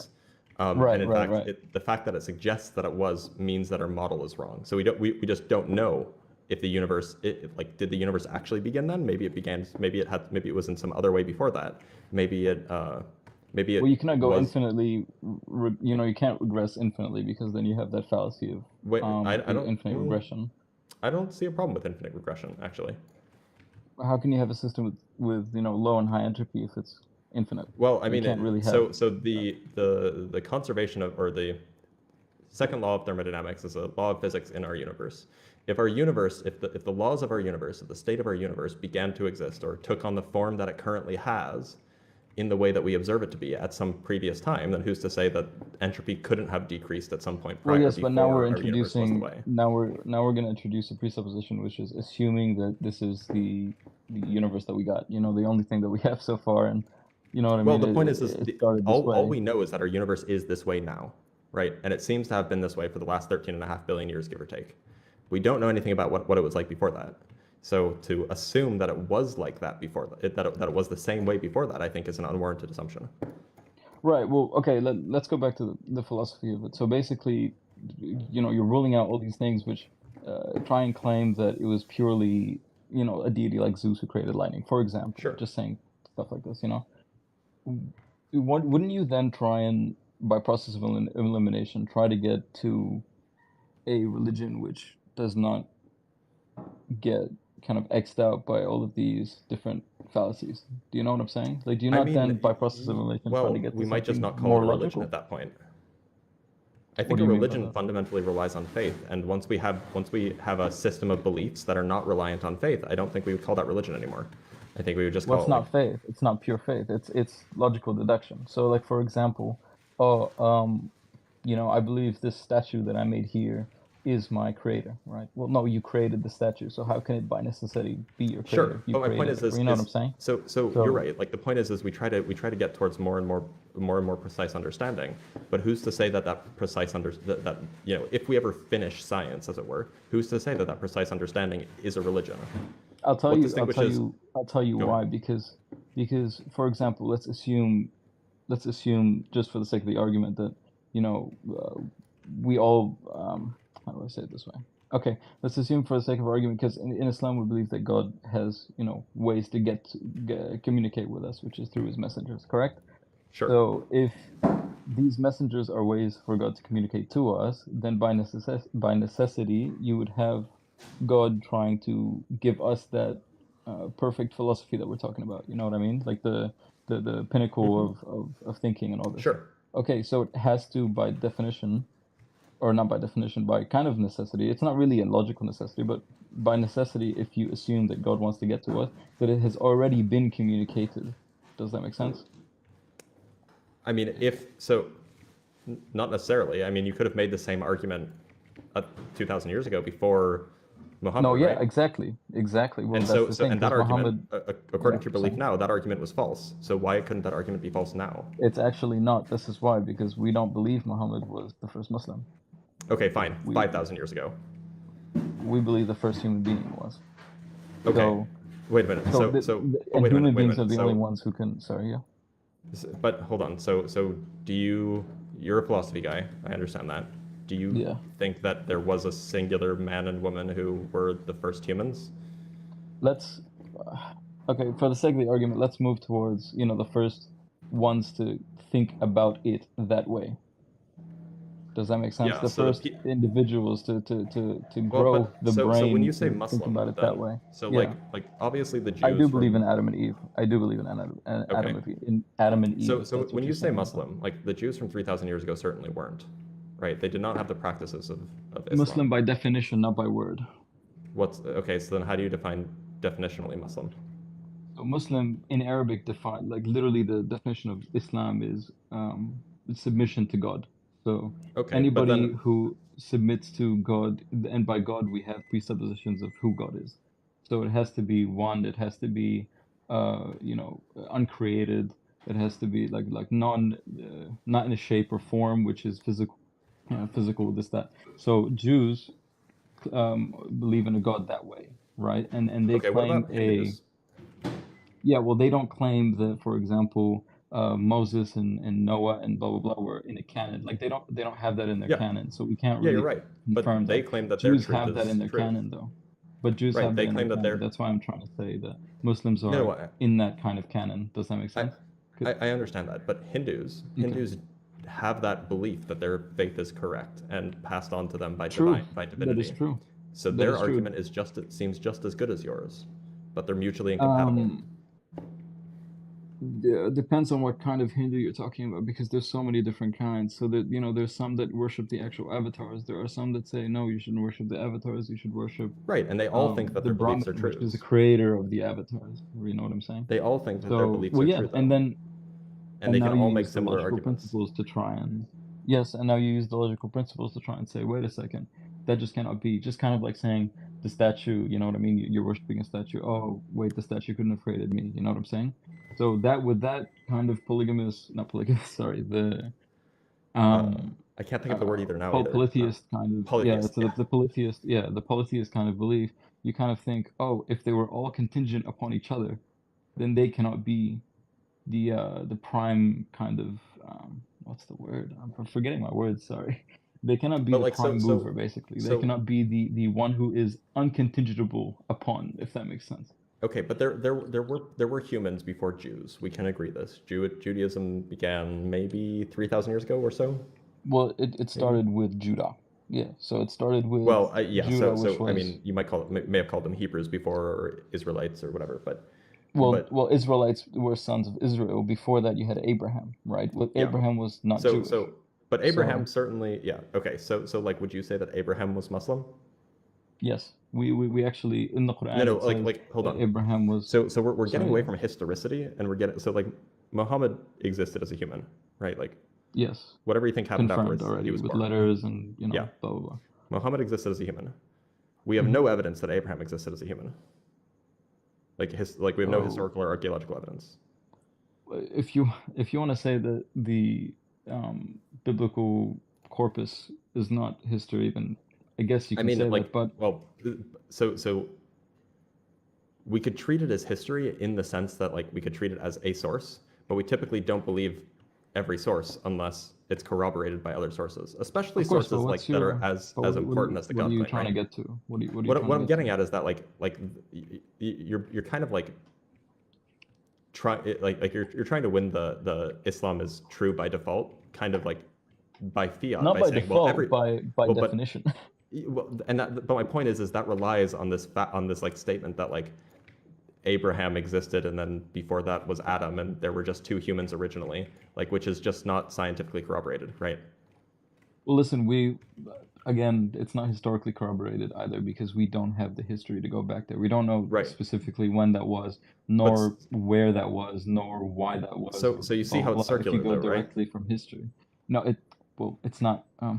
Okay, let me tell you why it's not circular. Saying the truth is the right thing to do, for example, is again not circular. You're just kind of spreading out the statement with more detail, if that makes sense. So if you try and say that submission to the one who created you, yeah, it is vague, sure, But it is also true. implies a creator, right? Yes, it implies yeah. I'm saying like if you spread it out long enough, you might get to a statement like this, which sounds circular. If you might say, oh, it's circular, but it's just vague. It's not circular. So if you say something like, oh, Adam and Eve is not scientifically corroborated, blah blah blah. Well, look, there's been many like scientific theories about like, oh, maybe the aliens planted their DNA into different hominid species and it created, you know what I mean, the human Homo sapien that we have now who destroyed all the Neanderthals, for example. Like, this is not scientifically corroborated, nor is it historically corroborated. Yet it's a theory that many people come to agree Well, could I have don't know if happened. many You know people what I'm agree with saying? it, but I think it's Well, I think it's more than generally one accepted at as least. pretty fringe. I think it's pretty fringe.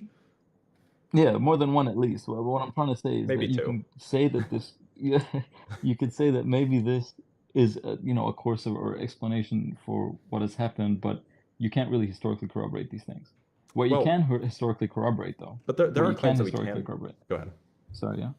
Okay. No. But what you can what you can historically corroborate is the claims that our prophet made. So this is why we kind of hold the Quran at a really high state because it is extremely, if not the most historically corroboratable book that has survived for so long, if that makes sense. It has been preserved for 1,400 years roughly. So we constantly refer back to it whenever we need to refer to something that is historically corroboratable, if that makes sense. Yeah, so And some of the the Quran, things- the Quran yeah, is the sorry. Quran has events in it that are historically corroboratable. That's almost certainly true. But not I'm all not of talking them, about the right? events in it. I'm talking about the book itself. So basically, sure, the book sure. itself Yeah, has I'm with claims you in on them which, yeah, the book itself has claims in them which you can't really explain have a human source, if that makes sense. So Why I can not? give you examples if you want. Like, well, okay, so we are not. I'm assuming you know that the Prophet Muhammad sallallahu alaihi wasallam he was illiterate, like he couldn't read or write. Yes, I'm familiar with that. On top of that, he was alive 1,400 years ago in the middle of a desert. So if there are things in the book which cannot be explained for him to know, or to have done, or blah blah blah.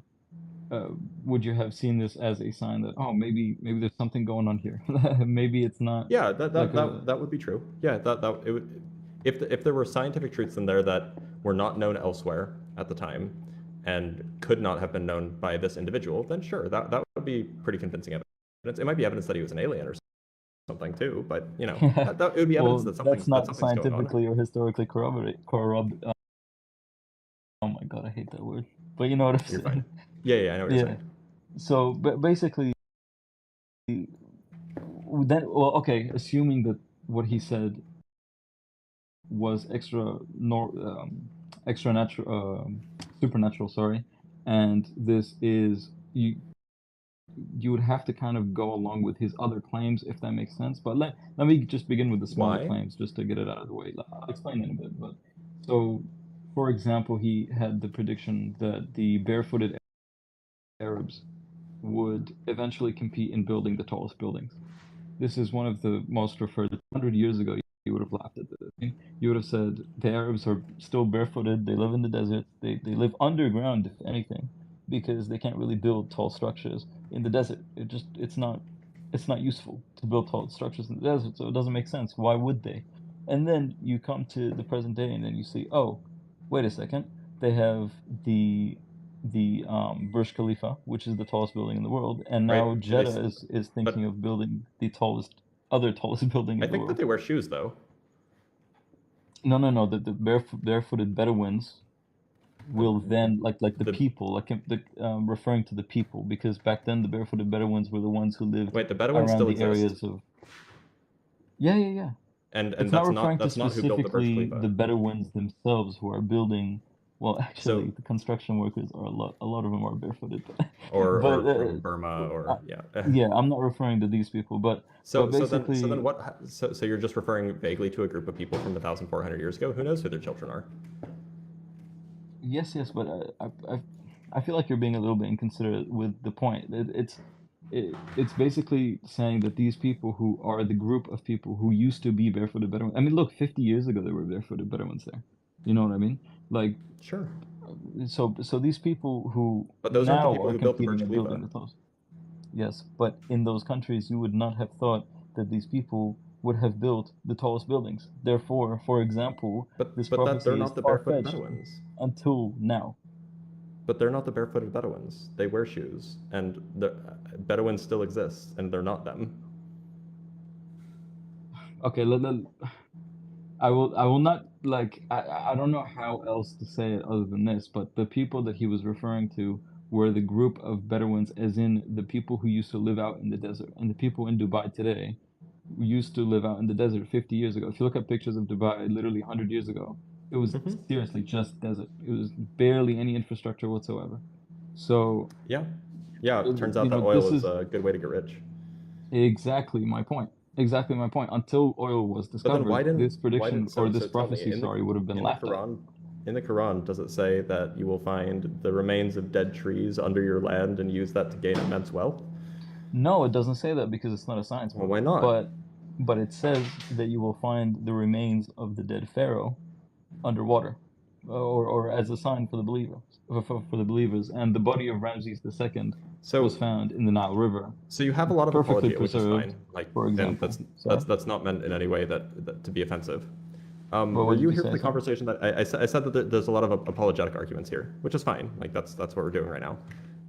Are you familiar with were you here when I talked to Riz Ladan? No, I have no idea what that is. That was a while ago.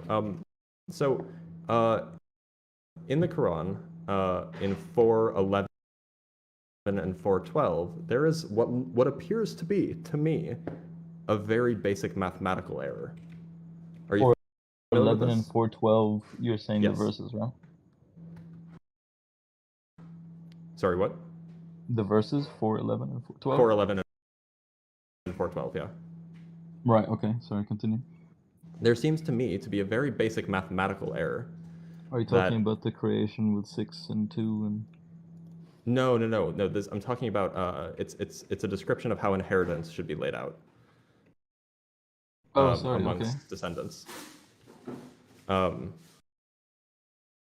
descendants. So the business is you can, I mean, like, this is supposed to lay out exactly how you should give your inheritance. And it seems like if you're in the situation where you are a man, you have a wife who is alive, 2 parents who are alive, and your wife has only given you 2 daughters who are unmarried, it seems like the Quran tells you that you should give away more money than you have, that the inheritance should be more than 100% of your wealth.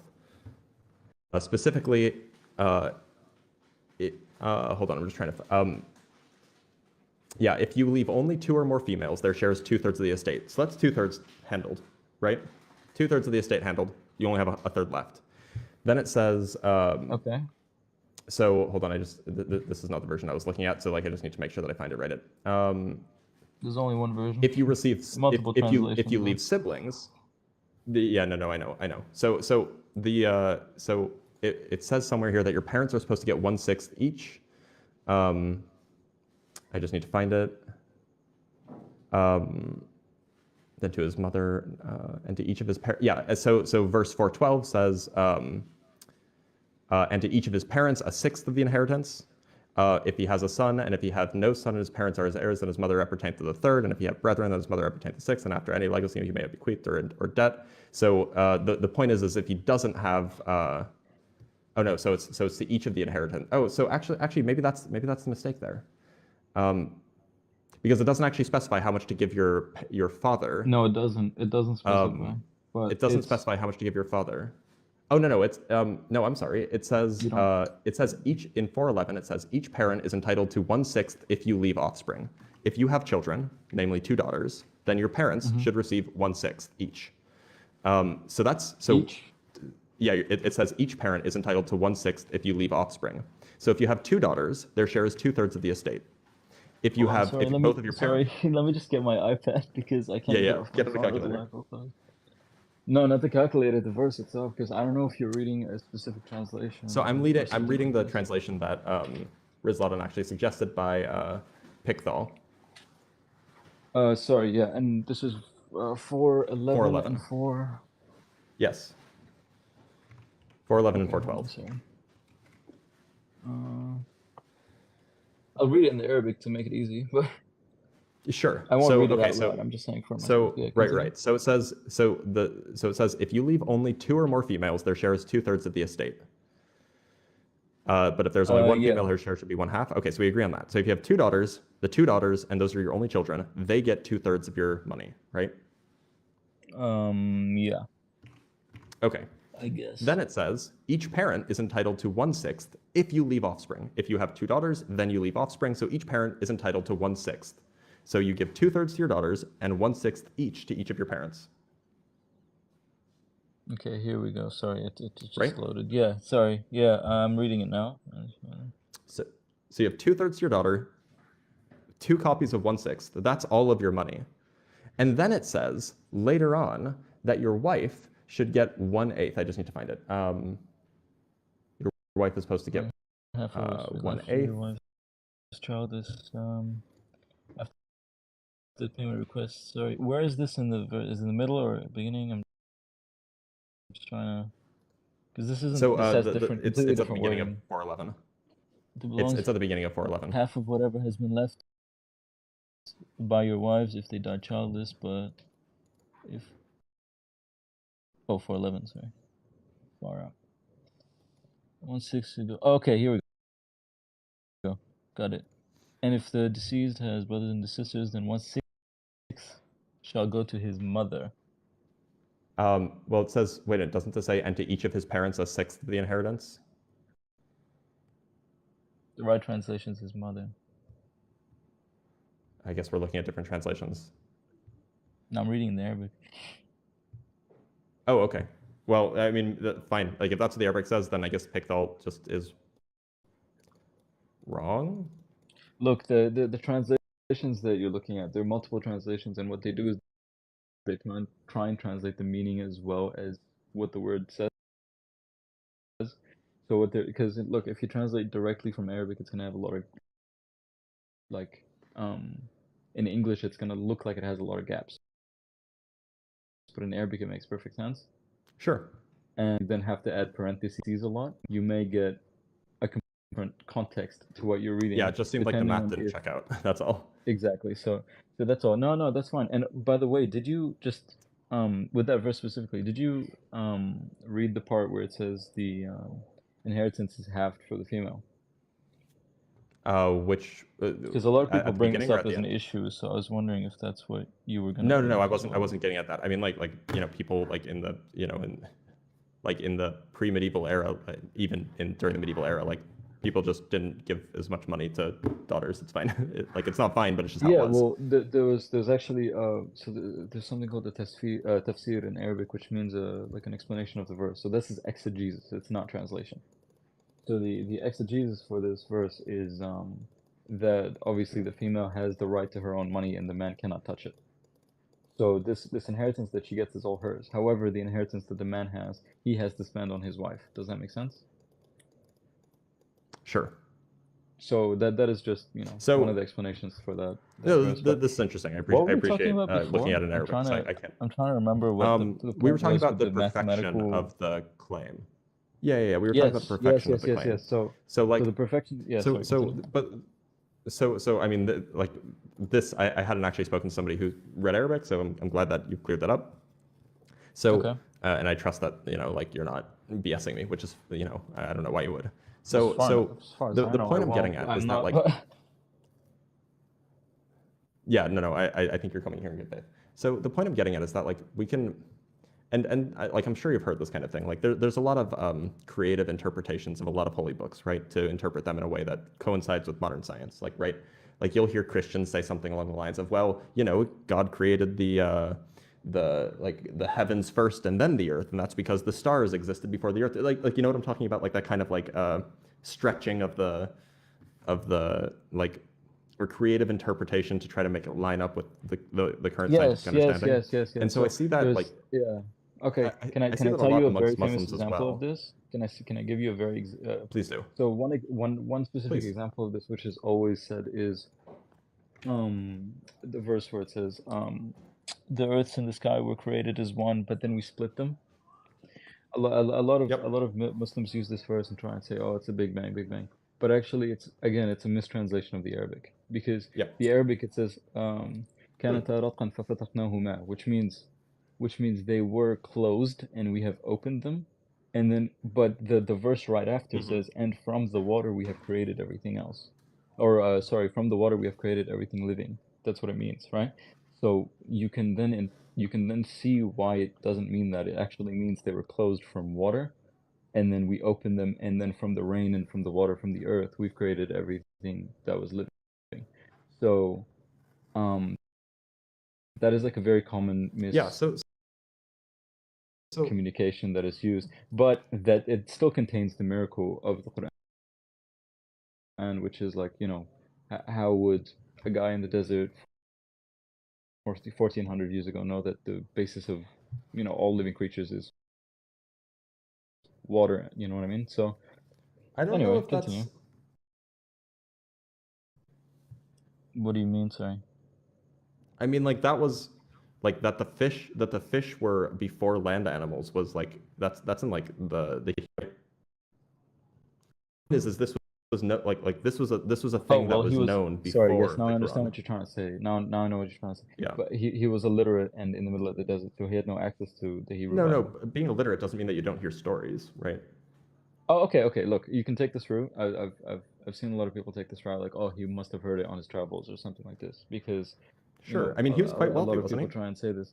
Yeah, but the point, where this point kind of falls through, is that he said a lot of things that sometimes are contrarian to these books, but end up being more true historically. Can I give you an example if you want? Please do. And by the way, I do have to Yeah, cut it so- short because my wife is finally awake and I need to spend time with her.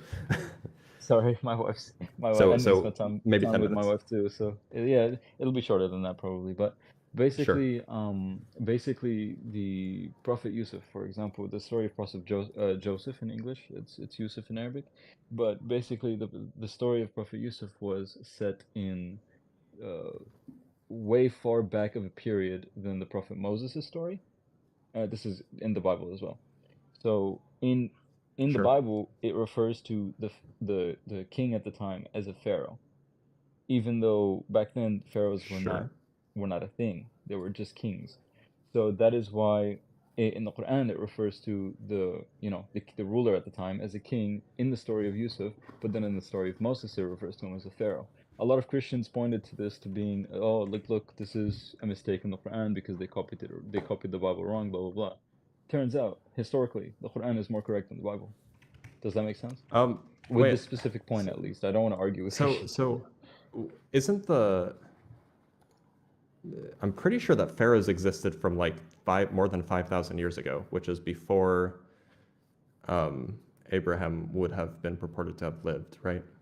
No, that's not. I need to bring my iPad again. Hold on. I could be mistaken on that, but like I'm pretty think sure you that are, the but let me just understanding is that double-check. like Let me just double check, just so I don't sound like I'm saying something wrong, or you know what I mean. Sorry.